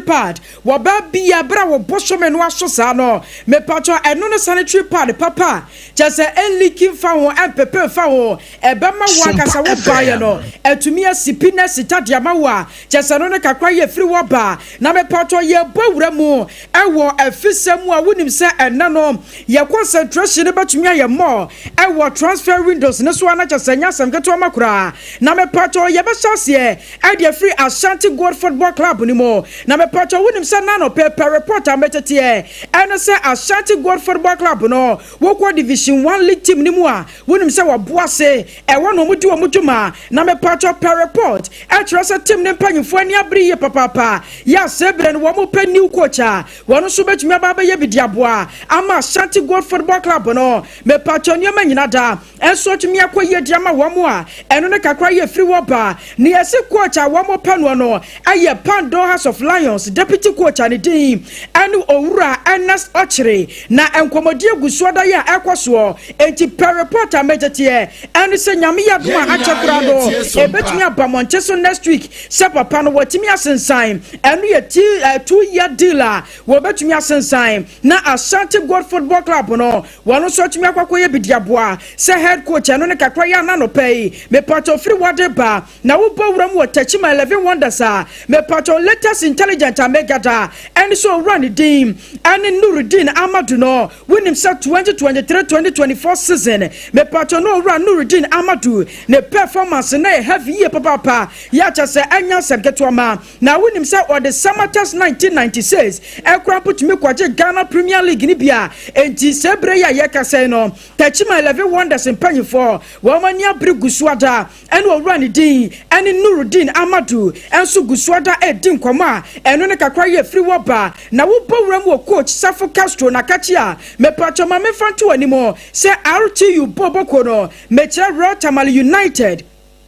wonim se wono na ye coach de ma wono mo na me pacho playoff bi atumi akoso enu ye division 1 zone 1 ni mo ya cha se e boss ma RTU wo mo Techima 11 Wonders no ene timi kwasi akan na me pacho performance no na nya samketo amakura wonim se Techima 11 Wonders wo mo shetu ama Rotamale United wo baba team bakopa na ne kakra ye free woba na enu na per report ametete na no pay ene se Rotamale United empanyfo wo mo dia aba kyerɛ mu sɛ coach ne din ɛne Safo Castro no papa no wɔn asan so extending the contract no ɛde akɔ 1 year dealer nyame yɛ adom until June 2026 no owura ne bɛkɔ so ano abɔ mmɔden ɛnso tumi de aboa na former Liberty professional defender owura ne din Samuel Safo mepatwa owura ne nya kwanya ne nsɛmtwɛfo di nkɔmmɔ ɛne na nya asɛm ketewa makora na ne nkɔmmɔdie mu no ɔba bɛkyerɛ mu sɛ nokwa sampa ne sɛ ɔbɔwura mu ɛwɔ the Ghana Premier League ni mu a wɔso team bi te sɛ Korobea Kumasi Asante Kotoko ɛna afei the Glorious House of Folk no wɔso bɔwura mu a wɔn mo te sɛ Real Madrid ɛna afei Barcelona ɛdinya asɛm ketewa ma wɔn mmɔte bɔ no wɔso mpɛmpi no ana yɛ ne heavy na wɔn de kakra ɔbɛtumi aka ne sɛ kɔba ne sɛ management yɛ wɔn wɔ these two teams ni mu no wɔn mo tumi bɔ mmɔte nko adeɛ a ɛyɛ the Glorious House of Folk ɛna afei Korobea Kumasi Asante Kotoko no Ghana Premier League wɔn bɛtumi awini da bia. Had an offer from Accra. Abia is a big club, one of the biggest. So it's like Real Madrid or Barcelona. You know, all the big players or all the best players has to be there. You get what I mean? Because Has, Kotoko, and few other clubs are those that can project Ghana football. So if there is any good player that has to come from anywhere, it has to come from this before any other place. That is how football is. If every country that you go, there are some teams that, you know, they stand out. Best players have to be there to, you know, the things out there. Abusia we kakra ye free wapa ya me pacho na no pe ye jejemu enso tumi dia matie for na the Black Queens of Ghana wonim se wo so gusu ada e wo training tour mu na eno na chese wonu matumi akwakosia kan e wo Morocco ya chese na nya asem keto ma wonim se the Black Queens of Ghana wo in Nigeria female team ni na tumi kosia kan e ma after the game na nyoma asadan koye anfama the Black Queens of Ghana Nigeria female team no she 1-3 Black Queens baba team bako ye no ne kakra ye free wapa na owura John Ansa wonim se wo bawura mu Ghana League Club ni mu a me pacho wan na ye chairman ye wada no na ma memfa to wonim se nyame ye adoma Sunday dwumadi asronku bi bekoso e wo ma Ghana mu ye nya asem keto ma we ye presidential cup no e na betumi akoso between eye Korobea Kumasi Asante Kotoko e na for the Glorious House of Folk me pacho nya asem keto ma kura ni po bedi nkunimu no na se the presidential cup no me pacho no so tumi aje ye no ne kakra ye free wapa eno no run din John Ansa wono so tumi akasa kyerɛkyerɛ me kwan ya wono fa so ama hasofo ne Kotoko otumi yi wo mo. The president has an input of a choice of a team. We propose to him and he will also make some input because his timing is what we use to work and the presentation of the choice of clubs he also have to be part of it. Now it will be difficult for me to play down any club in the country. I will not do that. And it's also difficult for me to run away from the fact that you have a Clasico. Who are those who play a Clasico? We have same here in Ghana. And so sometimes become a bit biased, not running away from them. But I think it will improve because I vividly remembered when His Excellency was the Vice President. He was asked to come and represent the late Professor May. And Brekum Chelsea won that game. And you know the story that came around that match. When he jokingly said that if Brekum Chelsea has not won this cup, he was not going to be giving food at home. Came a whole lot of weak story. And so it is not only wholly true that it's always Kotoko.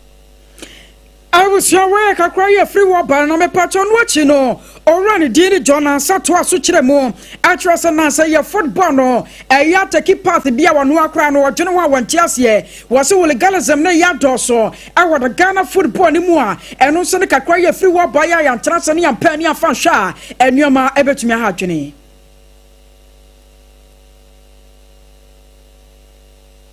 The match in which that incident took place, I think it's a team from Tetima also. A team from that was Tetima Heroes against Apostles when they were playing their last decided match last season. Somebody misbehaved and he was arrested, put behind bars at the Ministry Police Station. And then begging started. Everybody, was that the first time this is happening? Why won't you allow him to go? Eventually, the guy, I don't know what happened, they released him. But the blast how much? The guy is now in behind bars, has been jailed for 90 days. And that one alone is enough. It means that we are starting from somewhere. If the people are arrested, we should just allow the law to take its own course, But the black human being that we are, and we always believe that we can sometimes circumvent the law by way of going to you.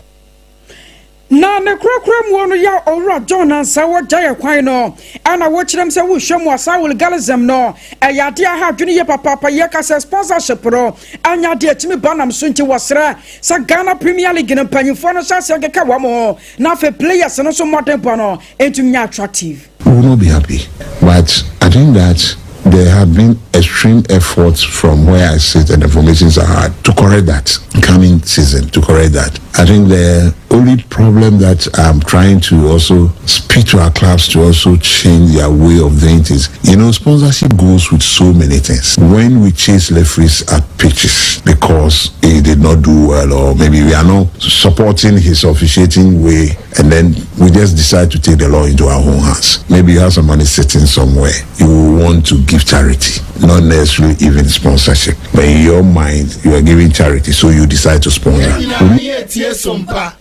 I was your way chairman de Ghana League Club or John and San Nabe Pacho Kwame Pariato, whom Mr. Sebra head coach out the match as a Yasan Katuama Kraya House no Nabe Pacho Penny Pano Sonya Central for Ducomo at your four running D and Didi Dramani. He's not Jesus Christ. And I say, oh yeah, trouble. Near onim any team ninja war football muno. Definitely, I'll pump it into the players and make sure that systematically it will go into the players. Near we are training ground, And then it's our park and then say what Trell said. Yeah, Bobola, this is how the transition should be. Now, how go do pitches? You do it differently. And now, his relationship with the players. And players, when you have time for them, if you handle them for them to understand that, Charlie, or pay us them and answer, he's doing it for us. They will also do it for you. So we are hoping that all your family will support him, give him all the support so that the technical. I was your way a free wapa, and I'm a part of Yeje Diamamono or Kwame Pariato, communication officer, the mother glorious as a Focono, and I'm a part of Yatas and Water Jensemo, and so to media Guano. Now, my man found to him a secure sanitary pad, I don't know, baby. I was a bosom at a soul to the Pora, none your man, you're not also to me the quiet tomorrow. Now, my part of Yakro. Crosso near the Amanasam no, and so to me a papa somewhere. Wouldn't send me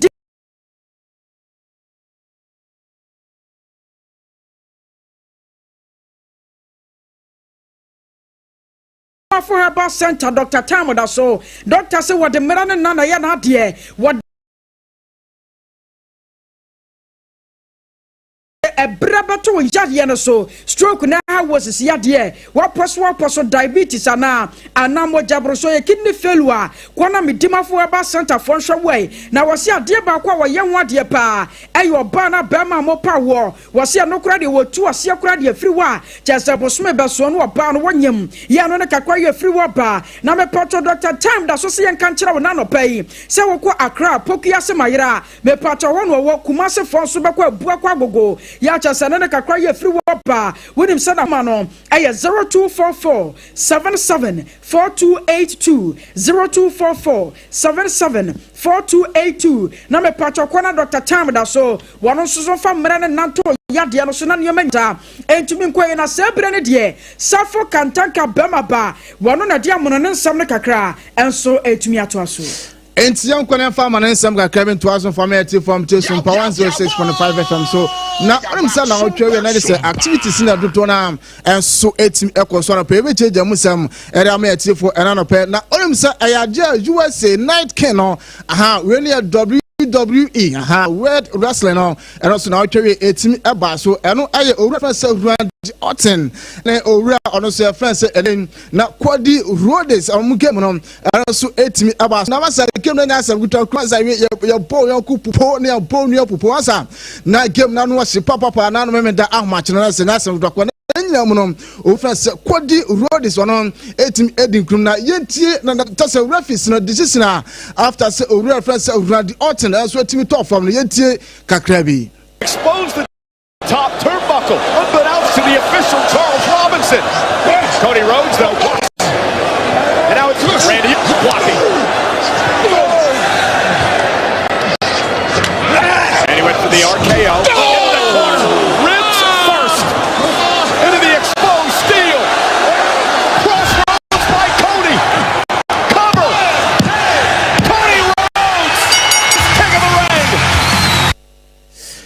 enti I don't know Owura first Cody Road is on so 18 Edin Grum over Owura first Randy Orton so and pedum some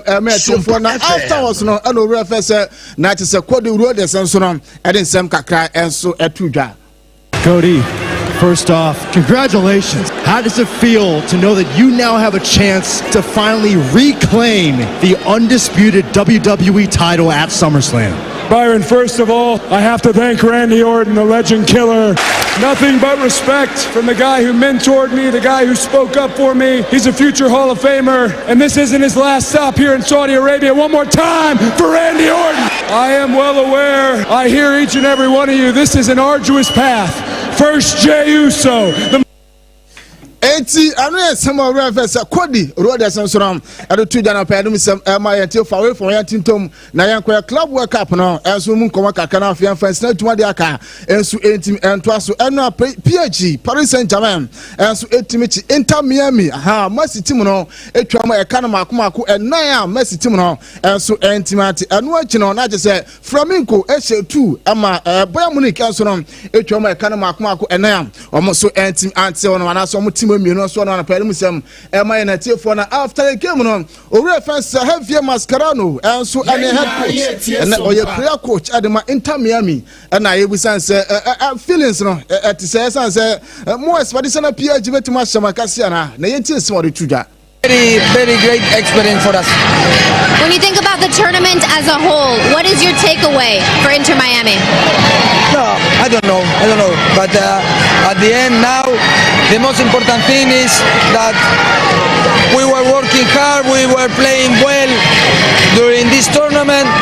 We know that today was going to be very, very difficult because they are probably the best half. We tried to play, we tried to show our work, so it was good.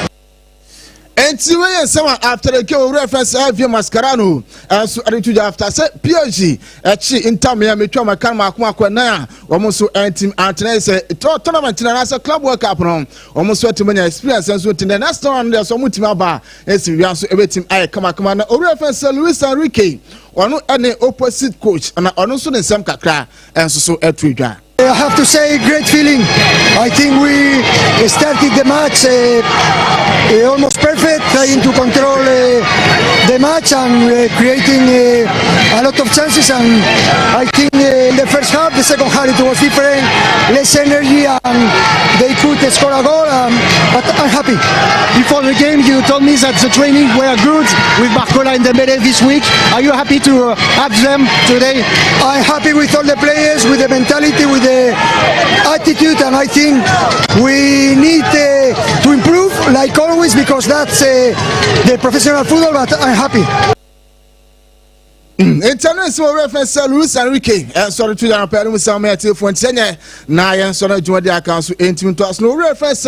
jockey no ben club cup jogging club and I don't know friend na opani chema club world cup here kosu was we the worst ever tournament ono so team ehu e na abra bom ti o nyankopon ya do me search na ba ya dum sam no do na enso e de bebre unity for medimo for ba center etachi anope Dr. Tam na so ya fabra na on for time ento so emfama pokua semahera sanso na santimantam so no yo abua kwa agogore ne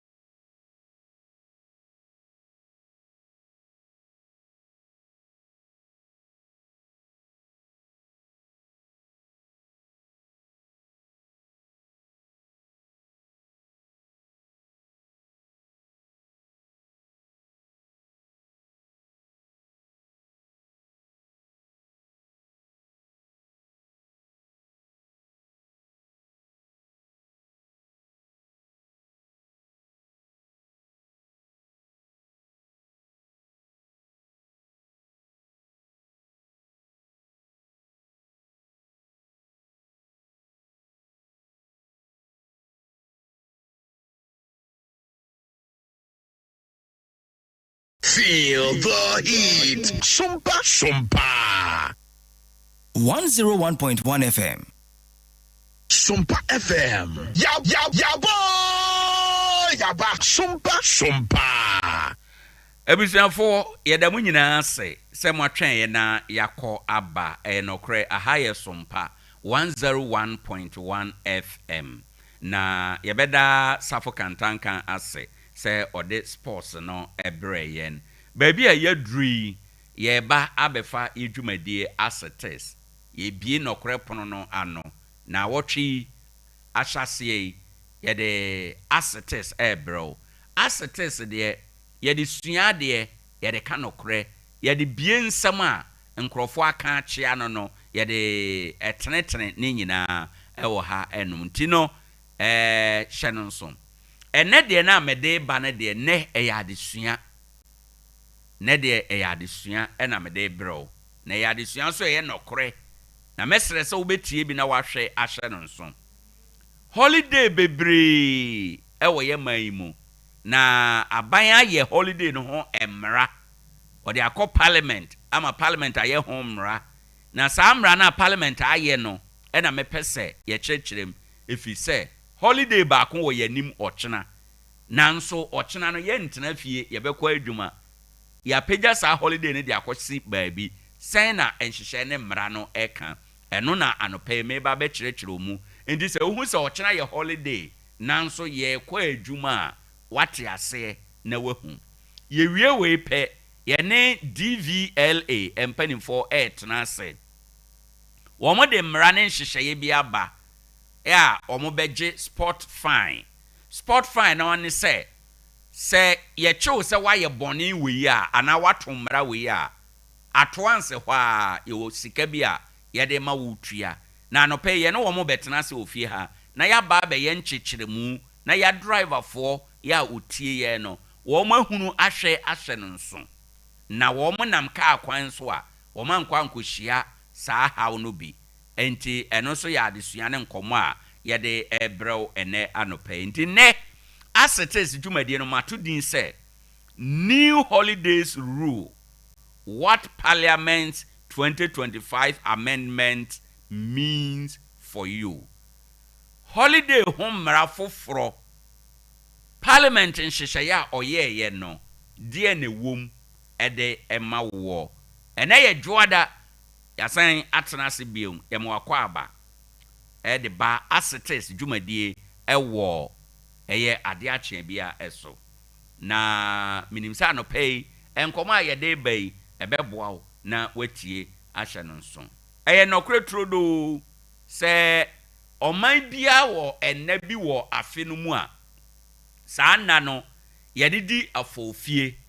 yɛde tena ase yɛde ebu nkompɔkɔ yɛchi yɛde dwendwen ɔman no ho yɛde kai baabi a yɛfiri ɛne baabi a yaba abeduru ɛne de ɛwɔ yɛnimu a yɛpɛsɛ yɛko ekokoduru ho saa nna no nyinaa no yɛkeka bomu a yɛse ebi yɛ holiday na saa nna yi no ebi yɛ ɛsom deɛ ebi yɛ yamamuo mu deɛ ɛne ebi yɛ ɔman no ɛdeɛ ni nyinaa na yɛka bomu a yɛse holidays ɛwɔ ɔman bi emu na Ghana yɛ holiday no ani asesa ama afe 2025 yi so aba besesa biem nti nsesa na aba no ɛna yɛpɛsɛ yɛkyerɛkyerɛ mu anɔpɛi ɛma uhu na yɛ holidays no ebi yɛ statutory public holiday ɛna ebi yɛ commemorative statutory no ebi ɛno no yɛmfa nkwa adwuma yɛtena fie na yɛdi ana yɛkotwa hyia baabi yɛbodwa ɛde kae ɛna commemoration no deɛ ɛyɛ holiday deɛ nanso yɛbɛkɔ adwuma ne nkyerɛkyerɛmu no ɛno na afe 2025 no aban de akɔ parliament ama yɛpaase Public Holidays and Commemorative Days Amendment Bill 2025 na saa emra muni ede enhyehyeye bebree ene nsesan bebree na aba na nsesan na ede aba no ebi ye de wo hia nsesan na ede aba no ama holiday no bia na kane ye statutory na yɛdane no ma no bɛyɛ commemorative sɛ yɛasan adane no every commemorative ɛde kɔ statutory na yɛde kɔɔyɛ no nso ɛda pɔten na saa da no esie no ɛno no nso a yɛani saa da no na aban akyerɛkyerɛ mu holiday biara ne da a ebesi no da no ɛne da a ebedi yɛmfa ne sɛ holiday si dwoa da a da bɛn na yɛbɛdi holiday no esi bena da a da bɛn na yɛbɛdi holiday no ankasa enti nkyerɛkyerɛmu no a mede ɛreba no enie na aban abɔ amaneɛ sɛ ɔkyena yɛ holiday na ɔkyena holiday no ɛsiane mmara ne nhyehyɛeɛ foforɔ aban ayɛ no ɔkyena yɛ holiday deɛ nanso ɔkyena yɛ ntena fie yɛbɛkɔ adwuma yɛbɛyɛ bibiara na nyame yɛ adom a efiada a ɛreba yi yɛdi holiday no nti yɛdi holiday fiada wie ya adeɛ kye a ɛyɛ memenda yɛnkɔ adwuma adeɛ kye a yɛ kwasiada yɛnkɔ adwuma nti yɛbɛnya adagye agye yɛahomea kɔpem adwoada ansa na yɛaba adwuma enti no saa na nhyehyɛeɛ no ɛteɛ deɛ di nkan aban de holiday mu no bi aba yɛfrɛ saa holiday no sɛ shark day ɛyɛ nkramofoɔ holiday sɛ yɛdi ɛyɛ sala ana eid no ede fitr ana ede ada no yɛdi ewie a adeɛ kye a ɛyɛ holiday na saa adeɛ kye a holiday no ɛna aban ato din sɛ shark day saa da no te sɛ deɛ yɛdi bronya wie a adeɛ kye a yɛnkɔ adwuma no te sɛ deɛ yɛdi easter wie a adeɛ kye a yɛnkɔ adwuma no saa na sesei aban sɛ nkramofoɔ deɛ no nso no ɛda no a holiday no besie no yɛnkɔ na deɛ kye a yɛbɛsan de aka wɔn ho na wɔn atena ase wei ɛyɛ nkramofoɔ holiday a aban de aba ɛma ne nyɛ nwanwa 2024 ɔmampani mahama ɛyɛ campaign no ɔkaayɛ sɛ ɔba ɔbɛhwɛ sɛ nkramofoɔ so holiday no ɔde baako ɛbɛka wɔn ho ɛno ne shark day a wɔn ɛde aba deɛ ɛtɔ so mmienu 1st July te sɛ ɔkyena yɛ 1st July mmerɛ bi atwa mu no na ɛyɛ holiday a yɛdie na ɛne pipi abrɛ so yɛba betwam ɛbɛyɛ no commemorative nti ɛda no duru a yɛkae kɛkɛ na yɛnhyɛ da ɛnhyɛ ho fa ɛmfa ɛnni NDC aban baa yei owura mampani mahama ɔde akɔ parliament ama parliament asesa mmara no nti yɛsɛ 1st July sɛdeɛ na yɛnim ne tete sɛ 1st July biayɛ Republic Day ɛyɛ holiday no yɛbɛdi yɛadane no yɛde akɔ ne tebea dada no ankasa emu nti sɛsɛi nyame yɛ adom a ɔkyena ɛyɛ Republic Day ɔkyena yɛ 1st July ɛyɛ Republic Day ɛyɛ holiday ɛwɔ hɔ ɛnom ɛyɛ bere a yɛde ɛkae yɛ man yi baabi a yako aba abeduru na yɛde yɛn ho yɛbɛyɛ adehyeman ɛwɔ afe 1960 emu nti 1st July yɛde kae nanso sɛdeɛ mede kan ɛka kyerɛ wɔ no nsakyerɛmu bebree ɛna aba afe bill korɔ no a ɛkyerɛ mu sɛ 4th August ana August 4 ya na yɛde di Founders Day no ɛno no nso yɛtwa Founders Day no mu sesei ɛyɛ ade a Founders Day no na yɛde kae obia modem a ɔbɔɔyɛ ansa na yɛnya fa ahodie nanso aban sɛ watwa 4th August Founders Day no mu sei yɛde Founders Day no akɔhyɛ September 21st ana 21st September ɛhɔ na yɛde akɔhyɛ saa da no yɛde yɛahode ne yɛni nyinaa ebesi ɔmampani Kwame Nkrumah efisɛ saa da no yɛ ne birthday ɛnso ndi yɛde bɛgyina so na yɛkae sɛ ɔno na odi nipa bebree boa yɛdeɛ nanso ɔno na ne mmɔdemmɔ no ɛyɛ adansoa ɛwɔ mu enti ɛno no yɛbɛkae ɛno nti yɛtwa 4th August no mu ɛna Founders Day no yɛde kɔ ɛyɛ 21st September akɔyɛ founder ana Founders Day nti sesei no ti o founders no apostrophe na ɛwɔ s n'anim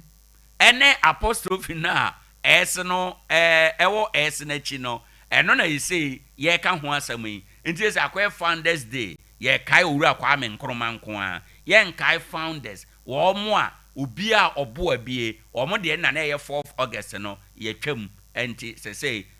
nyame yɛ adom a 21st September ɛyɛ founders day ɛwɔ hɔ ɛnom afei aban toa so bio sɛ nti January 1st January ɛyɛ New Year aban getom 7th January ɛyɛ Constitution Day aban getom 6th March ɛyɛ Independence Day aban getom Good Friday ɛne Easter Monday ebesi April ana March bosome afibia mu either March ana April aban getom ɛwɔ a Christopher calendar mu afei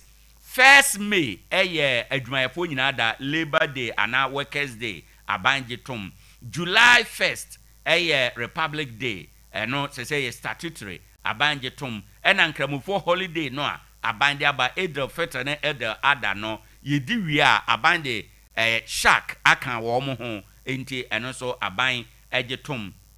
na sɛ ɛbɛyɛ a wobrɛ ɛnsesa ɛne wɔn hyehyɛeɛ mu no sɛ holiday esi adwumayɛ da te sɛ ɔkyena yɛ holiday 1st July no yɛnni aban sɛ ɔde kɔ enti holiday bi ebesi benada ukuada yawada aban ashifte ɛde kɔ efiada a ɛwɔ n'anim sɛ holiday no so esi efiada aban ɛbɛ shifte holiday no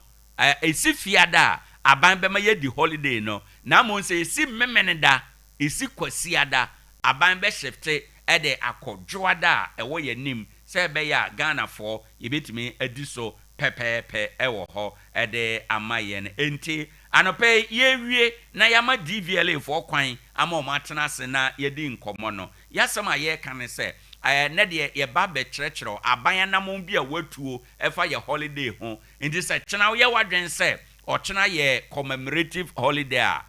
waka akyi ɔkyena nyɛ commemorative holiday ɔkyena yɛ statutory public holiday ɛyɛ da yɛhyɛ da ɛtena fie edi ɛkae ɛda no as such na ɛsan sɛ ɔkyena yɛ dwoada nti no a new mmara na aban de aba ne sɛ yɛbɛ shift de akɔ Friday a ɛba yi nti ɔkyena yɛbɛkɔ adwuma benada yɛbɛkɔ adwuma ukuada yɛbɛkɔ adwuma na afei fiada yakɔ akɔdi holiday wei yɛdi wie a memeda kwasiada yɛbɛgye yɛ ahome dwoada na yasan aba adwuma nti nsesa aban de aba yɛ holiday ahodo mu no ɛna mede ama wei yɛda mo nyinaa ase sɛ moatwɛn yɛn abusuafo baabi a yɛdure Ade Akye Abia dwumadie so ne ade bi akye a yɛ informel yɛ entertaining na yasan educative enti no yɛayɛ no awie no nkɔmɔ a yɛba bedie ɛho hia paa nkɔmɔ a yɛba bedie nkanka ya driver for yɛbɛsrɛ mo sɛ monyɛ adagye na muntie bi sɛ wote kaa mu na wotu kwan a fa afidie no to Sompa 101.1 driver ni bia ka kire wunua driver ni sɛ nkɔmɔ a yɛbɛdi fa driver for ho enti ɔmonya aso na ɔmontie na aboa ama wɔn ehunu ɛkwan pa a obetime afa so na bibia etume akɔye ɛde ama yɛn fisɛ sɛ emra ɛne nhyehyɛye ɛba yɛ man mu a ɛwɔ sɛ unya adagye tie bi na wahunu ho anamontuo sɛ emra no diwa enim sɛ na minim emra no diwa enim sɛ mante emra no diwa adiw enti anopɛi Sompa ya sɛdeɛ baako ne sɛ yɛbɛma wate na wahunu nsɛm a ɛkɔ so wɔ yɛman yi emu enti emu baako ɛna yɛba bɛkan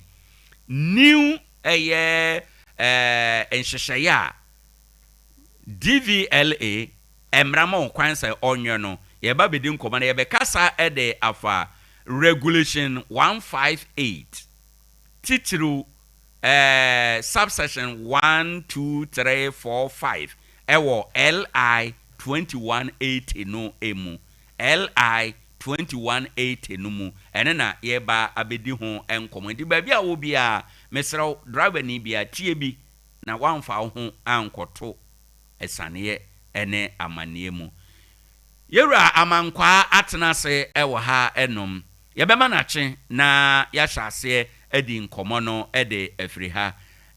Owura amankwa yebema wache anope wadaroma o microphone bema na ba on amai. That's right. Yes sir. Right.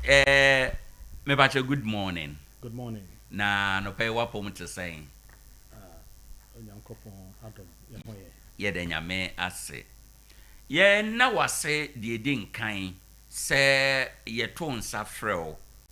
on a short notice crowd je pene say obeba na wabeboa ama yetumi edi sa nkomo yi ama na ye kama for purposes of public education nyame nshraw say waje pene na waba anope say ye ni nkomo ebaje ufu na emi ye de we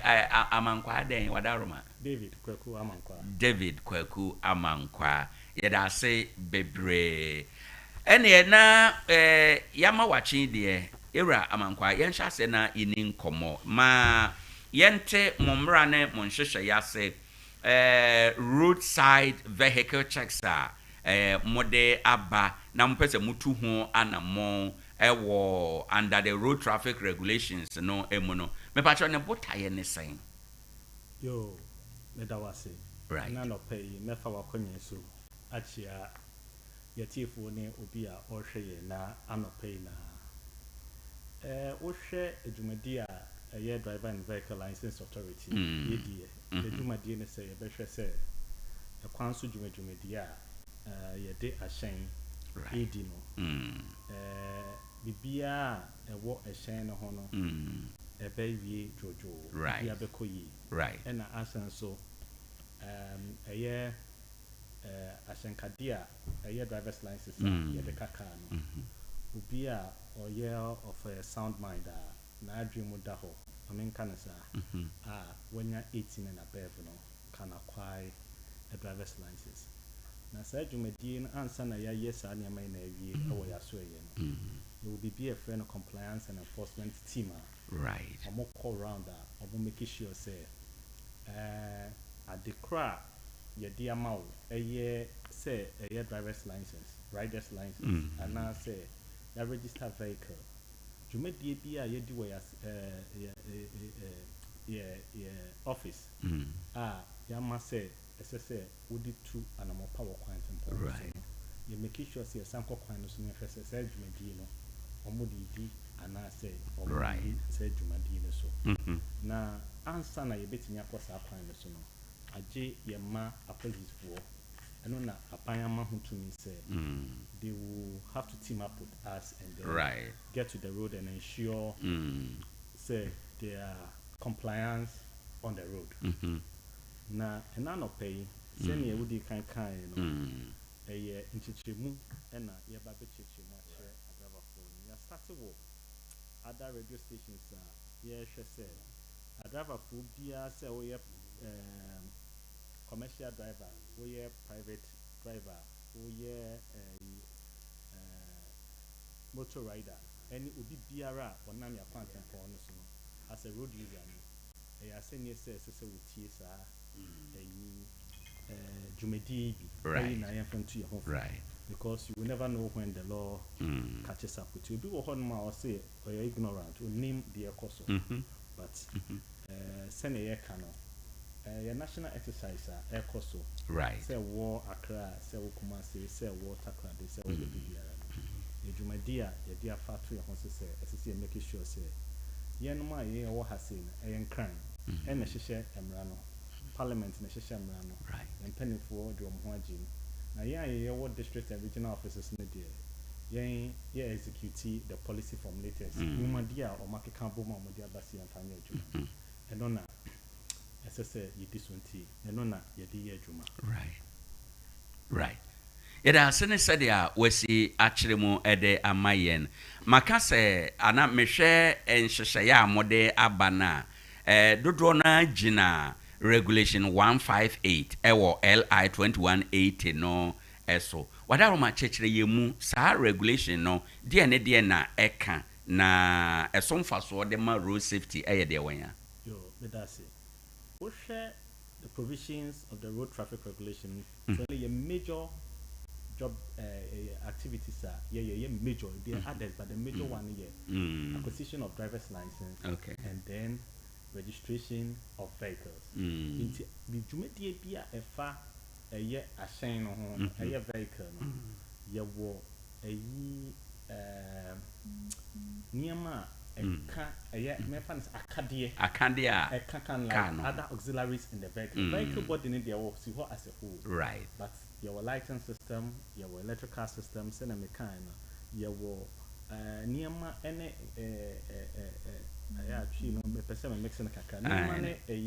other auxiliaries that are found on the vehicle. It must be in compliance with the law. Right. Into offer license so but mema yako vehicle so die very well license so die. Now sebrunika baby na photocasem ye car physical conversion of vehicle body altered. That is number 1 on the list there. Na ye kase car no impede assembly brave.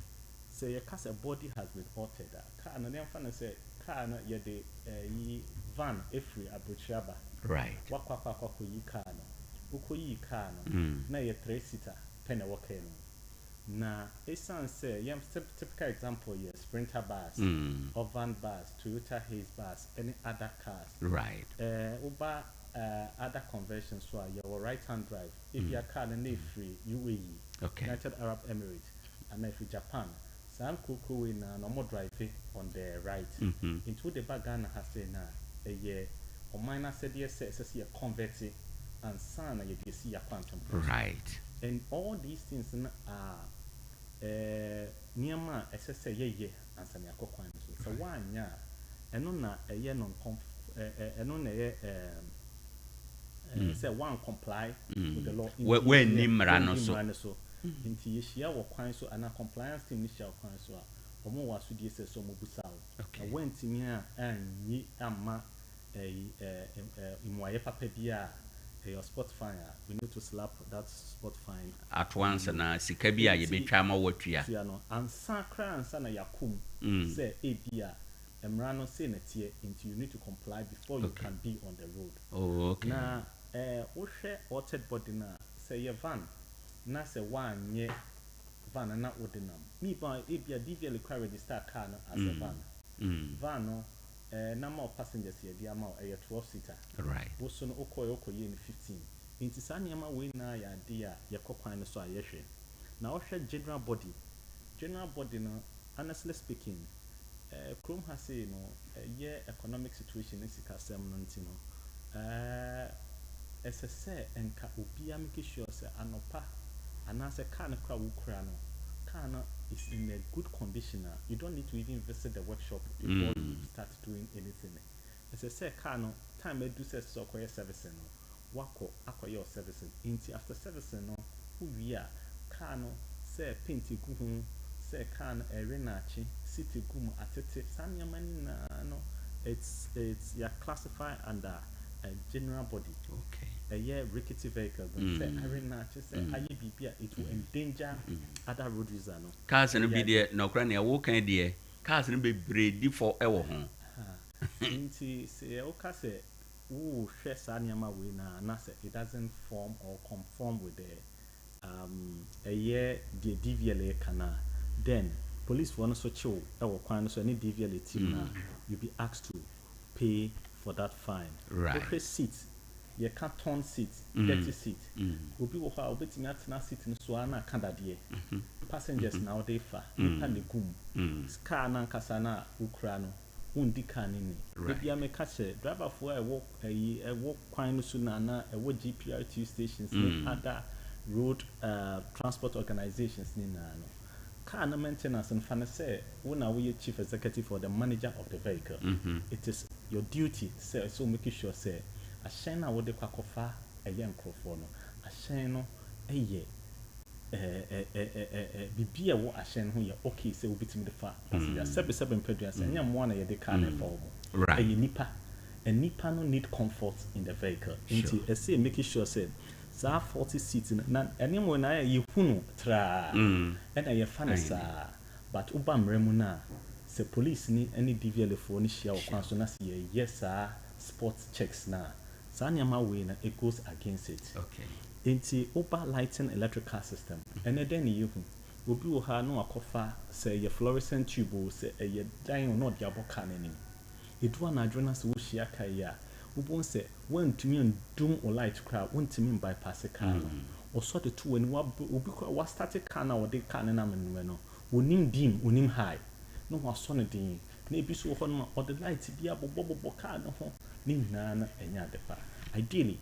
the way a manufacturer na year vehicle no, as I say, sa vehicle na ebia se light na bob ashe. What's a some bob no? Adia Brunina fan kaka no no. We had another kaka no. What the car one not said, oh alter vehicle no.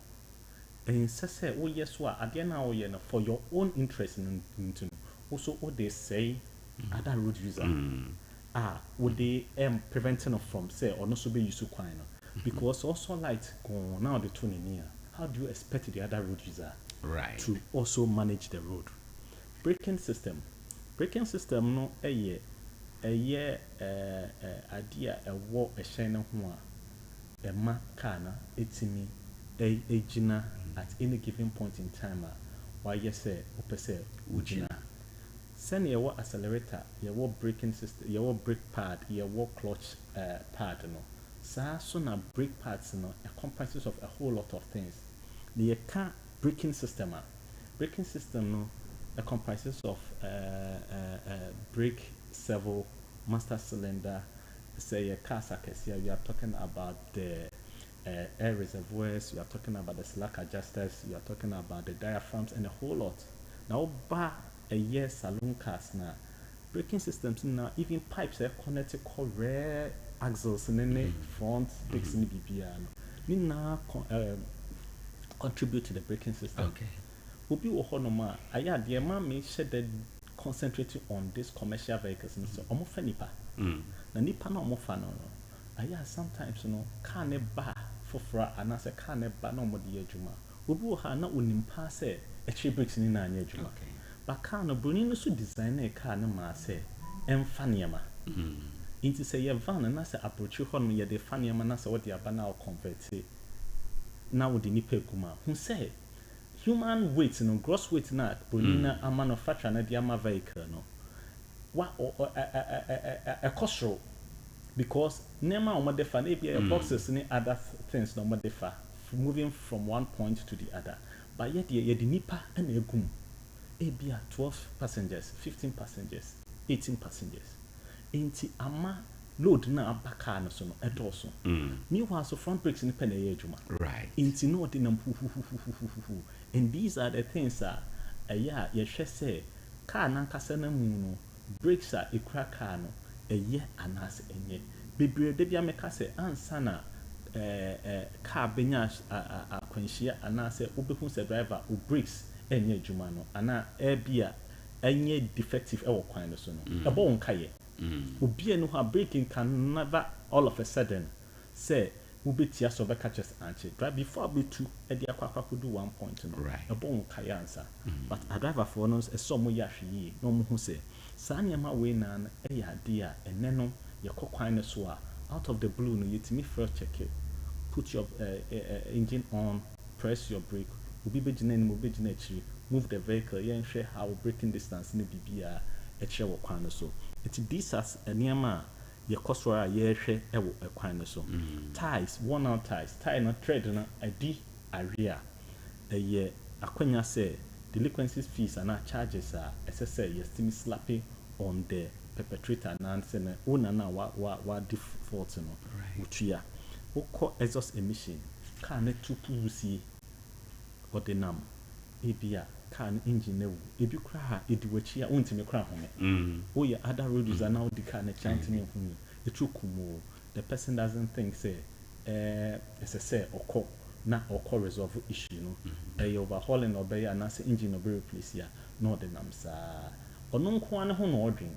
But the danger it poses to the other road users on the road, no. I know they are and you who nisana emrano eno APD. They can sitting capacity, deface or obscure number plate. And then you so oba API Tarkwa has ya prefix are used to has your WT. obi wo hɔ no wo western region o use WR now so hwɛ ni na WW ne di akyi obi so kra betimi afiri other places or so use other prefix ebo car no ho but na nipa da sene di ade akwa hyehyɛ number plate na kata plate ne so e bia first person say bone kra na odi adi na ye hwehwɛ a esan say W na yera na e bia R na ho na T na ho no you don't know where it's coming from because them are use GT okay inti say obi use sa de no de ade hye sa plate no ho a na say e kata ye numbers DVL e dia ma o say we ni ahyenso di a e wo e hyen no ho a e kyerɛ say wo car no number ni GWT 1112-25 na say ya kata so na hu W no na hu T na untimi nya number ni na eno na broni ka ne say obscure number plate and no so ye hu ne sa na offense essese utua now fake customized plate ye ka customized plate ye special identification ye wa wo pese ebia wo register car na e de idin bi eye de to so eno ye number plate Ghana fana bebia no ye will register any database sa obi a wa yes customized or special identification ni din wom and then obi hunu no obi akwa control scheme pin 1 okay adwa akusua 2 ya oti 3 na odi abobo ho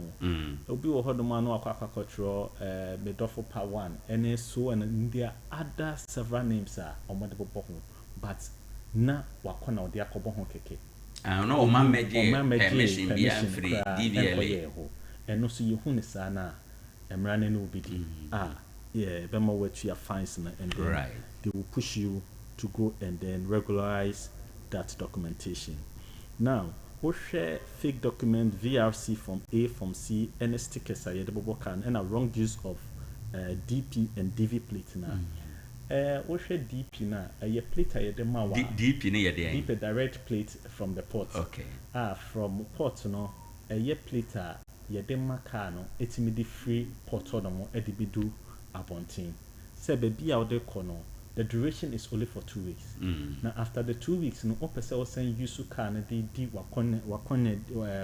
akwanya bia na then you have to move in and then go in for a DV plate which is the defective vehicle plate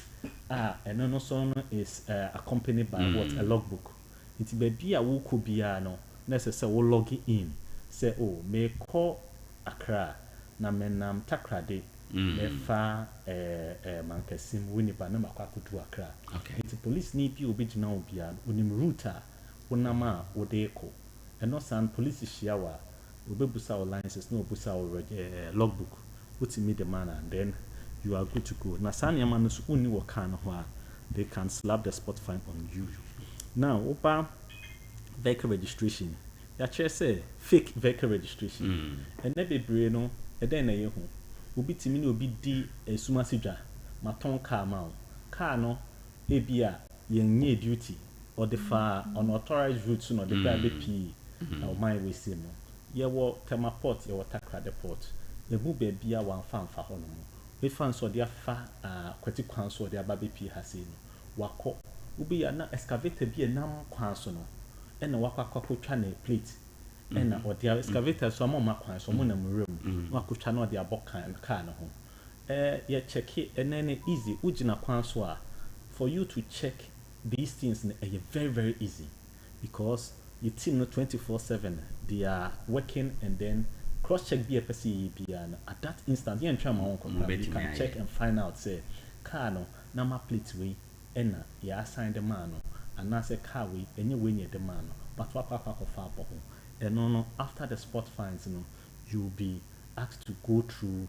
the regularization of that documentation any penalty be a hobiano now sign their money yes we call defective steering systems na ye kano one say me fit ya me can be with respect to conversion say no bonina aprofo ye cars na omoni say sometimes it moves out of their jurisdiction to other places then what do we see car neba ye conversion no wo driver ni no kra no uni ho ya ye na wakwakoto car no ebia the way akwesi broni ni yen because omo make provisions steering braking system no master cylinder be be no ye convert here yes sasa na yem na changing the positions now yes sasa ni na ade a bi wo ha na car no the anti-lock braking system cry wo ho no kra because of the conversion na ya ye no ye disable inti sa systems na wo ho no no ye ni na ye koto a ese driver ni na onan ni pakro kwakoto car na ese o sam make double check say the mechanics be check say sa na me ni na ya activity a eye adwuma wo be hwe no a ye be wie no ese ese steering rack ni ansesa the old steering rack na bruni design ya e right no and no masa alter no ma ya alteration e de asiso a ya tom inti se wo ye proper checks a na se wo tena kai no ma wo twa won sa call left no e be betimi akọ at 180 degrees but wo twa ba right a and se left a wo be kono na e bia e twa just about 50 degrees Celsius pen e betimi akọ inti right hand drives no especially those cars normally the cars na ba left hand straight it doesn't have major problems but they are converting any 19 necessary omo use sa shining na eso omo na American omo susu because these are some of the things that and also to me contribute to accidents aba na we use and say afia aba na yedie voxy cars here aba a fast 7 seater right do na ye right hand drive vehicles it's the bia me ka say omo ba na register aya me wo hodno me try mo say look omo nya hwe because ni na no ya convert ya sisa braking system no steering mechanisms ni asisa sa niam we na no say okofa car no na wanye double check now they all say a mono 2025 registered it's car no na me car omo de sa car no e pan so no ufi takwa na okukuma say ufi takwa na okwa akra wo hwe the way a driver for ne de sa car ni to me kana e asefem iti me fa sa akonya we so sa tro mo say sa niam ni na no ese se car no akodo irrespective nam 25 in the na market ken de aboka no but car na nkasa no ye convert ya ye ne kama upscrew hu de ababisi ho no busa ho se e den enna enkoyi wo car no ho a ese se metime ne de hwe inti sa steering mechanisms na wo hase ni na ye check wo kwan no so na se enye up to standard that's fine can be slapped on you now if you're driving mirror windscreen damage, defective wiper plates, bumper reflectors. Sanyamona pair the provisions in the law. No, all these things must be active on the vehicle. Right. Driving mirror, a year offside, and now say a year near side. Say driving mirrors near your juma. A year was 2 DSS, so making sure say I should share na crack here, replace it. The boy driving na easy on the road. No, that is what we are expecting people to comply. Bumper reflected the missing wheel nuts Brunia 5. What's about Quaira? Brunino war, didn't you our year 5? See, be crusted in the crown a bua. Oko organizer Hona say idea or best stored on and now was replace now. Do it, and then we will not find. And you say stored on Irano, can't intimidate car nebenya accident. No, they be a make us say, aya, near maybe we hold my Brunine beban, ya condemn or the beban a woho. But ya condemn no adia wo ye no though at the end of the day no car no start engine beje so right but car na performance you will not get it just like as the manufacturer or no we car said ya or yeah no into wo ye no sa na you are shortening some of the things on the vehicle. A lot of deficiencies are taking place, but wo driver ne sense jane ya started kana ijane etimia just one air kono we think so all is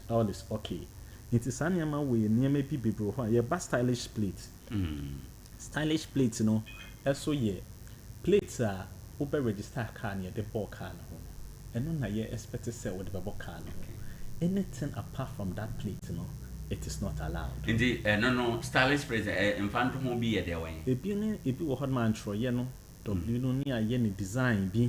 iron design bi numbers na say be wo hodru omo use italics na me wo ho ni achiacha no the big crowd will have plate they don't use the plate but omo kofa plastic for bi no omo ye ni na no emra no ekutia saniamano, which we should not entertain that. Tinted windscreen and then front glasses. Okay.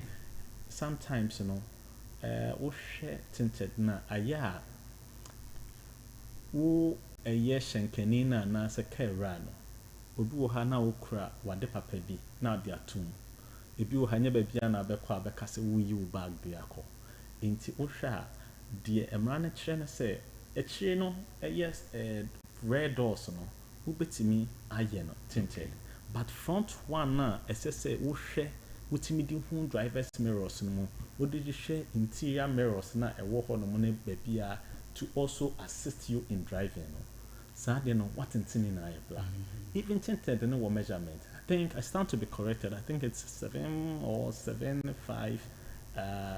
thickness and a yellow for but now so yes and thickness in fact he doesn't even have measurement me who baby am ko fasade no and tinted na no ubonu we twa baby a driving mirror no wo na we said the ordinary better hono but the question is that say insure to cry enya into we always want to see say car no nhwehwe na ewa mu eye crystal clear for you to see whatever is happening in sometimes obi betimi hijack o car no why you tinted and why be hu but at least eye transparent no bia twem no hu a obon sa pre bi koso obi hu bibi wo ho no aside that no obekọ no na ahwehwe na eye light na nkasa na eye tail light na utia brake so a do di wachi no ebe hu se papa no watia brake o manim te se me so me try se me tia brake wa show indicator ya call the tinted akata echire na ntu be hu tu so tia brake ra hu na emi se nsuatra na ya doso okay kwesi broni ne kra ono no ye ehyen no wa ye no bibia clear se ehyen no se me na me de me car enam kwan so a dwumadie bia me di bia no ese se yodi manim yodi mechi ehu se me mane afa nifa me mane afa benkum enti me hu se mi wotia break enti eno so be inform me se me am di na chi no ese me so ye ahweyi na mprepi de bia me ka se krom ha se nko ana obi de car ebo oto a wo se yodi na wachi no ene eyamfum so but the question is that you know di enem eden or ye ma yodi na chi at the ball so if you have some of these things at the back na se yodi wachi no hu se utia break and say ye den eventually he will come closer to you and then hit your back into far vehicle roadworthy section now these are the things a checklist that you're listening the compliance team no kwa bontia or making sure say everything is in conformity with the provisions in the law here making sure say a year juma okay enti wadaromo charges ben amode atoso well we share charges now it runs through 225 per each infraction offense, yes an offense enti eno na sometimes obi wo ha no taxi driver anopa o sorry wonka bi nshi mu wonim say car na wode nam enye weekends you have the opportunity to fix some of these things sometimes you don't even need to wait for your car owner car ni crowd when necessary will fix it sani man into cabin shim na say a tax force for na kwakochu na utua no petutu utua 225 I sometimes officers are run my crime but sometimes so more so why don't you make sure say the car is in good state before you hit the road okay into obi crab the car say sometimes no obey road worthy e hwe sani man na but they be make us look say ye be ni pakoni ye the road where the we na after some months at the time ebia the pakoni be ye road where no na everything was okay ye shen ye bobo am na mu ye den but so one ye pre-trip inspection no one hu say adkan a mede kusu ana kaya mede kwakosi skill e dia kofa ni padom agumade atu kwan no sa nyama we enye adwuma I mean ye clear sometimes we be hu say bob na shidi da on fa ho obi so abia suppress e chere say o light back indicator light no back on adwuma o se me mfa ho reverse light and so bibia enye adwuma engine na je so nko ade medeko inti say sanya man so wo driver no anya sa due diligence na I am sorry emra ne diwa na ediwa Ubeka se unima. Okay. Inti with this one now, infraction back be now offense back will be a 225. Inti say at a pull out to be no, and now one stop will be no. Say you infractions by a 10. I know they did you and they said old drain the sun I'm also made and so it to be multiplied. Internet is an infraction be multiplied by 225. Sana emrane eka. No you're on the spot. No you're on the spot. Na no so ba. Sika na call government of Ghana ho maybe. Inti echewa na chese ye issue receipt e di amount. Inti no receipt no timi the copy bia. The be episode di bia no timi di. But once e di no, we say enye police for na eje gom kotukom and enye DVL for na eje gom kuno. Joint ownership no your accountants can ho a omone nam omone ye na eko. Okay. Aka na cashiers a omone ye kwa omonji issue receipt no to that effect. Inti eno na message ya driver for say eso so mo hwe sa na ma we na no mo make sure say on be ye na ma ye no e bo say ye na ye nya the comfort in the vehicle that we transport from point A to point B. Eno na ye hwehwe. Right. Se sanya mani nani yo okay we have a license the so se sanya mani nani yo okay I don't think so what the car na ma yam me shisho wan kasa okofa kan unim se nkoyi obi wo house me ye na kakra na me dia kwakwa kodu now what is the probability say car na wo de be kwakwa kodu asondiem so ye back kwan no so a niama we na ye hwe nti me say enne yam fan say enne Monday driver ni bi enam ya hu se wa yes offense we nyina bi ya charge no watua ya man na receipt edan ka mu receipt no ebe last year kopem da ben se won ko ye ya obetin the receipt na akoso anante se o ya charge me nti me ye good to go me denam se team no ba bia ye nam a ye adwuma no okay yeah, we should go to the within the week. Let's see a back so 3 times in a week. Oh, okay. See issue ma a Monday. Na say Wednesday, ya back so near Sanshia wa. As what they won't say, call other jurisdiction. Ebia say a spot fine near the Amawa. Say a ne we default to. Na say we are expecting say within the week na so kutuya. Week ne pahwa it adds up. We know Ade Akye Abia Sanji near sent you out. So I was sitting at the man on Monday and at the man what stop you from fixing the problem Monday after close of work and not Tuesday? Right. It's Monday team Nessan Bano Mushiawa. The ATM honey in said we need to make sure say the car is roadworthy. It is good on the road. Right. To make sure say anybody patronizing or using the vehicle who say car na optimum car na ye shen a bit na wakwa do baby a woko previously yet say 45 cedis yeah and I would recall 225 that's about 5-fold increment or so absolutely me what then inform me sa increment from 45 to 225 per infraction yo me that's it. Once the measure see and make baby say many policy formulator no great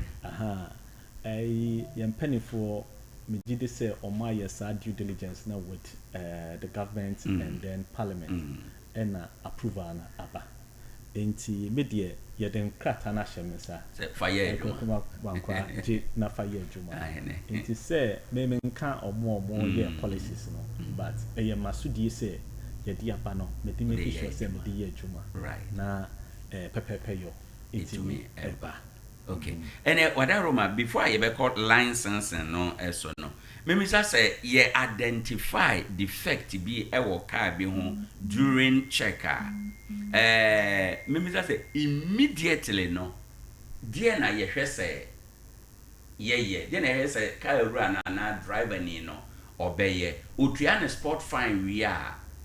other charges say be as a license otua na sport fine we are on the spot no ebema na your license no ho ana ebema no grace period bi amana kwa aba na be license no yeah we need to be discretionary measures and two, it depends on the circumstances. Say nipa go ken untimi kaso ni nipa nesi. Right. You pay the fines, you go wherever you are going, and then you come back to make sure say adia ya charge one a fine tia ya dem out by regularizing na ohun song. Right. Na empe bebre no aya sometimes I do some sort of comparison. Well, say baby checks and balances in the war. Say in Kebia your system whereby ya chewo Tarkwa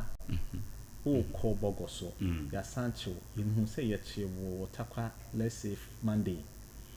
and then Thursday some from so ya another compliance team swatch me ewo bogoso system no cannot determine say if who say ya chewo Tarkwa Monday into Saturday we know one kwan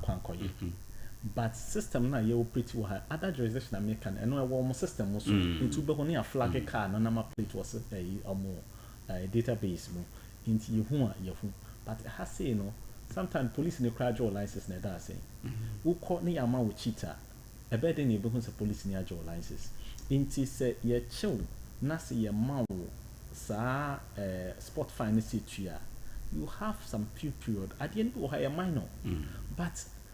minim driver for no so no ayi ne sika na bia kwa fix na na ye wo say ade no so wanya ebi kunipa must we wait for say sad defect na ye shia ya bo kokko say kona koye no must we wait ebi kunipa na be preni pansa na koye right these are some of the things ye mawa in tempana after paying the fines you know you must make sure work towards it and then fix the problem right and yes sir say team for na American a national exercise Kumasi ye Borno regional and district capitals ni na all over the country ya to ye ho guma ye make sure say ya quantum important so no so be ye jojo indina say utumi dodge Tarkwa kora e bia na wakohia we bi obogo ha omo be chi ndi ba bia eno no nka say yitua ma me Tarkwa e bia say in the same day dia we have telephone numbers they can call and then find out say Tarkwa what che car we time na ye che no ebia ABCD ni car so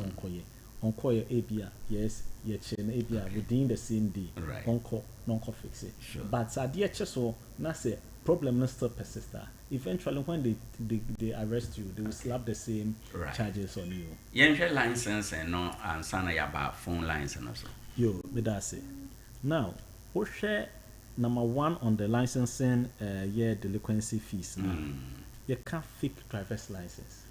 in prebebre no I make say me ntimi nkokwan ho nhia wo bi nka nche ne say license krata ya wo krai ye fake until say my year due diligence by going into the database to check say krata wo dia mamini idimu anase indimu ansa na metimi aka chos fake and say no within a click of a button telephone number crowd telephone number we use we do say no now the year license now it should be able to give us all the necessary details our license na so into see who na at that point in time no within a period of 5 minutes less than 5 minutes we should be able to check the license now crowd but say me jina ho aka say asemesi license ni fake ni there right men ye bi da okay and I say enye sa na ye no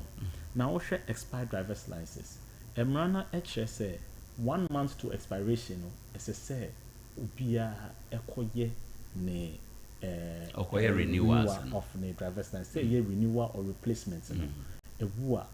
say okoye we share card na chi your first and second renewal inti saa nyama wo dane card nenim so a your data the card will expire inti saa nyama we na ne ya dia a man say 1 month to the expiration of that date no it's a say wo who about 30 plus 1 days it's a say wutimi de saa de no obi wo ha no aba be kaso ewu ye no na Friday Saturday munya adwuma Monday wo period of 1 month see you June May you have the whole 30 days I want me to do that into see who na say expire spot fine no ubetua driving with wrong class of license right yeah ma license no ahwehwaniwa yɛde ka ho sɛ one a wɔsenti ɛsɛ sɛ woyi so ansa na watumi aka hyɛn ɛba ne sɛn na police ni chiwa yɛbɛhwɛ wo no na ahwehwaniwa no nhyɛ wo nti sɛ ɛba ne saa na yɛma wo ɛno so no wotua license nti abere bia no sɛ yɛ capture wo with this lens sɛ ɛno na ɛsɛ sɛ wohyɛ ansa na watumi atena ɛhyɛn no mu a ɛsɛ o make sure sɛ saa ahwehwaniwa no because ɛne no wo ade a ɛtumi edi wo ɛma wotumi edi wakɔne aba yie nti sɛ ɛnhyɛ wo a ɛno so no ɛyɛ question a ɛsɛ sɛ police ne busa wo na ɛhɔ na no so no wotua drive without license ɛnɛ bebree no wobɛhu no ɔte kaa no mu ɛyɛ sɛ ɛfu obi a ɔyɛ farmer ɔkɔ ɛfu mu how can you go to the farm without your cutlass how can you go to farm without your equipment wo certificate a ɛma wo tumi sɛ ɛsɛ sɛ wode kaka no ɛno no driver's license nti ɛsɛ sɛ driver ni bia make sure sɛ the license na ɛka no ho a ɔde ɛkɔ ɔde ɛtwi no driving with Ghanaian international permit no yɛgye woli sɛ yɛtu kwan akɔ aman bi so akɔ yɛ adwuma na wonim sɛ wobɛka hyɛn wɔ hɔ dom a you come with your existing driver's license and then we can use it and then assist you to get the international permit na saa international permit no yɛnyusu wɔ Ghana ha sɛ yɛissue ha ɛtmara no ma woyusu wɔ other jurisdiction driving with expired international driver's permit no ɛno so no ɛyɛ offense driving with international driver's license no as I said earlier on no it's also an offense now offer expired learner permit ɛno no yɛ ɔmo sua car foforo no expired learner permit ebia wo permit na DVL for the ma wo say this is a learner permit wo de wo L plate na bɛbɔ car na chi na nim na wo drive here it's like an initial permit yɛde ama so betimi de asua car ne car that is not the original license as so the car and enokwana you should be guided by an instructor ono so no ɛwɔ sa license instructor permit what so nkyɛn on the bɛboa maybe be or dream say why you to park ɛne utumitu no wa park utumitu no reverse utumitu nti so he's eligible to drive no the law says that once you are a learner you must use the learner permit to be on the road and sana uwie processing na yamawo the actual driver's license so when you are caught on the road these are some of the charges or the infractions SSA yɛde ɛma wo na wutua na ohwɛ ha sei ni na from point learner permit without instructor abuse of learner permit instructor without license instructor with more than one student instructor training without learner place anyama winning none offenses so when this so as a driver and I say as a obi a oye learner a wo sua car no woni instructor permit one kasana permit ni kra no ewu sanyama ni nane yade a yeshiawa yeah offense now osheni na me jump escaping na because it has to do with the learner more share asini na now oba a year retro reflectors so we share a year commercial vehicles won say aya wo yellow tape bia for visibility sake no edu anajo na se car dan say caref mu baby a isum wo kan ni o na se wo pie so a at least na a board drivers for no koko emma wo say wanim bibi wo obstacle bi si ho no enti eno no sa ahyenkade na car na ekura wo no say a commercial vehicle a long vehicle say a car say what it say at head na articulators no aya eno kromo de bono mo sound the light abobo degree into so parking light na sasa kan ya ni na so so nti say ese say unya saade ni na na wo de bo ho retro reflectors no na ovan buses no ye de commercial ni na no so no per law no ese so unya saade ni na afa ho na wo ba warning triangles na fire extinguisher we ye dada yedwumadi ayedi ye make sure say empo car no say isi hefa say free hefa ese say saade na boa fire extinguisher obi nim da esan beba cars no your bare wires, your electrical cables and other things that can have issues at any given point in time. Ya kwan on this route ya bobo amnemu ade chin ade se na ya koba inti se nyankopon fofi anto atana se ya wan hwe ni na se jatuma. These are the basic or the first aid SSL fire service for crowd to me about we no eno kran and say yetna se my catcher or shankenino acha every month be so check it right say a year juma and as a year juma ye will meter a graduation say that green not to say fully charged say and that green now say out of charge into say uko now ko charge. These and other things are a war higher state wa hasino. Ena ya kikani na boom na yes say drive mubia or de car enam ya cart and ponson. Make sure say Sanyama we na no they are all in good standing. Okay. And yes sir your team no kwa bontin so they can use any of these things to charge you to pay. Okay. Apply to private car drivers. Biara or ye road user or nam ya quantum post. 101.1 FM. Me this say we car, we articulator, we motor rider, we okada. Oh, motor phone in our car. You can't ride a motorbike without a rider's license. Very well. You can't ride a motorbike without it being registered. Right. It comprises of every road user. Right. Say ye driver be say why offense one of these and two or more of these offenses driver no ko fix ya. As so was an be reporting on what DVLA say ma ko fix offense na mo charge me na necessary. What who say adie no I am a type kind of auxiliaries and no na boa car na maka na ye right e ma bibia wo car na ye dwuma enti one kasa no o fix e boa bebre even misuse of these auxiliaries can cause accident. She say ebia wagina intersection and a junction na obi branch akọ right one man a light nipa chrono light na one man no ebia now you don't know why one cast out care no one say these things communicate to us on the road. Right. It is if some of these things are not working, how do you communicate to the other road user? Inti ancestor will try and say ebia I say inti yakshe no fine what the banner share it's will give you a thumb up but as I said what me fixing now what me other road users in communicate to so that is the most important thing. Very well. Inti say one it will lead to accident and idea the accident and that is what the authority is trying to avoid. Very well. But that be na mo shase. Yeah, shase did that. Mo shase. Started did that. Oh, okay. So a idea minim time almost started operation but Makoko a lot of radio stations so our career announced we started working. It started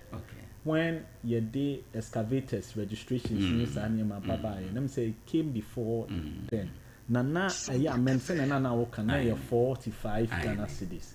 but a call mremo I buy yes see the 225 say no no now what you be on your back so 3 times in a week. Okay. Near making sure say cars and Namia quantum ponds are complying with the regulations and the provisions in the law. Inti a hadia ye your coswa yuguswa money police for and a cambo ye. Now since Obeti na police force started motorbikes be Krumha, Pragia, Kada, Nessanium, Tarkwa has said them say Kambu, yellow one. It's not in operation here, but the Bobo ya and other ones, Nina no Ubihuno na mine on it so. Undi 18 years, 15 years. I trained done a trim until decided what to do because Abia Ubina every man what to say na fastest and many mamma. But the question I will be sending Pacono has he been trained to use that machine? They break and ye di kuma pen for a ma se ufre Tarkwa to Nswanyem and beyond. me ha many nka every na what we be yam fakra na nya be 7 bodies nim na as a result of wa cross trailer wa cross tipper truck wa cross bus and it's killing them inti sani ma we na no police for no year exercise na so mo ya no match mo bebre obekọ na ya sere say omo make sure say nipa ko no wa kwaje santete ye no ama ya ma na tumi krata na so betimi ata me dey sure say DVL bebia bekwa koma obi a when you're 15 years and now 20 when you're 15 and now 12 years say or man rider's license if you are not of a sound mind and when you're 18 years and above there's no way that person should be or wow cross it then patch up man go through no who's all your age and son what is to me before you be kwa homa so no call message out there ma your driver for the general public day and son ya kwa homa as far as this public education is concerned. Yeah, the call message I'm a dear ma obi biara o yusu ya Acheampong no so any empo mo nam in realm or mo yusu machines excavators let's say emrane ka se obi register ne efidia odidi lejuma 2 the pakrono o yusu efidie no onya 18 years above me pamocho Mamonfa a sheno emano. Right. 3 a sheno would be how also cry license B, who not the calculator. Would be also cry license C, not the car a tipper truck. 101.1 say as I say, who can't sa a shankasiana, men pro because all quite no. Normally, I dear make an said, dear, ye de better to know, and no whole class of license near the mama. The Shenya person tree and no home crata near the Bama. It is a free precope, say, ni jai be na dear mamma, not dear quack could treat excavators. One answer could treat a year ahead and a tipper truck. And say, also, we experience said then you cannot handle that machine because, say, said the senior car, it's immediately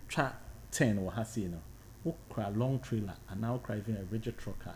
That is not the same way. You need some sort of experience. In order to initiate a turn. Okay. Reversing and other things nane idea. Say higher category of vehicle now pair. Go through the process B, go through the process C, go through the process D. And then when you are eligible to drive that category of vehicle, you'll be given that license. Okay. Now master say omo rem na ya put some task force be together. Into obi a we use to excavate bia ne dozer who loader backhoe. Yen register ye bomb so let's say ye decay your sensitization e catch a man for be a was if you didn't be and say make sure so be back ya so ye and that's only ye be din come na yet near register session okay police for the make you arrest this time it's not like a compliance team, it's a task force that is embarking on this exercise only on the special earth moving equipment and only any Acheampong so into Asia says if we low bed so near the qua, we can stop the low bed and make sure say what the FDN on paper a picture and send it to Mamwako. That's it. Men so me da se bebre abusuafo ene ba bia ye di nkomo aduroni ye ne yewura ye David kwaku amankwa ena di nkomo yi oba eye takwa DVL adwuma no no eda no na nhyehyeye a womugu so de ye adwuma se driver o car no mfom so bi wo ho unifa ye extinguisher o brake ayemre o koba ayemre o seat atete saa ne ma we nyina ye hunu wa charge ba ko bia no wo betua 225 Ghana cedi nti se nyame anya wadom na ye hyiawo na se ye ball charge nko amako be ye du a abusuafo na chere se e ya de charges no ye be ye aduanan wo 48 se wokonya mu du a na chere se wo ka de e borotwe ho nwi enti wada roma bomoden asa obedi mra ne nhyehyeye eso e wo yakwan so botaye ne ye ba ko pe se de be ya yakwan so be ye jojo nti e na wo mu di sa adwuma we nyina e de amayen ba bia ye dure me pa che ye driver ni we road user ade bi e fa yakwan so se wo pese o ka na ye yi ano e de mawa wada roma mesro ye bia homa na tom wo question bia betima bisa DVLA pani na wayi wano ade bi ebeboa ma ya kwan so ejojo ebeboa ma wo kwan so enema ne enhyehyeye ni nyina etime atomu edin no ye ma kwan 0260 196062 0260 196063 na afe waba ama nkomona ye. Hello, good morning. Good morning, Baba. Me ba jo udini baby o kasafi. Well, my amazing in Kasafi Council. Me da say, obani ma yentie wa no pay. You there, level my back on the edge of my farm, where you are, Takwa, my Ghana. Right. Now, the lady can the Ghana house, like when I say, what they come over before. Some land of the American on your home, because you will be a cheap. Then you know, and you will say, then and you wouldn't want to be any one of you. Because I always say, the bonus for our problem. So, by your man, the other bonus one, and then a common cry. Right. And I also be and this year, I tell my say, you are now political war. Okay, home here. Now, the amount in seat, I've allowed with the scan, and that's why and your mother will I have now my not a copy, and I yes. Right. And see on the down. Never got to make it out to one of the yeah, quite so. But we are gonna have it. Yeah, what time is it? But we are not. We could have work. We could have free. Akata what time is so strengthen you for. Yes, strengthen you for. Okay. But yeah, over Ghana highways, we are mere bus driver. The Namco Ghana mind that yeah. Namum, almost what time now what I know. Yeah, a Serenakata anymore. Almost yeah, work you on Vancouver. Accident now, my can want almost. A father is the home because you cannot drive and on course. I find so that because sharp careful now. Now we are this one. We are cut anymore. Drive our one now. Go to his accident now. Obichiano. Okay. Okay. I will say how we so many. Right. Me da se bebre ene onso de ade ba. Good morning. Good morning. Udini baby o kasafi. Your friend Nana Kwame the Kasafi in Chita. Me da say wada roma ma yentie wa no pay. Ayo the master word na kasi amu dia ma no pay. Na yi ka kan se papa se matter ka o kan bi fa tinted na e bova car no. Na o kan bi se with me aye e chile but front two ni be untini ye. Nti ono no for if I say for commercial taxi no with me aye na sana. Okay. Obey you are no. Good morning. Would any baby our Kasafi? I take quite attention. May I say my intio? But officer canina, you out to me. Or that almost wash it and Brenna, watch it no. Here's tomorrow on her. She's a Ghana, you rode over. Our Ghana in 50% now on Thai road, rough road. Now we say car, not grass are cracking. Not other the quan of a first okay, what you know, okay, for a time before quan super. Now, cracking. That's how way. We should have one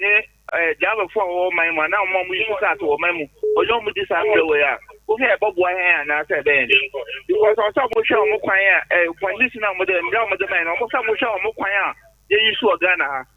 Chrome crab, the Delaware Park, when you've been party. And so, Uber Jawa, I see a joke. And so, ready there, here the emblem, so I'm ready himself. So, the best I said, you almost over the crime woman, yes, additional, or Thomas or Mudubusu. Right. Yeah, see baby, no one saw the other by. Good morning. Hello, good morning. Morning, but I believe it. Yami Adam, Udini baby or Kasafi. But your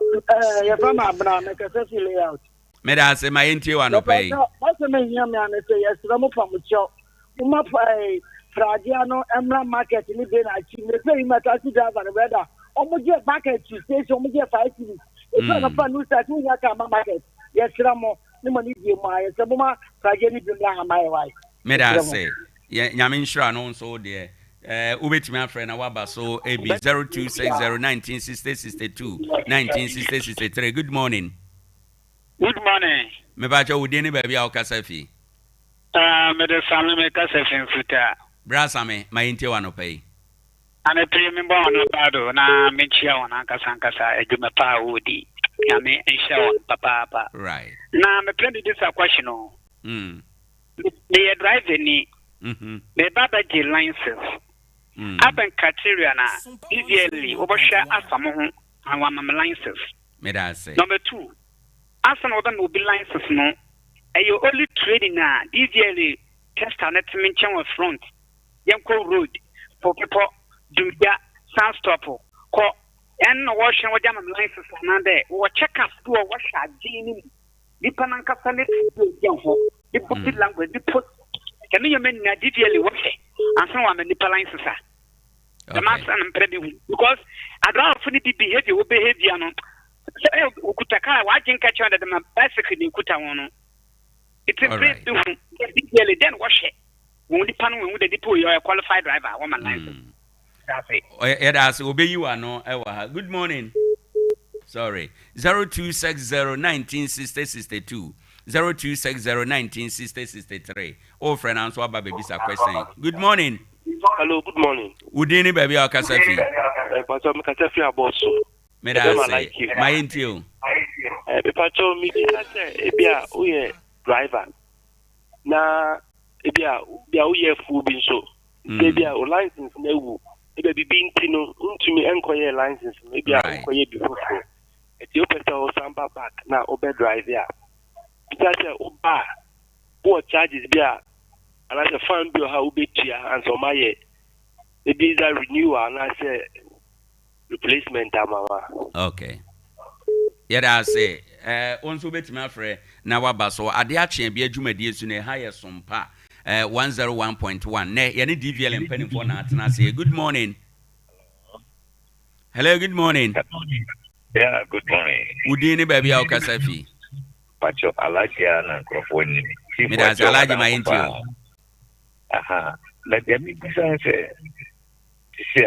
a glass I say crack it. I bet you. And no me would take an higher pine. It pre enye. Glass metal strength and more glass.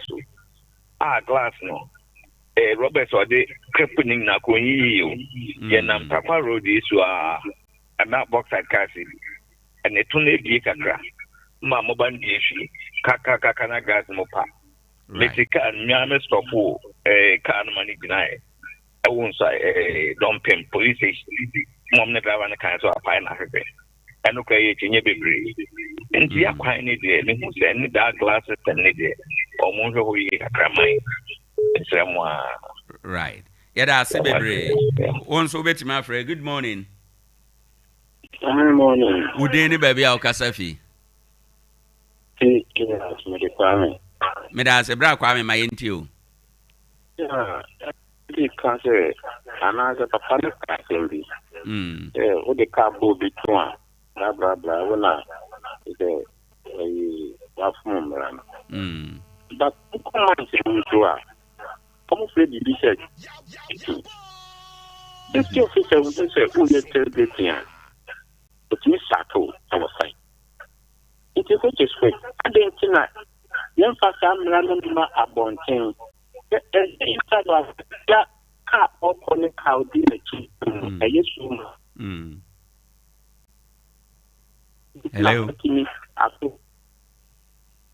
Hello. Okay. Hello. All right. Yemfa we last na fe yema opening ya no yewia. Okay. Good morning. Good morning, manager. Udeni baby o Kasafi. Opening on some Kasafi bobo new site. Me da say mira my entio. E do opening na se enso mo bi chi hu na yemia bi Africa pragia ho asem. The best reset Tarkwa empanyifo emprema pragia enyaduma. Nanso ye besre se ye baby bi ho no mo a ebi nya pa se baby a bebeti e wo Tarkwa new bobo new site one would main dance ne ye bobo filling station one e different as ye on mo dey call ye community center e twaso akonachi nipa domo ye gu ho no niwa se dura no pa enwumre ne nipa nam fom ye kwaku sisa gwere filisi wazani ye nyatezia na ye ayhosem anoponye numre utu kwai wo hunima jeze enti be sere mpanyifo that bia no ni mpanyifo isia na munye program fa ho na be bi ho no a mo makwan ti ne be ya ni timamfo ye hu enti je depend no do nyina ne wo ka e wo mu fi ana wo fete ezi kwa ana tezi be fi krom ebe ba be fo so bi ne ewu so bi na awaka no te bi na eti a ni poko na eti wi eti meso maso no yada ase bebre yenyina eno so na yema opani onyi nsem no ano yewie na ebre wo mu a na yasan bie ahoma no biem chief de atiefo aka ne wo nkomo a wadi eye wo mo de eso wo mo ani na ma bisa questions wadaroma ne obetima yi ano mai na yenko yo medawase we share first caller asema or kind had to do with road science and what your quantum points and no me said the next time it be a better urban roads for ababi no me can some de many who be brave nti senior na pese takwa den ekukura share na e be fa na to my prefer ideal say exercise sanema we na yitimi ye ni yi na yama ya kwan tempo no so no obi a oye new to the road no otim hu se e kwan no so ayenam no se be umbusa obi se aha den na wo hansa na watimi ehun de obeye wo kwan no so no intina obeye je driver's license ayo bi se proficiency test that comprises with a year road science into who road science must be fancy baby a ade no wo no and say wo first second warning and son what do baby a sa ramps na strips na wo no okay inti ye be share minian urban roads for say at the appropriate time no we will let them also come and then make sure say signage is necessary this kwan so no ye team the assist so ye ama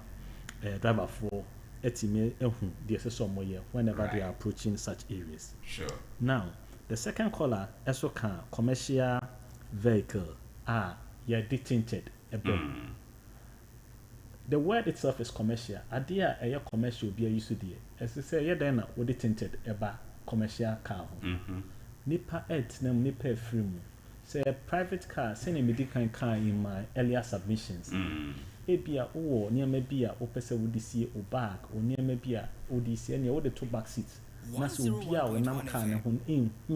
a de cry a woman a be permitting and as a be allowed so be boo a shena kofa a dear worker no more. Intina a chain it's allowed, but a name for the driver to make sure say at now quantum ponos or namonos be beer clear the driving mirrors ne signals so ye na or a clear view of what is happening on the road no okay untimi enye sade nti ba commercial vehicles me presremeka mo bia enye tented na eno so etia emra no now the third caller can about cracked windscreen they be make say sometimes you use discretionary measures and not powers at the bi wo honoma minor. Okay. You can consider and let the person go. Right. But I should share a crack here. I won't say one casano at the end of your baby or honma ebia say a bone will be to the bone fifi. Won't say a crack here splashy windscreen in but not still ordinary. And no who and I saw and no one casan saying you talk. When you now be trying to you see one share what the car and back a ubi kemu into but say a crack slight crack being a ABR crack you be cry now a crack and wakwa stop no.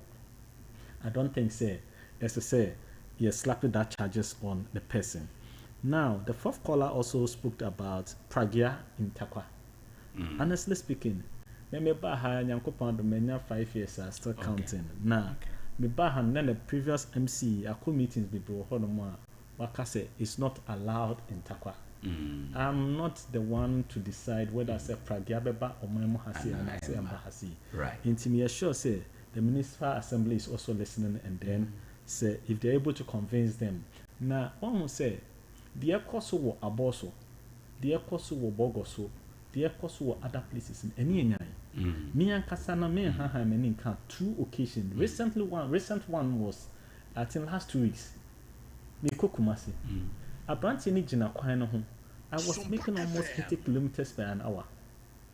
me bo pen me hu no nti me won na se me manemba me ni ba me hu so no wo buasima U10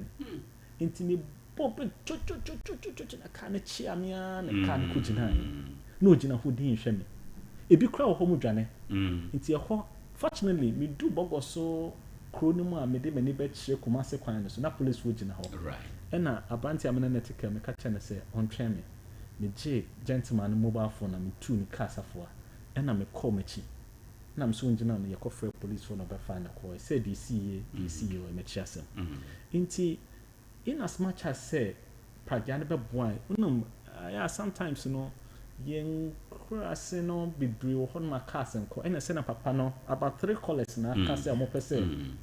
enta operate wa ha right but so be sha national exercise and say national discourse in Niama or market say they are going to legalize these operations. Right. But before we legalize them, no, as I say, you're making sure say,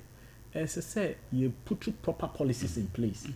Who do any call Nigeria, Port Harcourt, Lagos, any other places are they don't operate in any other places.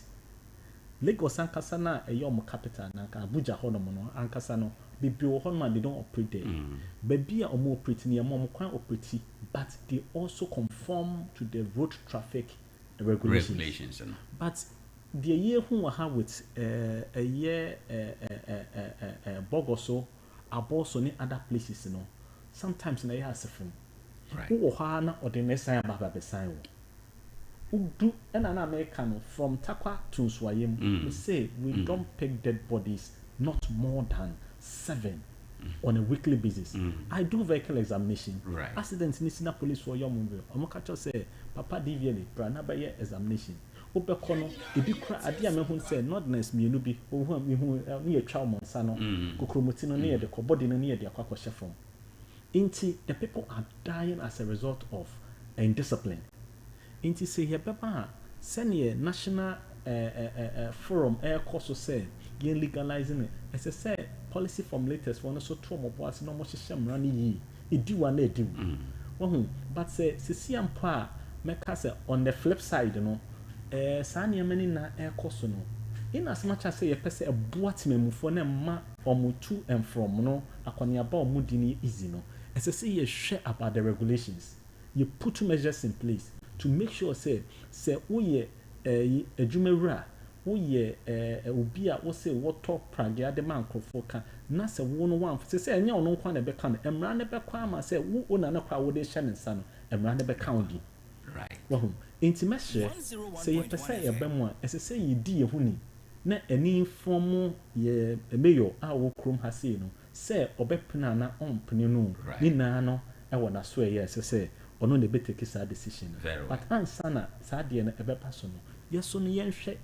ye and no career service wo ho no ma na moto wa dia fa wanim se o ye keche o ye stars wo be hu ana o dia bofom wa be show car se wo na se o de no call hospital nti se yen hye mra na kra ma ye no hye den na air koso wo ba DVL maybe ameka se ye register motorbike na ye register in private it's not for commercial purposes you register abobo yana for private but people are using it for what commercial purposes ubehuna maame penimu otinchensa na banchene yes economic situation it is not that okay for all of us as so bia ye adwuma not na sakona no but in the process of making sure say we do wakoni abano have you think about your safety? That is the first thing you have to look out for. Because a young baby are the best 12 years. Experience being a winner. Now, Progia no the befa bunch or no board yet they call every market they call. Nasa Okushi go from now Okushi question what is the essence of you being on that machine? Right. It's a message. Sa Pragan in Takwane a year. Let me say. The chief executive of the mayor of the town and questions were Bekona Suye. Now, criteria for licensing acquisition. What can I say? A day process and you acquire the driver will be breeding. Mechanic say, Emrana my home point first, and now you can just walk to DVLA and then acquire a driver's license. But Emrana society. omo ya amendment to the Road Traffic Act. SSA obi a person kaka bi so called driving school. Okay. Driving school no na ebe walk you through all the processes. Omo training na so omo who say you are eligible to drive, and so SSA you do ba DVL ebe license mawa na omo do waba. Obi wo ha no akwa kutuya say yes me training nkwa me ankasa me apply for driving school. But after all the hours SSA will make it able driving school no you was slot be a driving school for a bit media DVL from Ghana Drive into omo na wo sa akwanya no say omo de wa fantasy yem no omo de wa good empo say wa car be ka say o manager kra me start car kakra ne wo yes o start car kan ne wo but emra no ne de ye adwuma emra ne de say you will be 1957 say 1988 1930 that is the position of the law. It's a man say open call driving school. Now say what's waka can't check that say driving school no say or access most of the times I'm about driving school for the mom slot. But the freshest in any pian and man so more call driving school near mom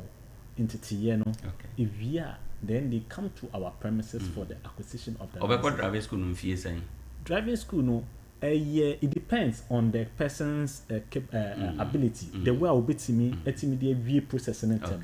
But I think some more almost about 6 credit hours. Now say ABM say less than 3 months or so. All right. Then you go through all the syllables. Yes, with respect to driver training. No, it's a sort of just and sana. Wapa won't mean free precope and bad DVL sober budget license. Into sanctity, you know, or move you no more bar. Then, na yes, so ye hold the assessment in ye. When I also work out your 6 credit hours, work your 3 months course. Into say no, why ye matured, why ye experience say, will be to me akakano. Ye assessment na, ye the work of driving test, ye your proficiency test. The manual car na addition yes automatic car na addition ya test aside the diama said the cultural wire exams we normal routine courses class school ni wi na afedi waba into DVL na wire no na afedi ya test we who say yes you are now eligible to drive the mawa right answer ya the amount now Opa a year or say renewal in any other or say or 2 coin for year a 2 coin that's an license school ye wo delinquencies be a bed de bema wethians and yes your delinquencies e be no say license and say me dey kan no emrane chere say 1 month to expiration no who license who road ready make sure say obekwa renew. Men train say, oh, train is once and a papa. Ewu, na se ewu nra,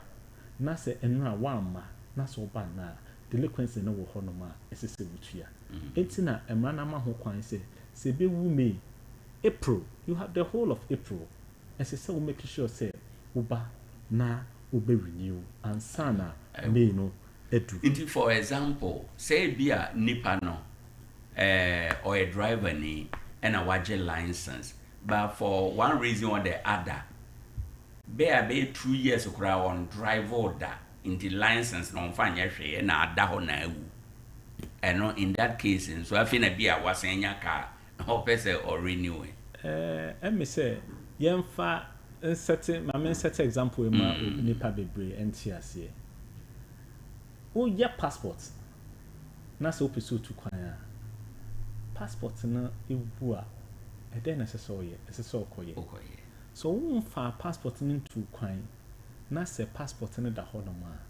esese hu se ebia metu kwan inti mehwe se ebua me wu once your passport no ye wo issuing date your expiring date just like the license ye kan ho asem say watch your driver's license right na se to me krata esese wo de kaka no DVL nim say on car DVL nim say who need license no use one na won use but the moment you will hit the road I be check it yes you did say why you license but a wu na in wu ye this should inform you say before I make it so as I said, me making sure say my license is valid or not valid. Very well. Now, say license na wo kra no, wo fan ba DVLA na say unica. Wo ye den ha, you will still drive. I just say 7 pedria. So we decided say kaka ebium. It's license na nya dia be use to but that once wo a dream be say Ade Akye sa ye kudi akone ba ye koba no ebio odomfo bi be ye wadom ama wo car no we use a me pacho se wo crash and na wo crash bia no emre ni ba bedu a wadaroma won ko renew license right wo ye ne sa de bia no ye current inti da ye be catch us a bra interview na ye per license nya fe na ho abekire say me penentem aba be ye license the na me kana oka obe so could do se kumase na wakwa akoshe and enough na akoshe for 2 months 3 months that license be wa you would DVL office wo you can easily walk to the place and then give them your card and then they will renew it for you. You don't need to wait say oh yeah Tarkwa into say we free Tarkwa and yeah then by the same decentralization by as I say bia wo bia no yetimi so could deal on Avrongo, who could deal with Volta region, now free Tarkwa. A woo, Volta region, you don't need to wait to come to Tarkwa. Because we are there, Obasan driver, police for Okwemu, you be shiao, you be busao. Into your outlet be bra, you bet me this, yes, I would do so. Crack windscreen on my son, it's a subium. Say, and no man yet the finances sometimes, you know, I should channel and I make a crack it, but you call you silly. That one is acceptable. But if you have a bona boom, if you're not fortunate, the drive and a crash side in the boy, what you say, born a ball on a pie a one, but still not the name. In so to an own son in my way, why passes so, but still won't baby. Now, last but not the least, my map submission, man can say, will be the car bought will be tour and a would differ. May cast a Ghana has seen your perceived perception and idea and say. Say obi the car bo bitua ena yen timemfo no aya ye kase wadi wayam fun so ena me say the narrative is not so. The narrative is that obi the car bo bitua. The question is a ban sen and then na you di nanim no ya ansana de edechi no or de car na boneto empe bebe won say nkofo bebe take more you don't even know where they are going ena me kind there a lot of factors. Kano udi nanim no neto kane na no ode nyama tare kane no a otia break kra wo hu obi wo ha no te kane no no opie with odi agro with the sound system adwene kra ni babia bibia no wabo break wo ha no wabo break no otia break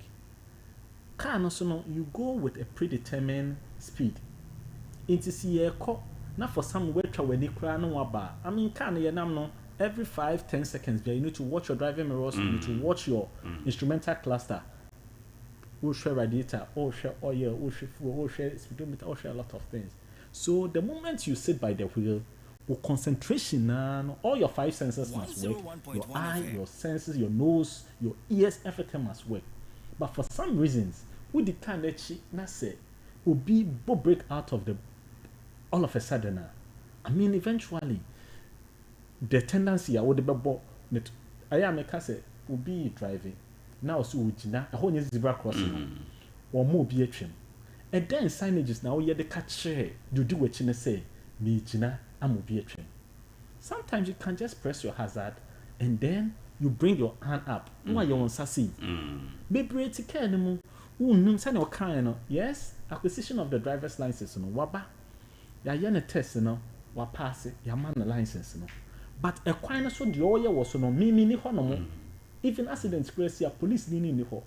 A ye baby or the ball no how ye be road markings no. Ye be share road marking baby or ye breaking distance. Ni nana the attribute to say a ye asimesi fault. Who jina mo be a trim? When himself when ye zebra crossing. But what's your break all of a sudden? Ama obidia bebo too. Do you think said your bebo to no year at fault?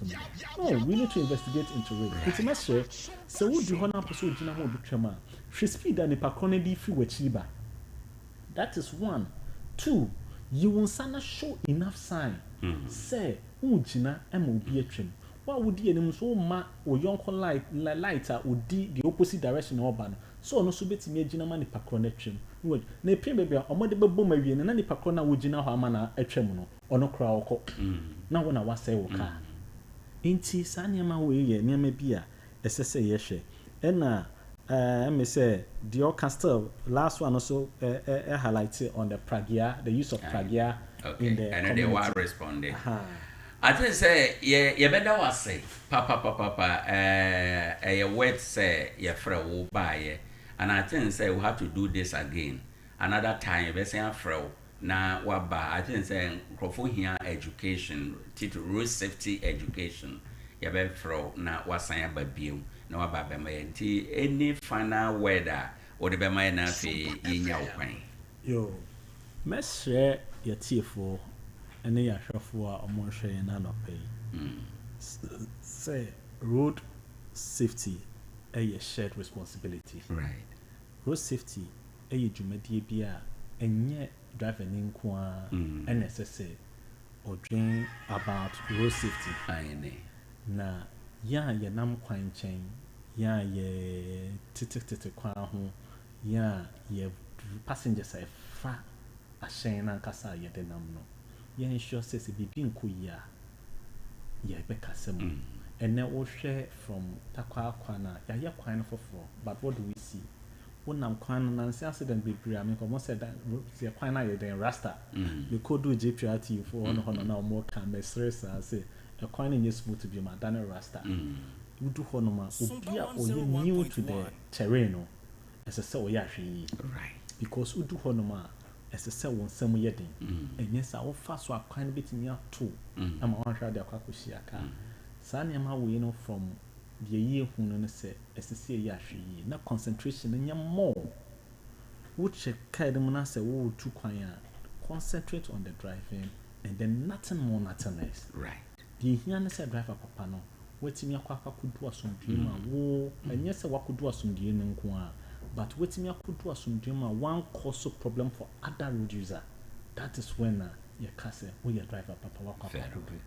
na the immediate chat one so na say omo biara omo kra earth moving equipment a omo de ye adwuma ewo inremu backhoe preloader payloader sankofo na de ro no yegusu bo na menim da meka say exercise na task force one beba task force na start here me say omo be arrest omo ba e be arrest here and no say you be compelled to put all those machines onto a low bed now the beba DVL but say ya there ubetimi aye asuti a obeba ba register fraying na yembra ni yembe ye inspection na with customs ni intimi check bibia na yentimi nye registration na ansana task force na start operation and na obehwe machines a ebani na from temano ye register ansana a PCC cranum see abandon cra but the yakra about the na a P free temaport ni na no ye register ansana P right the ya no knock down no and also no they find a way to take the chassis number and then after the assembly no we do what register them it's message obi biara o use sa machine bi say eye dada say ye mono pankrata no na hwehwe DVL echi akwan ansana task force team no akom ho aboma aba beye sa operation Ebusanfo eni awti ye Yewura David Kwaku Amankwa oba Tarkwa ene ntemu ha ono ena oye DVLA adwuma no epani na ne wo mo nhwehwe ya ye de ba beko akwan so akwakoye adwuma no enho komo ena ye frɛ no waba kyerɛkyerɛ ye mu ye da asesa won so wani gye ho o frɛ na kyerɛ wadwen da foforo ye bɛsen afrɛ no na waba ama ya public education say ya ede amount and the era yeda say anope nyame nhyira yo nyankopon so nhyira mo so abusanfo na kyerɛ say anope ha na yede dwumadie no ebesi yewura David Kwaku Amankwa na yete ne nka no ye sorry na ye sorry de na ye kaka wo say anope baby awu bia tumnike na kɔ Isaac Enterprise o ka no enema wanya bia DVL bechi nyina no okọ Isaac ho abenya bi ubenya fire extinguisher ene enema etete sa nyina sanso na obenya ka mu niema ufa 100 de no hydraulic jack 5 to 50 tons, original seat covers, original car carpet, wipers, battery 9 to 21 plate. Ni nyina ye Isaac Enterprise. Womo Tarkwa Bogoso Junction. Mobic filling station nhwe animu 0244 11 11 53 0244 11 11 53 na wafre womo Starlink internet services womo frefre say internet papa say wodwa so eyema wo office eyema wo dwuma mu ho wo store mu ho ufie ho say wo be TikTok wo be Facebook ana wo be di say dwuma na ukwa internet we na beboa wo opeso download ade a wo speed na download ntem o upload nso a sa pepepe Starlink internet services ba ye die ene ama internet sem aye kama ede amayen eyema schools ahodo nyina nso 0500 050 853 na afi one wo mo atu anamo a ebeboa Freedom Arc Natural Mineral Water womo kaka wo se sukomo ya intimesro ya nu nsupa na nsupa nso adwodwo akoma nsu etimi dwodwo akoma ye Freedom Arc Natural Mineral Water Tarkwa ne ntamu ha de wada Roma eyema ufie wo party ase wayi ase wedding ase ene dwumade bia restaurant ne hotel ne pub for nsu a ewo se uyusuo no eno anie ye Sun City ahwete so drill masters for ase hwa wada Roma freyen 0244 534603 one womu eni nkomo na ensu we de eye free Isaac Hardware say oboawa ma wetime si wo dan no nti watwa blocks papa ne ho den eye quarry dust ena ya de cement afra twa block no ho den o de hwe hokura empai o de hammer hwe so emu yetimi de si abrosan ene dan bia afi adanse hu ne ma bia nso benya bi ope pickers ubenya roofing nails ubenya headpan binding wires ene ne keka ho eba ne paint nso a o ahodo nyina ebi azeko oto nema o de bekwa akogyaw ba bi a wo kro afi nso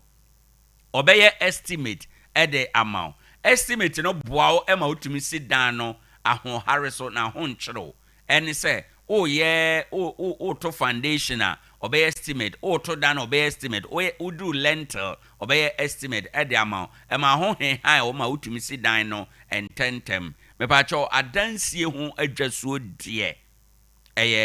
Azeko Hardwares wo mo Arc City Abosu Road ye ben Akowia Hotel honoma obefre 0550 251 600 0550 251 600 na wait me aboyram